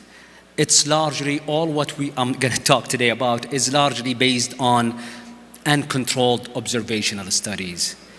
And because of that, you see, different approaches, different variation between physicians when they treat refractory lupus nephritis because of lacking the data. Any other challenges? Yes, definitions, as I said before, varies between in the literature. As an example, in this meta-analysis and systemic review, they found, if you look at that, in addition to steroid, some of the studies regarded one immunosuppressant in addition to steroid with no response is refractory. Other studies said, no, you have to have 2 other immunosuppressants on board in order to call it refractory. Others say, no, you have to have 3 immunosuppressants at least to call it refractory. And in other studies, there was no clear data about the treatment that being used. Okay, so what we do? Well, based in KDIGO guidelines and EULAR guidelines and the Saudi guidelines that was published recently, we switch from MMF, if the MMF is the first line used, to cyclophosphamide, or vice versa. We switch from cyclophosphamide, if the cyclophosphamide Eurolupus protocol is the first line used, to MMF. However, this is not really based on good quality data. How about rituximab? Well, here a meta-analysis done by our colleague from Jamiat Al-Qura, Dr. Fatma Sheikhi, 1,000 patients in 31 studies. The lupus nephritis were found to be in 10 studies with 223 patients. And this study showed that rituximab actually achieved up to 51% complete remission and 27% partial remission. That's really very good. In addition, rituximab showed a significant corticosteroid sparing effect through a marked reduction of prednisone dose in both SLE and lupus nephritis. Another study, another systematic review that included 26 studies with 300 patients, they found that the complete response is about 40% and the partial response is about 34%. Again, another good systemic review about use of rituximab in the refractory lupus nephritis. In this systemic review, they found actually this observation where no clear definition of refractory lupus nephritis in the literature. Okay, let's talk about other medications. How about multi-target therapy, MMF, steroid, and CNIs? Well, again, we have pilot studies, low quality evidence of small data from observational cohorts suggested that multiple or multi-target therapy is of good benefit in patients with refractory lupus nephritis. How about voclosporin? Dr. Hanan, she just mentioned the Aurora study. We have an evidence that voclosporin as an add-on therapy is better than the standard therapy in inducing active lupus nephritis. But do we have evidence for voclosporin in refractory? Not yet. Not yet. Will you use it? Will you may consider it in those patients? Yes, I may consider it. I have a study of 260 patients that showed benefits in inducing lupus nephritis with good safety profile. So yes, I may keep it in my mind, but I don't really have the evidence that support its use in refractory, but in active lupus. How about adding belimumab? Dr. Hanan just, showed us the BLISS-4 study that showed benefits of belimumab. Again, that is in active and relapsing lupus. Will we apply the same for refractory? From evidence point of view, we don't have evidence to support that. Shall you use it? You may consider it. We have a data from 400 patients that showed a safety profile, at least, for belimumab.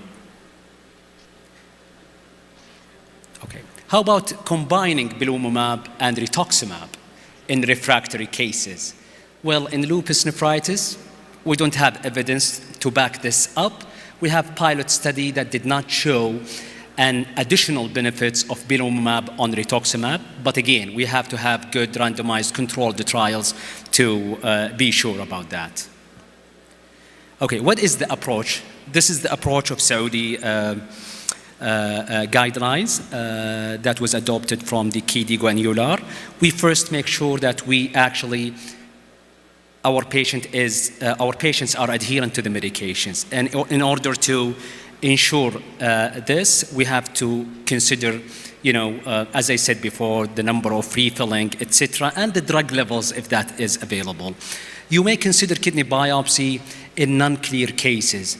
For example, if you're not sure whether this disease is, whether this proteinuria is more of chronic changes rather than acute, or if you may consider actually another pathology like microangiopathy, then you may proceed and do kidney biopsy. As we said, switch the first line from MMF to cyclophosphamide or from cyclophosphamide to MMF, then you consider the other medications like multi-target therapy or including voclosporin or belimumab. Okay, any other medications that's been tried in refractory lupus? Yes. I'll talk about here the pertuzumab. Pertuzumab, it's been used in myeloma, right, with dexamethasone. It depletes plasma cells. If you are able to deplete plasma cells, you basically decrease the production of autoantibodies, and you also decrease the dependent activation of T cell pathway, and you also decrease the induction of interferon alpha. So that was the rationale behind using pertuzumab and dexamethasone in refractory cases. As you see, it was tried only in a small number of patients, and the result was not bad, to be honest. The partial response rate in the first study was not bad, and the complete response rate in the second study was not bad too, but the number of patients in these two studies were 18 only. Okay? Anti-CD38, the daratumab, well, it's only tried on 1 or 2 patients, so we cannot withdraw any solid conclusion out of it. Leflunomide, been used in 17 patients. We might consider it. It targets lymphocytes, but again, it's only 17 patients. These are not, it shouldn't be the first or second or third line of therapy. It's like rescue therapy in severe life-threatening cases, let's say with very bad refractory lupus nephritis, maybe, I would say. IVIG has been tried. The idea of giving IVIG is to neutralize the autoantibody and also to increase the clearance of autoantibody through the reticular endothelial system. It's been tried. The result sounds promising, but again, the number of patients was not that good. Anti-complements, eculizumab, in SLE without microangiopathy, we have no good data about it. There are few reports about eculizumab as an anti-complement therapy in patients with lupus nephritis and microangiopathies. Okay. How about autologous stem cell transplant? By this, I will do reset for the bone marrow, right? I will reset the production and the immunological system, basically, and I will deplete the autoreactive memory of the bone marrow. Okay, I think that's a good idea to think of. Do we have an evidence? Yes, we have 22 patients of a study that was published in 2019. And in this study actually found that the response rate was actually complete. 18 out of 22 did have complete remission. 1 out of 22 did have partial remission. So that's really an excellent, rate of remission, to be honest. However, 2 deaths happened. 1 death during the first month. So they related that to the transplant itself. And another death happened at 3 months due to pulmonary infection. So we have 2 deaths out of 22, almost 10%. Number one. Number two, we have a relapse rate of 27%.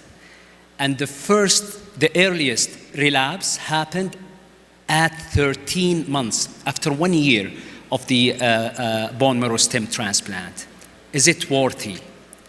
If you have a high, relapsing rate, or if you have a high, relapsing rate and significant, I would say, mortality rate, will you go and do transplant? Because of these side effects, we're holding off on the autologous stem transplant for SLE. But, you should keep it always in the back of your mind. You have 1 minute. Sure. So in summary, management of refractory lupus nephritis varies between the physicians. Why? No good evidence. You may switch to cyclophosphamide or MMF and vice versa. The experience from systemic reviews and meta-analysis may favor actually rituximab, as the data for other agents is limited. No well-designed RCT comparing the effect of these different agents in refractory lupus nephritis. Thank you so much. Thank you very much for this nice lecture. Our next speaker is George Guerrero. Dr. George Guerrero is a consultant rheumatologist in the University Health Network in Canada. He is well known in his field, in the field of lupus. He published more than 190 articles related to lupus, and he was awarded the Edmund Lupus Award by the American College of Rheumatology in 2001. And he is editor of many respectable journals. And he is going to talk about SLE related CNS involvement.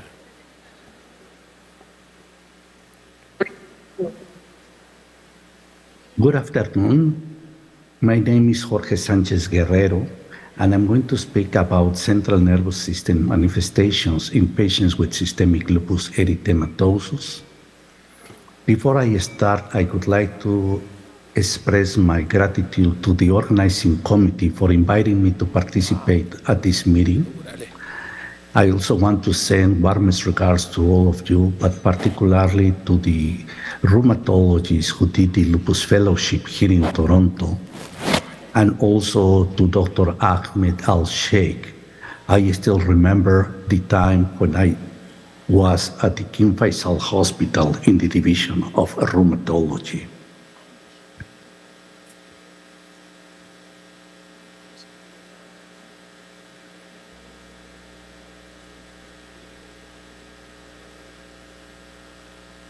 These are my disclosure. Nothing is relevant for this presentation. These are the references in case someone is interested in reading more about this topic. The figures that I will be presenting are from the first article. During the next 20 minutes or so, I'm going to discuss the approach of patients with lupus and CNS manifestations, highlighting the relevance of attribution. I'm going to discuss the pathogenesis of these manifestations, as well as their treatment.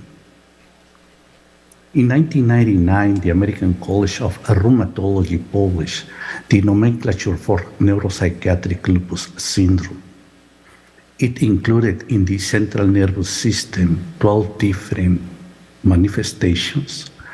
The 4 of them are similar to the general population as they are mild, and most of the time is not due to lupus erythematosus. The other 8 manifestations are much more severe manifestations, and most of the time they are due to lupus erythematosus. I will focus on this last manifestation during my presentation. After the publication of this nomenclature, 2 other manifestations were identified associated with lupus erythematosus. Today, I'm not going to discuss these 2 syndromes. Neuropsychiatric manifestations are heterogeneous. As such, they have different pathogenic mechanisms.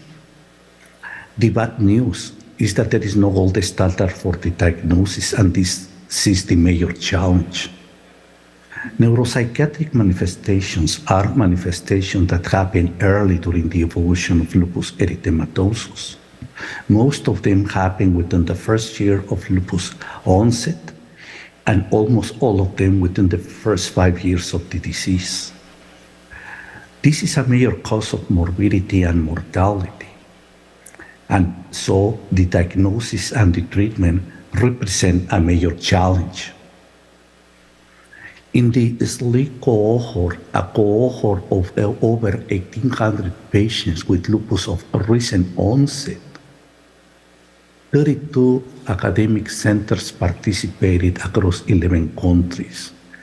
Here, you may see the distribution of the population according to the ethnicity. Among all these patients, almost 50% develop a neuropsychiatric manifestations during the 10 years of follow-up. Half of the patients with neuropsychiatric manifestations had a single event, and the other half 2 or more.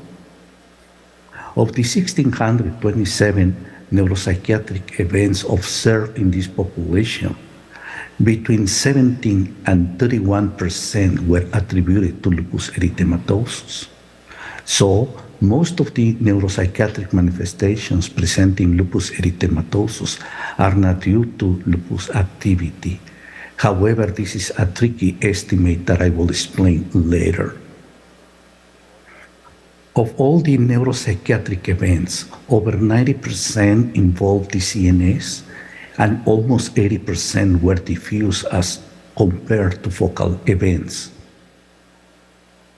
This table is a preliminary report of this assessment, and with almost 1,400 neuropsychiatric events, as you may see here, most of them are headaches, mood disorders, anxiety disorders, and mild cognitive dysfunction. Most of these syndromes are not due to lupus erythematosus. However, when you look at the most severe manifestations, such as seizures, cerebrovascular events, acute confusional states, psychosis, and myelopathy, the frequency is low, less than 10%, but almost all of them are due to lupus erythematosus.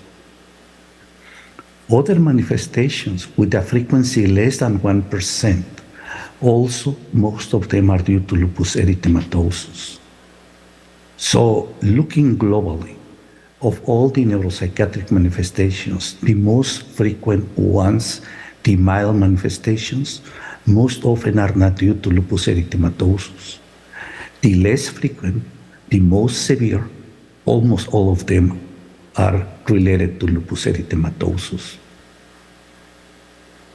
The assessment of patients with any of these syndromes is multidisciplinary, and you need to bring on board any specialty needed for the assessment. Initially, when you are called to see any of these patients, don't worry. The initial assessment is identical to patients with the same manifestations, but no lupus erythematosus. In patients with lupus, you need to assess the global disease activity, as this is very important to reach a definitive conclusion about the attribution. You need to exclude other secondary causes that may explain the presence of these manifestations. And don't worry if after assessing the patient, you still don't have an idea about what is the etiology of the manifestation. Most of the time, the attribution is not immediate. You need to request whatever study is needed according to the syndrome presented, and you need to wait until the final result of these studies before reaching a final conclusion. In this figure, on the column on the right, you have the 12 different CNS syndromes. The pathogenic mechanisms are two. One is thrombotic and the other is inflammatory. The thrombotic mechanisms may be due to immunological factors such as antiphospholipid antibodies, the deposition of complement, or immune complexes. However, it may be due to other factors such as atherosclerosis or coagulopathy, and the treatment differs. On the other side, inflammatory manifestations, all of them have an autoimmune mechanism, and you need to consider this situation when deciding a treatment. In terms of treatment, the data comes from small non-controlled studies and case series. Remember that there are no validated outcome measures available for neuropsychiatric manifestations in lupus erythematosus. So the outcome of the patients reported in the literature are based on the clinician assessment and the outcome that they consider the patient had. Also, there is a publication bias where treatment success are reported, but not the failures. In terms of treatment, there is a general treatment where you need to correct any aggravating factors in the first instance. Patients with symptoms such as depression or seizures require treatment symptomatically. Patients may receive a specific treatment according to the pathogenic mechanism in case of thrombosis with anticoagulation and antiplatelets, and in case of inflammation with steroids and immunosuppressants. In patients with severe refractory manifestations, this is where treatments such as rituximab, plasma exchange, or IV immunoglobulin has a role. Treatment is usually with IV methylprednisolone during 3 or 5 days. The immunosuppressant of choice initially is IV cyclophosphamide on a monthly basis for 6 months. Later on, when the patient is stable and reach a response, a clinical response, you may switch to other immunosuppressants such as mycophenolate mofetil or azathioprine. The use of rituximab with any type of dosing is useful for refractory cases. These are patients who fail to establish therapies. In the literature, the clinical response reported is very high. However, you need to consider the publication bias. After stopping the treatment, the relapse rate varies, but the good news is that the retreatment with rituximab is successful. Other medications such as belimumab have not been tested in these manifestations. In post-hoc analysis of the initial clinical trials, patients with only mild manifestations were included. So there's no conclusive evidence about the utility of belimumab in these manifestations yet. Other treatments such as therapeutic plasma exchange and intravenous immunoglobulin is for selective refractory cases. Also, autologous stem cell transplant. When you are called to see a patient, with lupus erythematosus and suspicion of neuropsychiatric lupus, you need to do a multidisciplinary evaluation in the first step. Afterwards, you need to define whether the manifestation is inflammatory or ischemic. In case of an inflammatory manifestation, if the patient has mild symptoms, symptomatic treatment may be enough. However, with severe symptoms, this is the population where high doses of IV glucocorticoids as well as monthly pulses of cyclophosphamide for 6 months is needed. After this period, you reassess the patient. Those with complete clinical response may be switched to other immunosuppressants for maintenance, such as azathioprine or mycophenolate mofetil. In case of an incomplete clinical response, after 6 months, you may continue with monthly pulses of cyclophosphamide. After assessing these patients for the second time, those with complete remission are switched to maintenance immunosuppressants with azathioprine or MMF. The ones with incomplete response should be treated as refractory cases. Those patients who initially do not respond to the initial treatment are the ones who are indicated for rituximab, plasmapheresis, or IVIG. If the mechanism is ischemic, you need to distinguish if this is inflammatory, such as cerebral vasculitis. Fortunately, this manifestation is very rare, but if this happens, it needs to be treated as previously described. In case that this is atherothrombotic, you need to assess whether this is due to atherosclerosis. In such a case, the control of cardiovascular risk factors is mandatory. If there is an immunological mechanism, and particularly when antiphospholipid antibodies are involved, you need to decide about using low-dose aspirin or long-term anticoagulation. In conclusion, and my recommendations is that these are heterogeneous manifestations with different mechanisms of pathogenesis. Most of the cases occur early within the first year of the disease. In general, only 1/3 of the neuropsychiatric manifestations are due to lupus erythematosus, but in particular, this varies according to each syndrome. Multidisciplinary assessment is mandatory for each of these patients. The initial assessment is focused on the clinical manifestation independently of having or not a lupus diagnosis.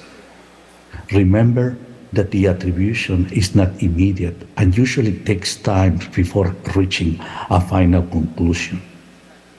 In terms of the treatment, the use of steroids and immunosuppressants is only when indicated, and other treatments such as symptomatic therapy, aspirin, and anticoagulation has a specific role. Finally, when you assess these patients, you need to be aware of your limitations. This is my final slide. Again, I would like to thank for the opportunity to participate. And Thank you very much for this comprehensive talk about CNS lupus, and the floor now is open for discussion. If there is any question from the audience, if not, actually I'll take the opportunity to ask the speakers who are with us. So I have a question for every single speaker. This mic is just, I don't know. It's not. May I have the first question? I will. You will ask? Yes, I will ask. For a professor, given that now we do have a few FDA-approved medication for lupus, where do you fit anifrolumab and where do you fit belimumab in the current treatment of not a refractory? I'm not talking about severe refractory. I'm just talking about lupus, discoid lupus, bad rash with the lupus, that it is refractory to steroids. So where do you fit belimumab versus anifrolumab here? Okay, so the first response is that there is no head-to-head study. Okay, so that's the first disclosure. So we cannot really compare between two molecules cross trials just because there is no head-to-head study. After acknowledging that, you just have to pick clinical pearls that I typically use and I teach my residents. So if you look at the data and slice and dice it, you'll see that anifrolumab definitely has very good data on skin, which is shown by the CLASI score. They had both CLASI A and CLASI B, which is a very tedious skin marker that we do in clinical trials. It is from 0 to 70. The average CLASI score in the anifrolumab, the TULIP programs is about 8 to 9. That's their average CLASI. And it showed there is the endpoint was 50% improvement in CLASI, and that was one of the ranked secondary endpoint in both the TULIP 1 and TULIP 2, and it was fulfilled. And also on their long-term extension that I discussed very briefly, there was also benefit on the skin. In Benlysta, and I also mentioned briefly, there is no direct data on the skin as a part of the primary BLISS program, meaning BLISS 52, BLISS 76, or BLISS L, or BLISS SC. There was no direct measurement of CLASI in the BLISS programs. But there are some post-hoc data showing some benefit, but again, if you go by the clinical trial data, the data is very clear in anifrolumab. That's on the skin. Refractory skin, it could be ACLE, it could be SCLE, it could be DLE. They didn't break it down, but there is a post-hoc analysis again showing differentiation in anifrolumab trial. There is about 5 patients who have actually DLE, 1 SCLE, and 1 lupus pernio. In terms of the other manifestations, both the programs did not have severe CNS or lupus nephritis. So we cannot say that very clearly because that is part of the exclusionary criteria. But they have some renal involvement in both the programs. So in terms of joints, people raise the eyebrows that there is not enough data on the joints in the TULIP 2 program because the endpoint was not met, but if you go back and look at TULIP 1 and the phase 2, there is data to support that it works in the joints as well. I want to tell you one thing, the lupus joint is very difficult because lupus joint changes from visit to visit, number one, and there is no good instrument to measure joints in lupus. So that's one of the change, but in that situation, probably if you really go by the clinical trial, I'll favor belimumab if we have a strong joint involvement, which is the dominant manifestation of lupus based on the available data. Again, since TULIP 2 was not successful, but again, the 1 and MUSE was successful, meaning maybe if you ask me head-to-head, no data, but cross-trial comparison, maybe I'll inch a little bit favor over belimumab because more florid data is available. So that's the skin and joint. Those really, most of the studies have shown those two. Both have improvement in autoantibodies, double-stranded DNA improvement, complements getting better, so you really cannot compare. Hematological manifestation, very scant between the two trials, both showed there is some improvement. And again, in terms of lupus, of course, if somebody has lupus nephritis, the data is there with Benlysta, belimumab. It is approved for lupus nephritis. If somebody has definitely some element of lupus nephritis, in addition to the other extra-renal manifestation, I probably would prefer belimumab over anifrolumab. Great, thank you very much. I think those are the main things that I can think of. Great, that's great. Professor George is with us for if you have any question for CNS lupus, and I don't see any hands on. So, yeah, there is one here, and there is another one in the other line. Yeah, okay. And also front line. Thank you so much. Just, I would like to forward my question to Dr. Sanchez. At the beginning, I would like to welcome you, Dr. Sanchez, to be with us in this meeting and hopefully to see you face-to-face in next meeting. So my question for you, Dr. Sanchez, regarding the treatment of the severe or refractory neuropsychiatric lupus, what about the role of the stem cell transplantation? Do we have any good data and a good result in this field?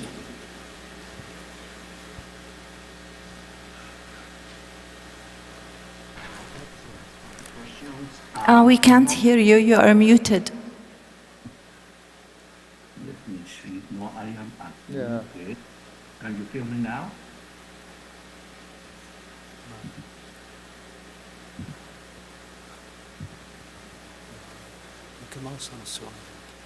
Can you hear me now? Yes, but if you can put the mic closer to the computer.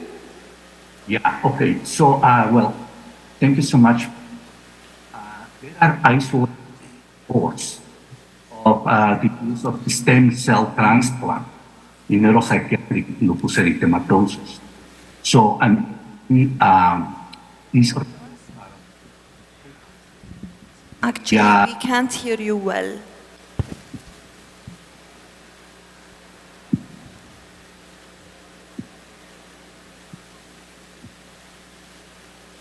Can you hear me better now? Yes. Okay, thank you. So there are a few reports of the use of stem cell transplant in patients with severe and refractory neuropsychiatric manifestations, and they refer success. Now, whether this is a report bias or publication bias, we need to consider that. And this happens with all the reports about these manifestations. There is not like a case series or obviously clinical trial about this type of treatment. So I think that the stem cell transplant now is emerging as a potential tool for patients with these diseases, not just CNS manifestations, but even as mentioned before, with lupus nephritis and other refractory diseases. So the short answer is that there are isolated reports only.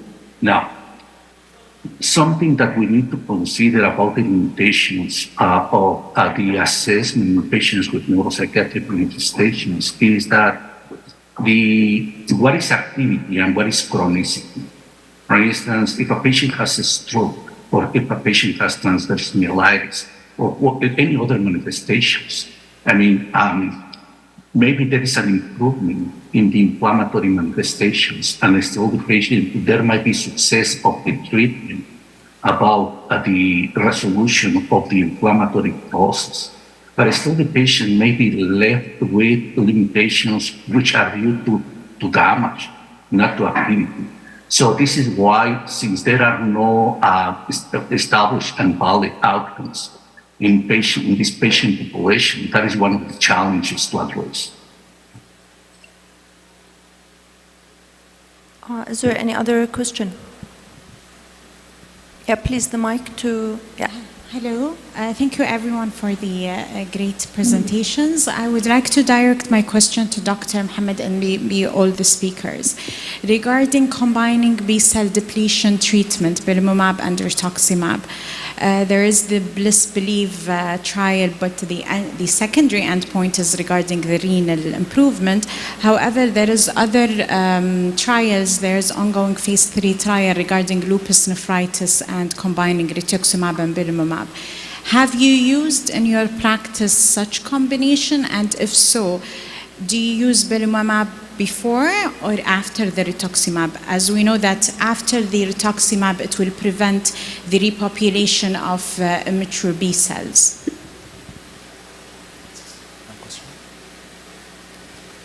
Should I repeat the question? And did you, in your practice, I know it's not evidence-based, have you used the combination of belimumab and rituximab for lupus nephritis? And if so, before or after? Yeah, thank you so much for the question. I didn't actually, try the two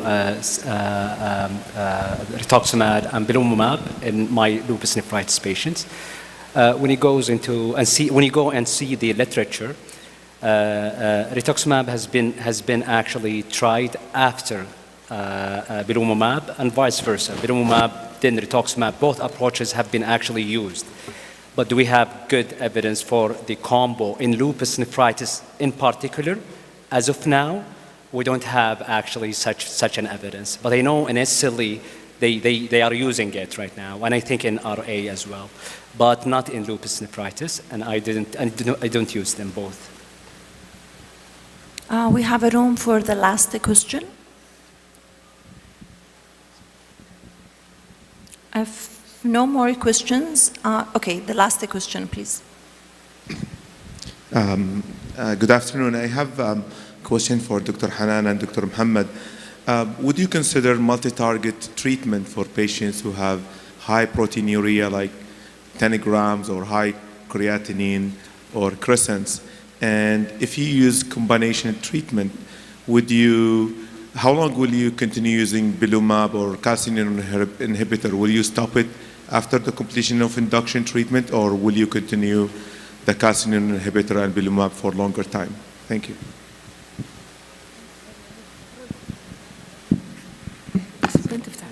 Okay, thank you for the question. So it depends on what class, because usually with this high proteinuria, it's with membranous. And we know with membranous, we need long time. So usually in membranous, the best is calcineurin inhibitor, and there is a good data with MMF, of course. So it depends if it is combined or just a membranous one. So what is your question, whether you use combination? It seems to be the trend, and it will be coming soon, to have, especially if patients have a poor prognostic factor, to have an induction therapy, like what we used. So instead of starting of one therapy and build it up if failed, because we want our patient to improve as early as possible. So if patients have a poor prognostic factor, we can use the combination therapy with steroid. And once we reach to our target, then we withdraw the calcineurin inhibitor. There is no well-controlled study on that, but this is now the trend for severe cases, if it is severe from the start. So maybe we need the nephro. Yeah, with regard, thank you. Thank you, Doctor, for the question. With regard to the duration of CNI, there is no really consensus about the duration of CNI, but one of the possible side effects is the renal fibrosis and glomerulosclerosis on long term.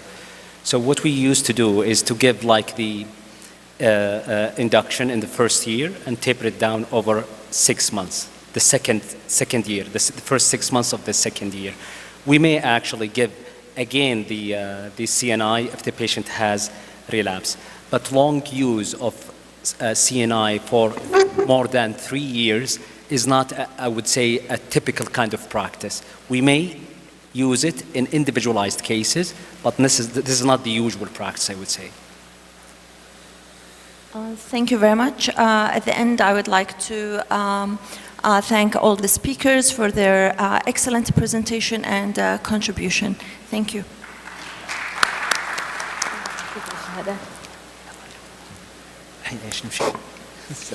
شكرا جزيلا دكتور عبد الله ضلعان ودكتورة سمر الماضي. استاذنك دكتورة حنان بتكريم رؤساء الجلسات والمتحدثين. البداية مع الدكتور عبد الله ضلعان.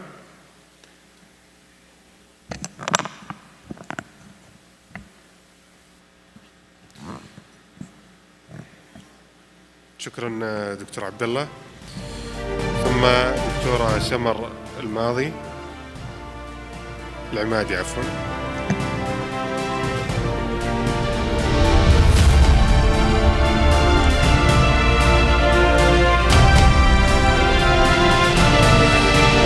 دكتور دايمن.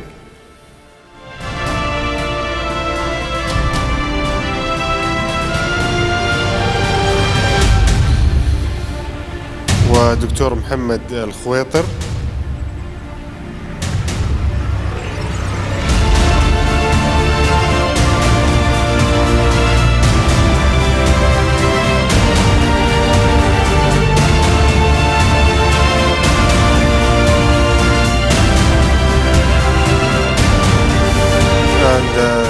Thanks, Dr. George.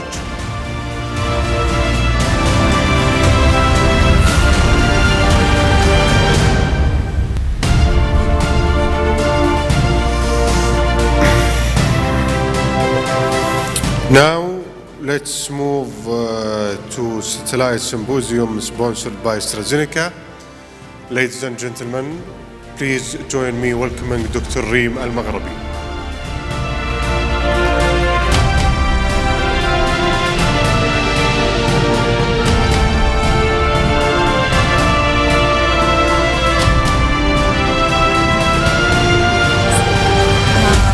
Coming now to to Satellite Symposium. It's my pleasure to introduce Dr. Reem Al-Maghrabi. She's board certified in internal medicine and infectious disease. She obtained also a fellowship in transplant IDC. She's section head of a transplant infectious disease in Organ Transplant Center of Excellence at King Faisal Specialist Hospital Research Center, and she's chairman of Donor Safety Saudi Center for Organ Transplantation. Just one announcement. One announcement. Assalamu alaikum. There will be a Jeopardy competition immediately following the Satellite Symposium, so please don't leave the hall here. And those who are interested to join us in the competition, I will be sitting over there, so you might approach me and I will record your name. So there will be actually 3,000 riyal for the first winner, 2,000 riyal for the second, and 1,000 riyal for the third winner. So I will be over there.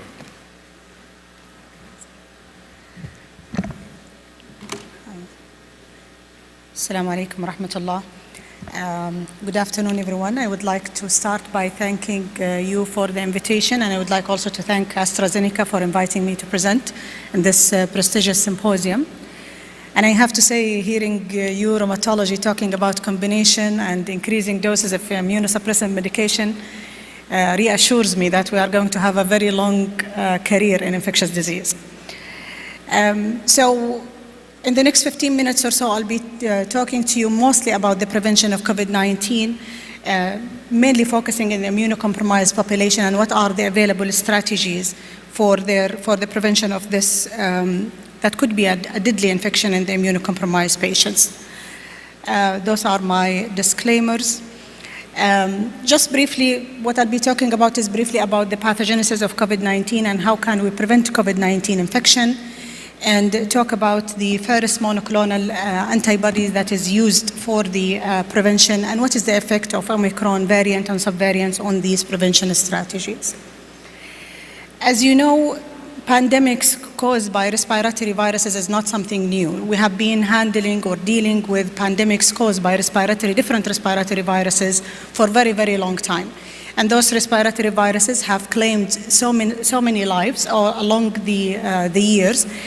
This is just an example of the pandemics that is caused by influenza viruses, started by the infamous 1918 or the Spanish flu that claimed so many lives. Around 50 million people had died because of the Spanish flu. But then we saw also other pandemics caused by the influenza virus. Some of them are considerably recent, like, for example, the swine flu that happened in 2009.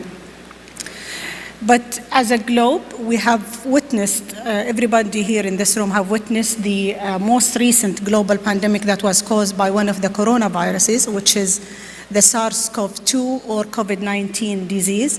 And one of the detrimental points in our understanding of the disease and understanding of the pathogenesis, the prevention, and also the treatment strategies for this deadly disease was understanding the pathogenesis.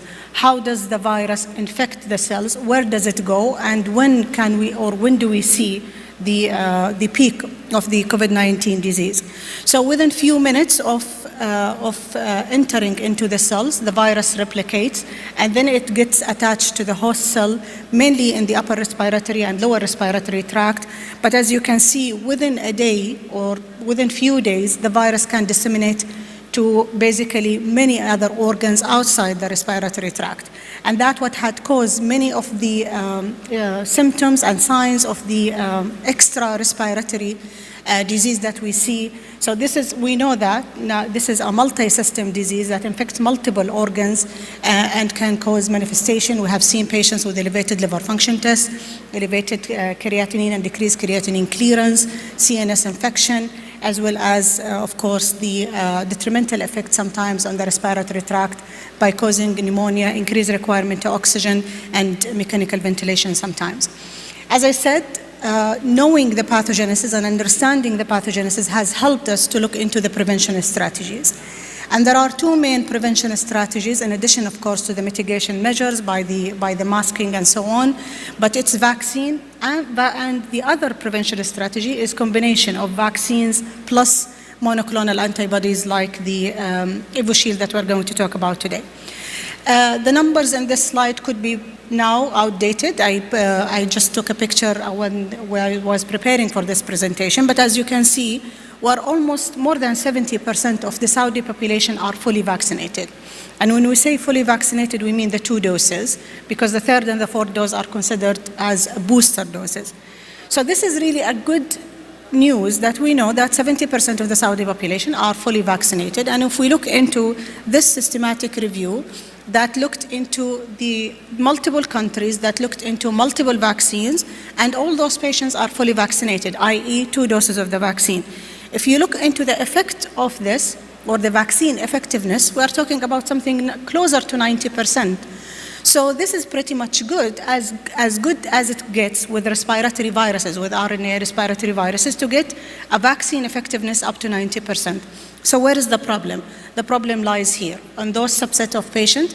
So you can see on your left-hand side, the subset of population that do not respond to the vaccine.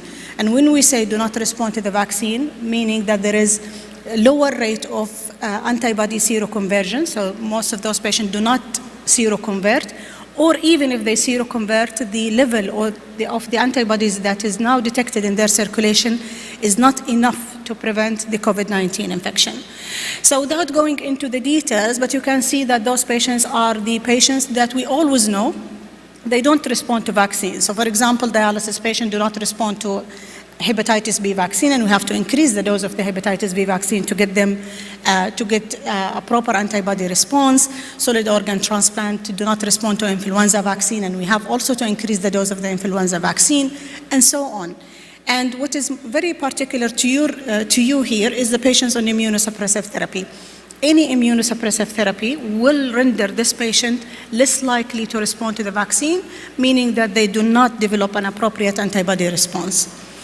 And this is evident in a most recent systematic review that looked into the vaccine effectiveness in immunocompromised population. This is just published earlier this month in one of the prestigious infectious disease journal.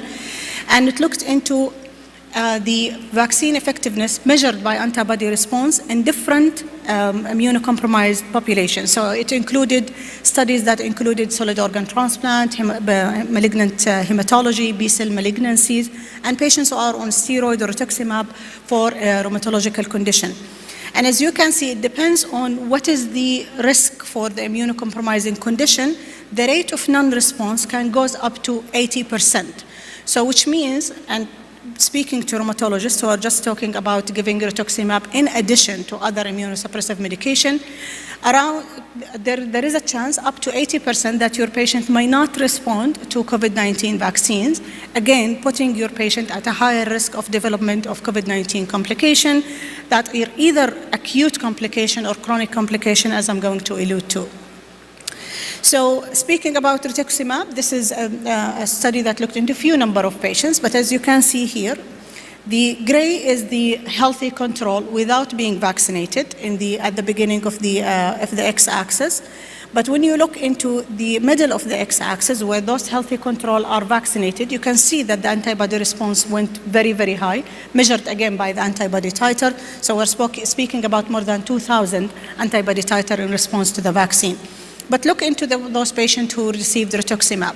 Even if they have detectable CD19 in their circulation, their antibody response is very, very small, which means that they are still at higher risk for COVID-19 infection and also complication.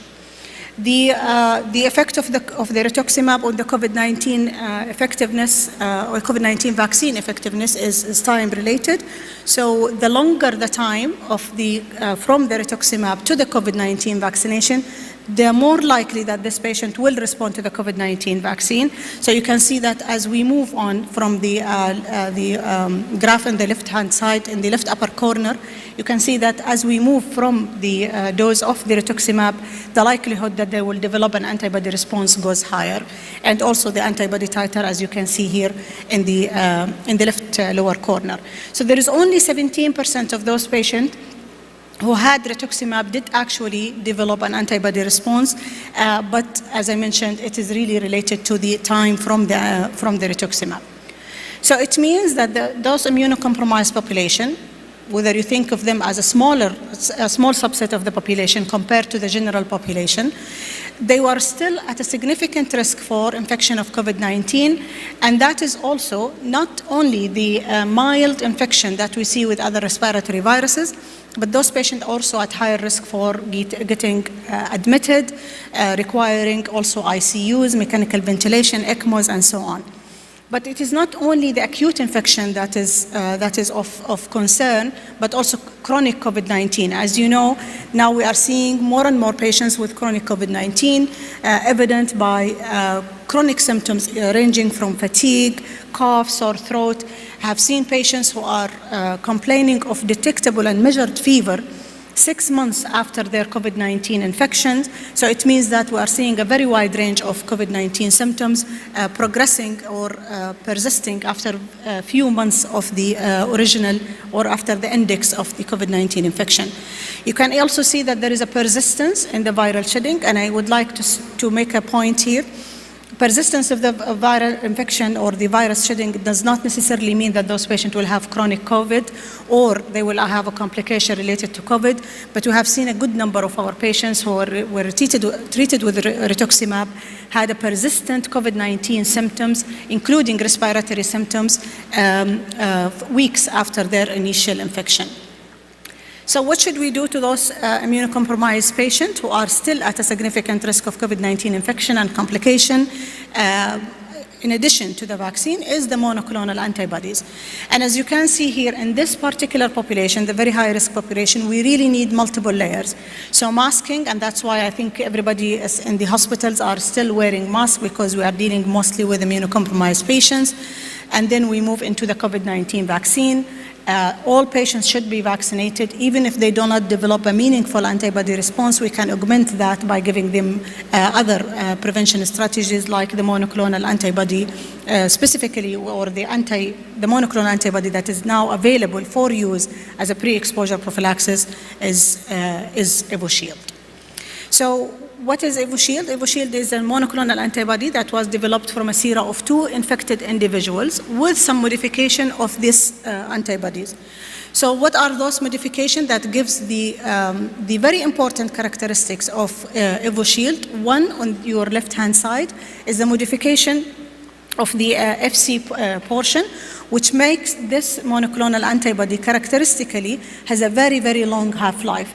So if the patients are getting EvoShield, they will be protected from COVID-19 for 6 months to 1 year after their injection, unless there is an increase in the COVID-19 activity where you need to redose them after 6 months from the original dosing. The other important characteristic of EvoShield on the right hand of the slide is the modification of the FCR and C1q part, which makes, even if there is a virus, the effect of the virus on the immune cells, the immune pathology is much, much lower than what we had anticipated with if it is not given EvoShield, or if the patient is not given EvoShield. So the main characteristic or the main advantage of EvoShield is neutralizing SARS-CoV-2, which means that it prevents the virus from attaching to the AC receptors in the respiratory system. These are the major clinical trial or the landmark clinical trials that looked into the effectiveness of the EvoShield in immunocompromised patients. Or in general population, and as you can see here, they are really focused on preventing COVID-19 or preventing complication of COVID-19. I'm going to focus on 2 major studies, the PREVENT and then the TACKLE studies that are basically serving 2 major indications, prevention or prevention of COVID-19 complication. So the first study, the PREVENT, as you would expect, this is a phase 3 randomized double-blind controlled trial multi-center that looked into the efficacy and safety of the 300 dose, which is 150 for each medication, of EvoShield for pre-exposure prophylaxis, meaning that those patients were not exposed to COVID-19, and we think that the vaccine might not be as effective as we would hope for, so it included the high-risk patients. And those patients were randomized 2-to-1, so either EvoShield or placebo, looking into the main primary efficacy endpoint, which is a diagnosed COVID-19 infection around for 180 days after the EvoShield injection, and looked also into a safety endpoint, given that this is a new medication that we are looking into.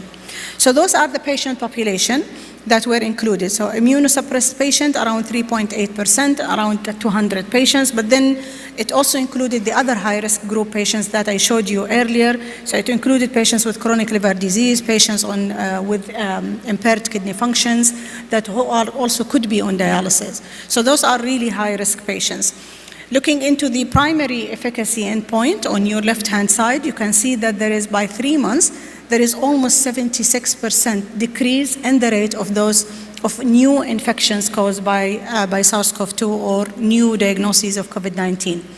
In the post-hoc analysis, which was not pre-planned, but they looked into the 6 months efficacy, and it showed around 82% improvement. So this is as good as a vaccine in healthy control or in a non-immunocompromised individual. So this is an excellent medication that gives additional layer of prevention for our patients. And looking into the safety endpoint, and as I mentioned, this is considered a new medication, so looking into the safety was a very important endpoint. And as you can see here, most of the adverse events that were seen were mild adverse event that looked into, or mainly was in the injection site. Anaphylaxis, which was one of the major side effects that we are always worried about, especially with new medication, was noted in less than 1% of the patients in this particular study.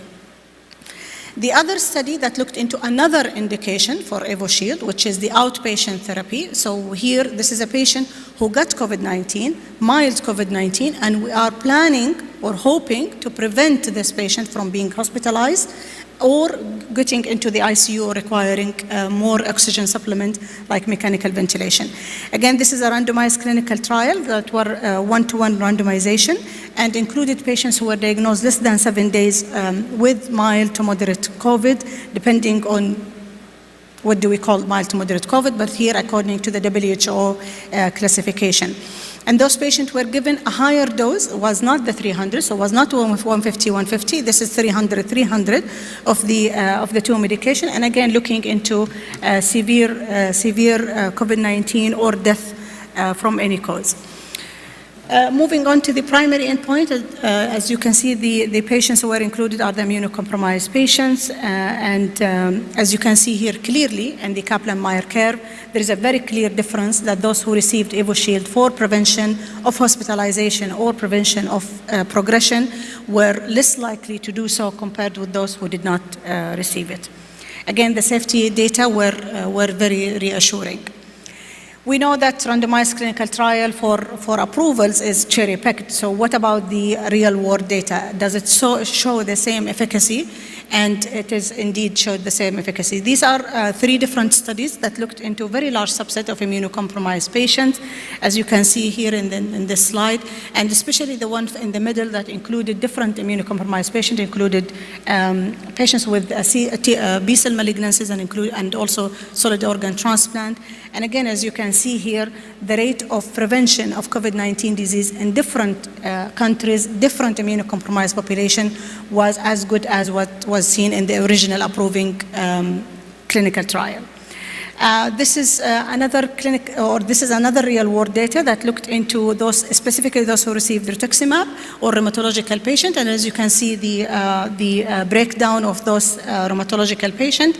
And again, the majority of those patients did not develop, or around 98%. Around 98% did not develop any COVID-19 vaccine.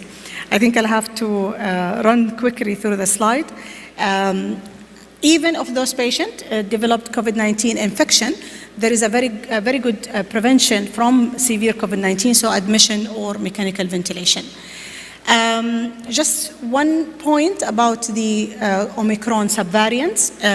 We know that Omicron is the largest mutation that has happened in COVID-19 or in SARS-CoV-2. What I want to say is, depending on what is the Omicron subvariant that we see, the efficacy of the EvoShield will be affected, as well as the vaccination.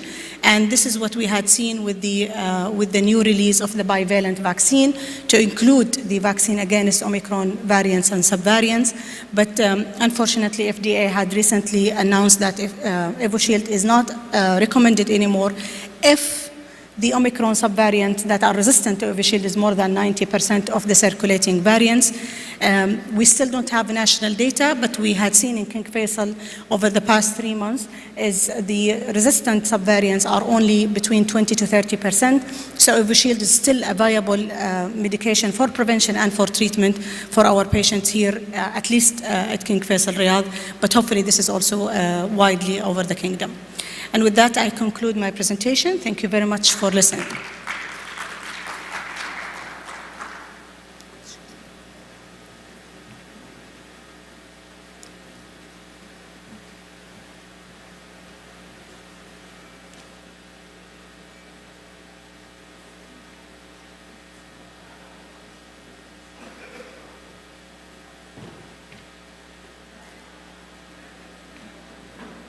All right. Good afternoon, everybody. I was only given 10 minutes to finish this, so please put your seatbelts on. All right. So we're going to talk about unlocking lupus, the role of interferon in SLE pathology. So we're going to very briefly talk about interferon, which I gave you a detail during my previous talk in SLE year in review. So I'm not going to go in further details about the context, how interferon was discovered. But what I'm going to tell you is basically, interferon basically released by a host of cells as a part of defense against the bacterial as well as viral infections. And basically, because of this part of the defense against bacterial and viral infection, they are actually helpful to mobilize our innate and adaptive immune response. And thus, it helps to circumvent the bacterial and viral infection. So it is good for us to have interferon in our system. And very briefly, interferons really have 3 different types. Type 1 interferon we talked about, type 2 is interferon gamma, type 3 is interferon lambda. The type 1 interferon really is worked through the JAK1 TYK2 pathway. Type 2 and type 3 works through JAK1 and JAK2 pathway. That is the type 2, and type 3 is JAK1 and TYK2 again, just like type 1 interferon.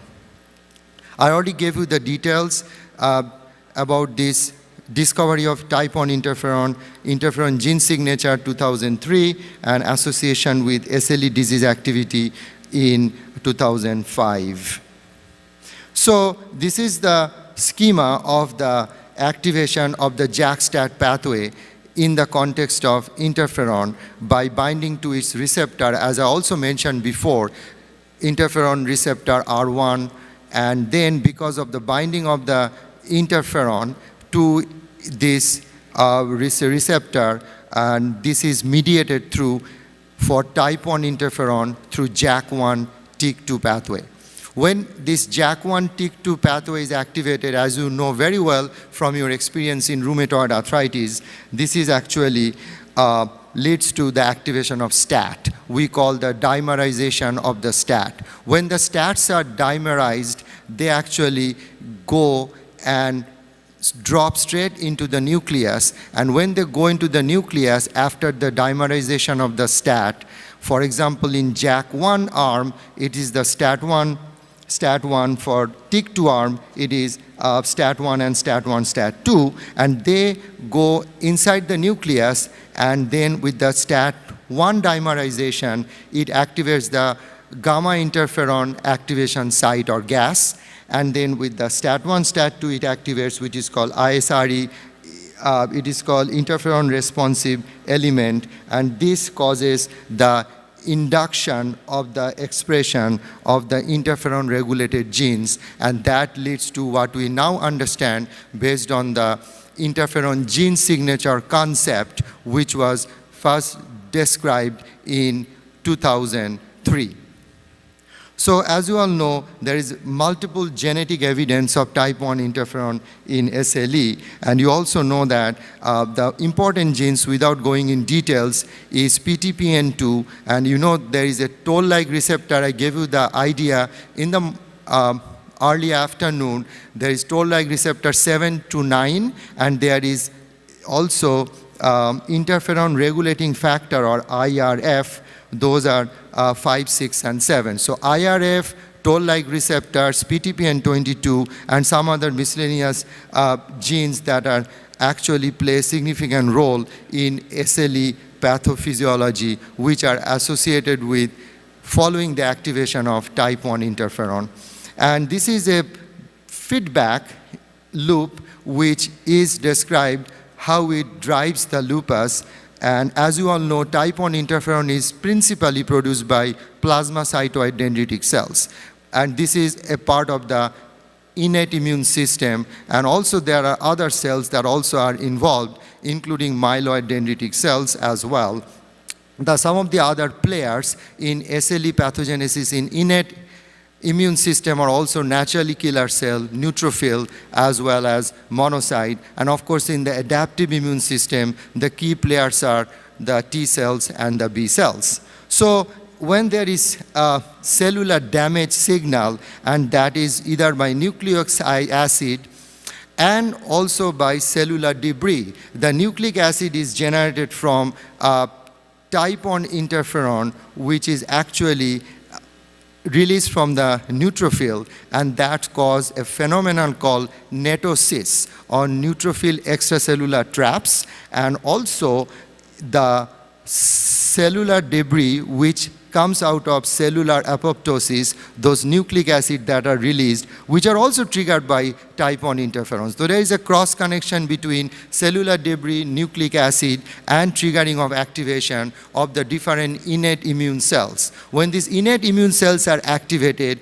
they actually further go on to serve as autoantigens, and which will be the trigger to actually activate the adaptive immune cells. And then the adaptive immune cells, you know, are the T cells and the B cells. And these T cells and B cells, those are actually lead to generation of cytotoxins, pro-inflammatory molecules, and autoantibodies. So this cell-mediated and humoral immunity, which is the T cell immunity and the B cell immunity, are also involved in the process of innate and adaptive immune system to trigger the whole process. So not only just one particular cell system, but a panoply of all the important players of the immune system, the innate, the adaptive immune system, the humoral, as well as the cellular immunity. They're all associated with type 1 interferon activation, and this is not complicated, so I'll show you even this more complicated picture, which basically shows us that interferon is the key central driver in lupus pathogenesis, because it actually acts like a bridge between innate immune system and the adaptive immune system, and helps to mobilize both the cell-mediated and humoral immunity. So with that, the implications would be that with the SLE have an elevated interferon gene signature. Oh, okay. So, 2 minutes 56 seconds, okay. So the autoantibodies and type 1 interferon present before clinical manifestations of lupus, and this is the manifestation that I told you before, which we discussed in details.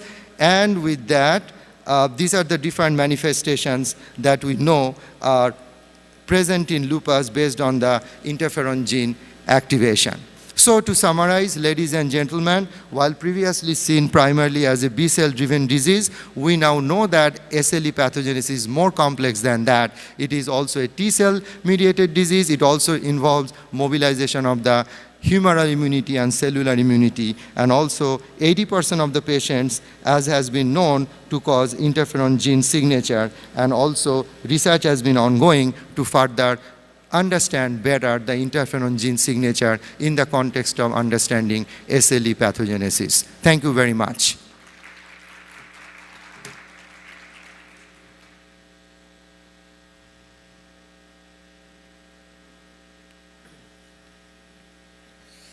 Thank you دكتور ديما بازو وشكرا أيضا للدكتورة ريما المغربي. دكتور حسين حلبي, welcome back on the podium.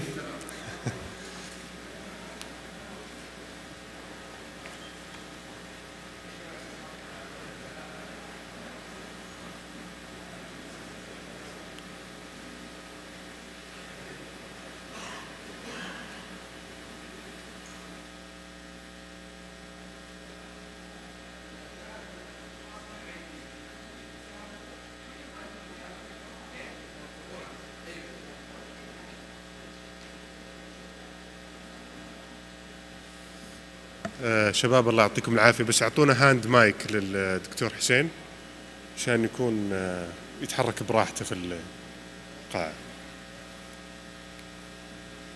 هيجيبوا الشباب الهاند مايك.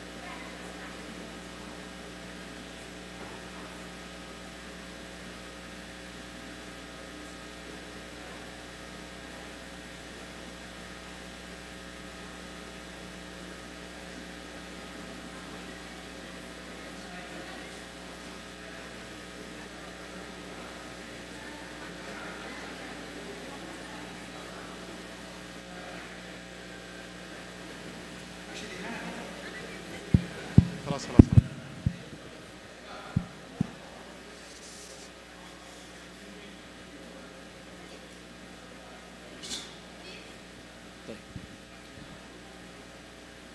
طيب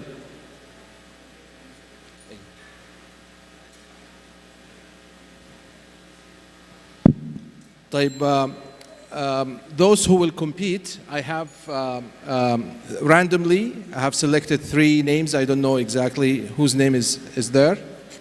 So basically this is a Jeopardy. I hope you know what Jeopardy is. Basically we're going to have 5 categories, 5 questions, 5 categories, and under each category we have 5 questions. The difficulty goes from the top to the bottom. And each question has a value. So the lowest the value is the easiest the question. And the highest the value is the most difficult question in each category. So we will have a total of 25 questions. Those who will collect the highest points is a winner. Now, if you press on the bell here, you are obliged to answer. If you don't answer, it's going to be considered as no answer, and that amount that you have selected will be subtracted from your overall points. Clear? طيب, these are the 3 names that randomly have been selected. So the first contestant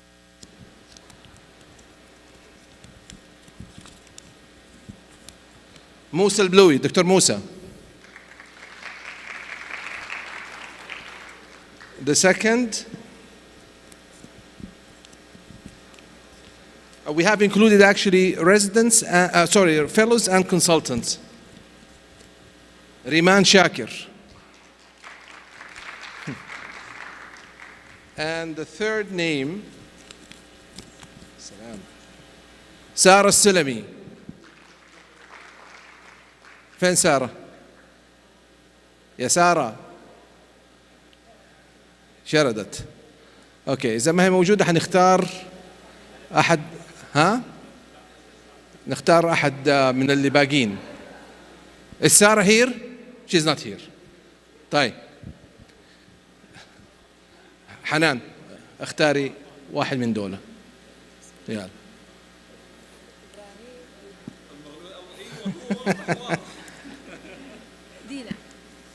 دينا أحمد. دينا. Okay. Yeah. So we have a consultant and 2 fellows. A consultant and 2 fellows. طيب ايش رايكم تنزلوا بقيه الطاولات تحت عشان يشوفوا السؤال؟ اي could you help us please bring all these tables down. طيب ابغى احد يسجل العلامات. We have to finish in 30 minutes. يلا.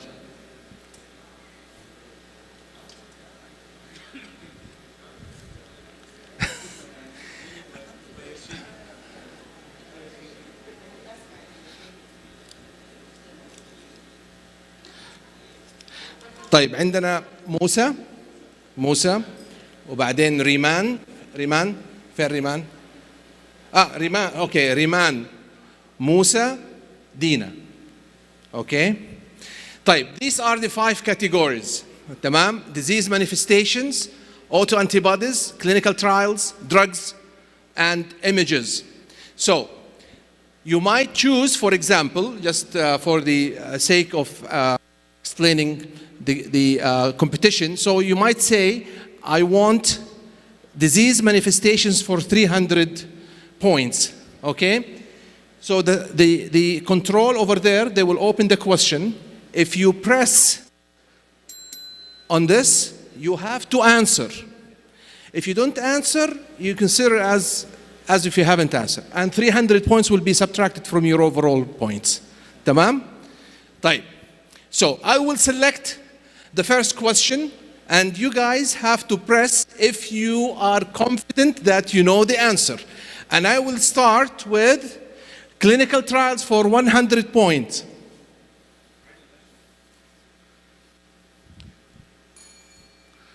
Okay, Riman, what is أرفع صوت. Pixbus. That is the correct answer. Bravo. So now back to the screen. So now you select and you have to answer. Okay, if you don't answer, the other contestants will have the choice. Yeah. Okay. Disease manifestation 300. Disease manifestation 300. 300.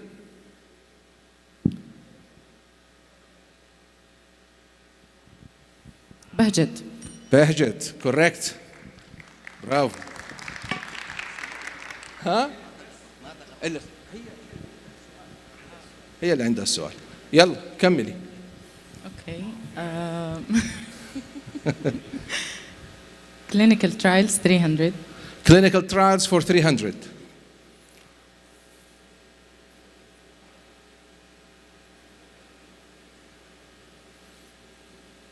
Similar rates of induction. Rituximab and cyclophosphamide. Ritux. That is incorrect. So now you have the chance, if you know, to answer. Yeah. Huh? Main written study? No.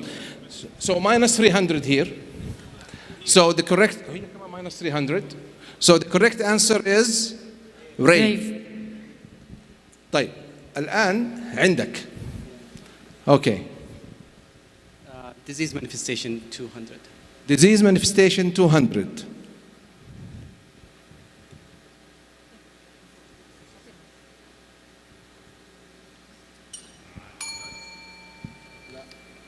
Fibromyalgia. That is incorrect. Myofascial. صح. أنت أول؟ أنت لقيتي قبلها؟ ها؟ طيب حنلغي السؤال. نلغي السؤال. بس اضربوا يا جماعه معلش بس اضغطوا على ها؟ اي حنلغي السؤال. اضغطي بسرعه وبقوه يعني مو كده. يلا عندك السؤال الثاني. Disease manifestation 100. Disease manifestation 100.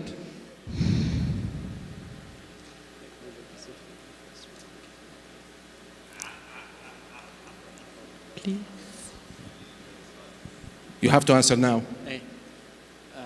3, 2, 1. Give me an answer. Okay. I forget the name. صفو. مين اللي ضرب أول؟ هنا. دكتور عمير. مين ضرب أول؟ أنا ما رضيت، أنا قلت أخذت هذا من الجمهور. مين اللي ضرب أول؟ شوفها كلهم. والله هنا. خلاص خليها بالصوت دكتور، أعلى من الجرس. طيب يلا تفضل. طب أوكي يلا تفضلي. يلا يا دين. يلا عندك يلا انسر. يلا صافو صح. يلا عندك اختاري. اوكي بختار clinical disease manifestations 400. disease manifestation 400. Yes. يلا.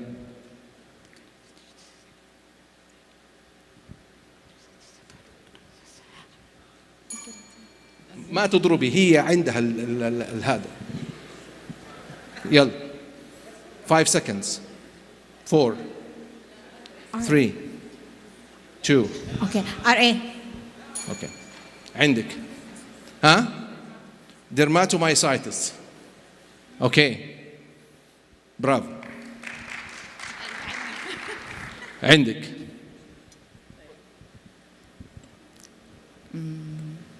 auto antibodies 300. auto antibodies 300.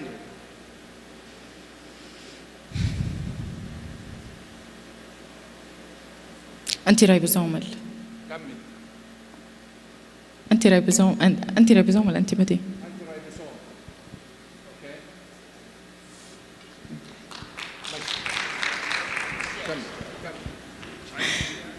طيب drugs 200.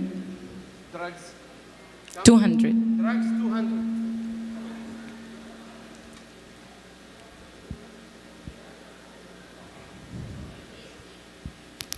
drugs 200. ما سمع.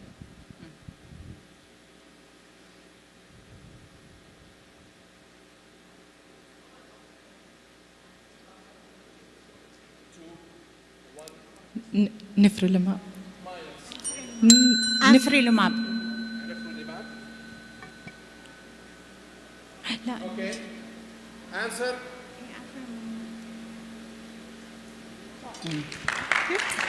يلا عندك. اوكي disease manifestations 500. disease manifestations 500.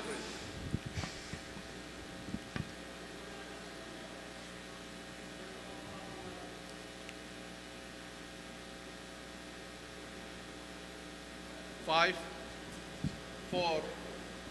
دقيقة 2 1. اوكي chikungunya.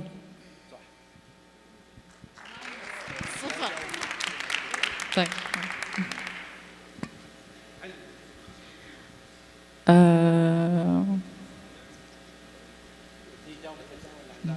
drugs 100. drugs 100.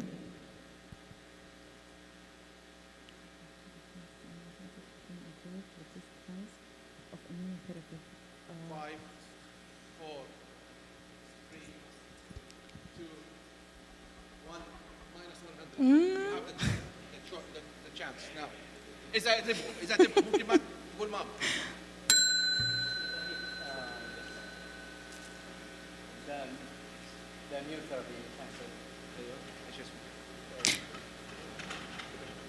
Can I answer? إيش اسمه؟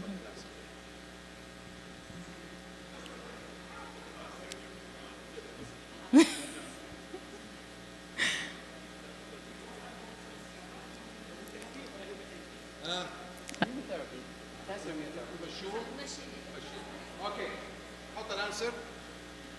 تشيك بوينت هنا. عندك 100. drugs 300. drugs 300. لا ما نعمل. عندك 5 4 3 2 1 تسليزوماب. لا ضغطت الجرس. لا تجاوبي الين ما اقول لك عندك. خلاص سوري. حيتلغي السؤال هذا. ما تجاوب. طيب خلاص. تضرب الجرس اول. يلا عندك مرة. ضرب. والله ضرب. نص راس حتلغيها عشان Okay.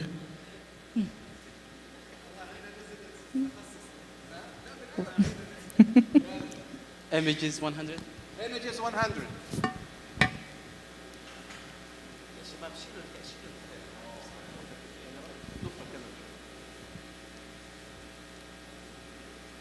Five. هنا السؤال. 4 3 2 1 جاوبي. تشيل بلين. شيل بلين. صح. عندك. اوتو انتي بوديز 400. 100 ايش هو؟ اوكي. 5 4 3 2 1 0. مين اللي ضرب اول؟ يلا. انتي سنترومير. انتي سنترومير غلط. عندك. نو انسر. خلاص ماينس 400 هنا وماينس 400 هنا.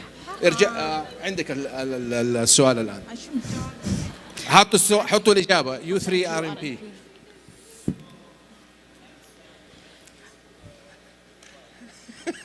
Okay. يلا Auto عندك. antibodies 200. Auto antibodies 200.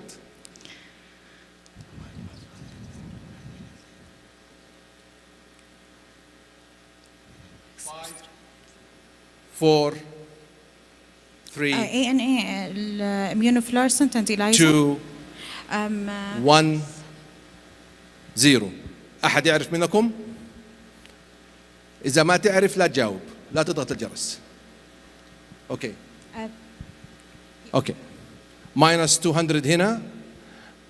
الإجابة. الإجابة. It's بيانكا. أوكي. عندك مرة ثانية. يلا يلا لسه. Auto antibodies 100. Auto antibodies 100. 5 4 3 2 1. Double stranded. لا. أنا ضغطت أول. صح. مزبوط. عندك. Images 200. مين؟ ايش هو؟ Images 200. Images 200. أبشر. يلا عندك.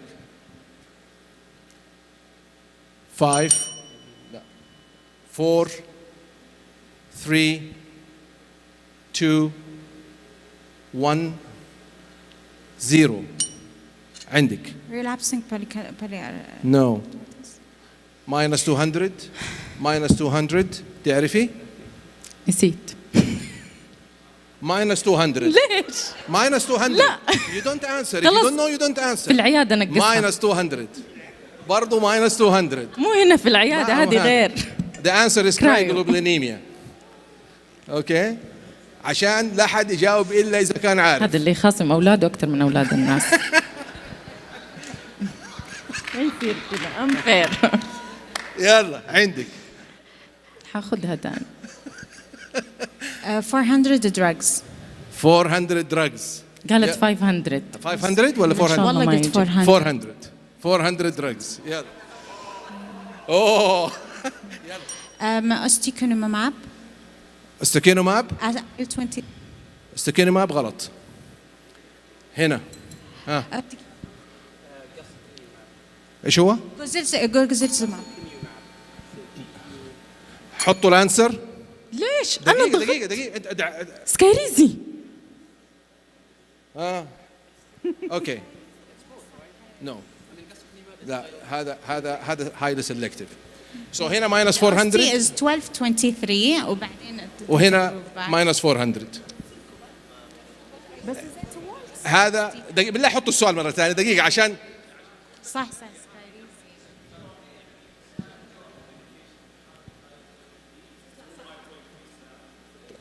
إذا يلغى السؤال لأنه اللي حط السؤال للأسف الشديد كان مسرح شوية لا بس احنا لنا الحين باللي مسجل هنا، أنا ما أقدر آخذ هذا. أوكي؟ لا ما تمشي. لا أنا الهوست معليش. يلا كان عند مين هذا؟ ها؟ جاوبنا غلط بس عندي. لا. يلا عندك أنت؟ هي يلا. اوتو انتي بوديز 500. اوتو انتي بوديز فور 500. اللي ما يعرف لا يجاوب.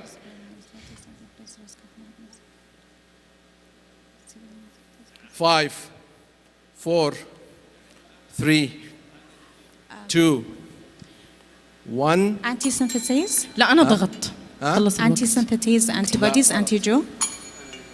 مين اللي ضغط هنا ولا والله هنا؟ انا اول. هنا قال شوف اللجنه. NXP2. هنا؟ ها؟ NXP2. انت NXP2 صحيح.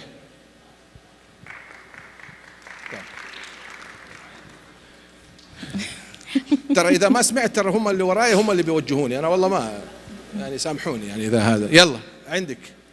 طيب drugs 500. drugs 500. vitamin A derivative isotretinoin. صح. I will consider it لأنه vitamin A derivative isotretinoin. صحيح. برافو.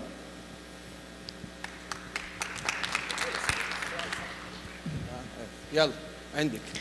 طيب clinical trials 200. كم؟ 200 clinical trials. 5. bliss. 4. غلط. 200. عندكم الشانس. 5 4 3 2 1 0. The correct answer is plus LN. plus lupus nephritis. ايوه في لانه في plus ثاني اللي هي الاوريجينال plus. كلها بلس. It's plus LN. طيب يلا برضو عندك هذا. طيب clinical trials 500. clinical trials 500.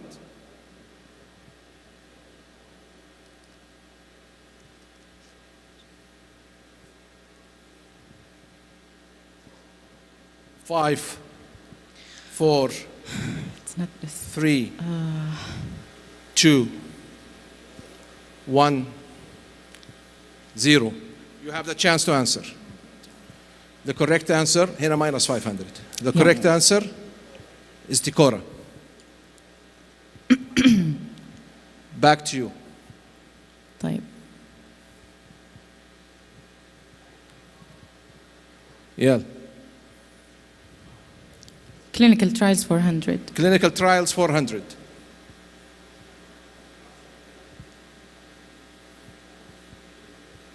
best trial. صح. برافو. 400. عندك ما بقي غير الايمجز. شوف الاستراتيجي حقتك كيف. images 400. images 400.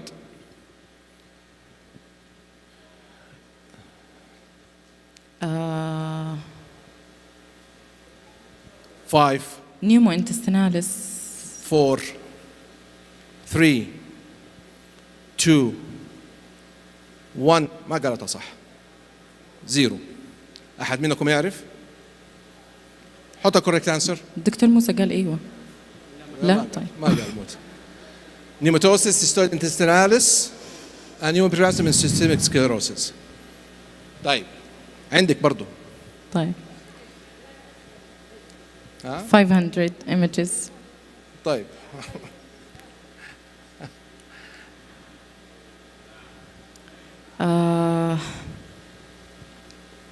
أي أحد ممكن يجاوب. xanthine oxidase inhibitor deficiency. الهايبو. أيوة.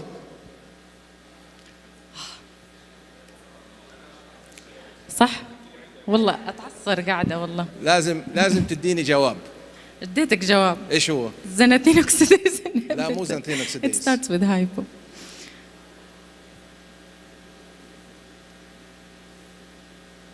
طب اخذ النص. لا ما هم ما يبغوا يجاوبوا، ما يبغوا يجاوبوا. طيب من غير خصم درجات صح؟ خلص ما عندي رصيد اصلا. خلص صح دكتور. طيب ارجع مرة ثانية. آخر سؤال أظن. أجاوب.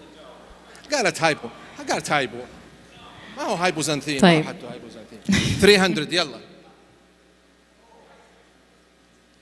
أنا؟ أي. رابر جيرسي. صح. رابر جيرسي سباين. برافو. ايوه صح. طيب كيف الوضع؟ دكتور خلي الذمة والضمير على الجنب. طيب خلاص. بذمة وضمير. نشوف مين اللي قدر يجمع درجات أكثر.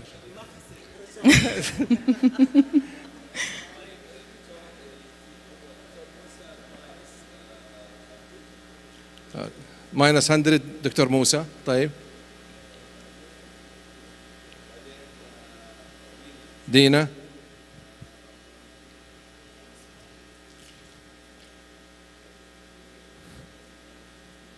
$1300 ماينس 1000. إلى الآن موسى هو الفائز إلى الآن.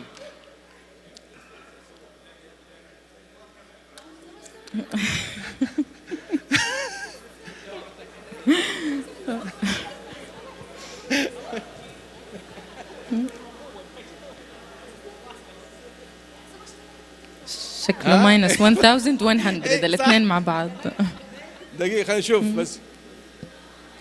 اوف كتير قد كده دكتور ما تنعد. ايوه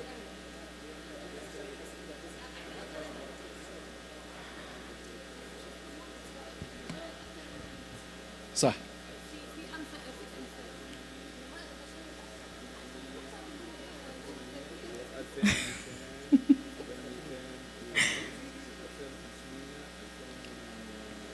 $900.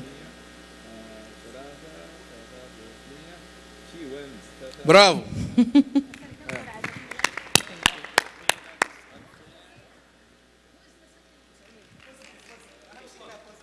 اي المركز الأول ريمان، ألف مبروك. مبروك. شكرا دكتور. موسى المركز الثاني، ألف مبروك. والمركز الثالث دكتورة دينا، ألف مبروك.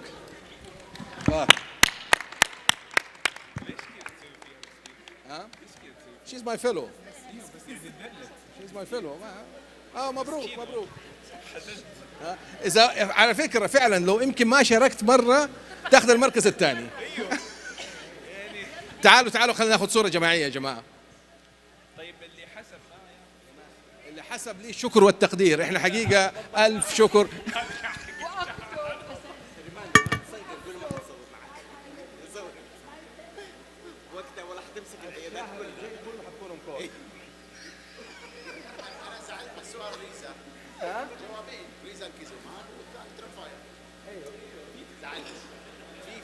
شكلكم تحبوا أبفي.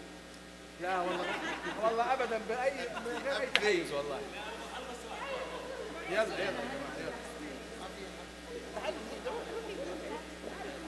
رجائي مع المنتور حقي. الزملاء الكرام احنا ودنا ناخذ صورة جماعية مع الجميع. تفضلوا حياكم الله على الستيج. تفضلوا الجميع تفضلوا. ما نبغى حجاز. تفضلوا.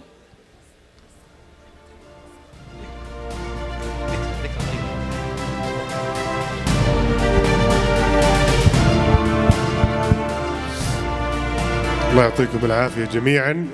نراكم غدا بمشيئة الله تعالى عند الساعة 8:30 صباحا بمشيئة الله.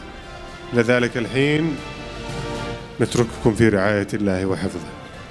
لك مني كل الشكر عبد الله بن نور، جزاك الله خير وما قصرت وبارك الله فيك. شكرا لك طبعا. الله يسلمك. شكرا لك. يا اخوان لسه still we need please come just come take a photo please. It's for a memory. Just please come. لحظة ثواني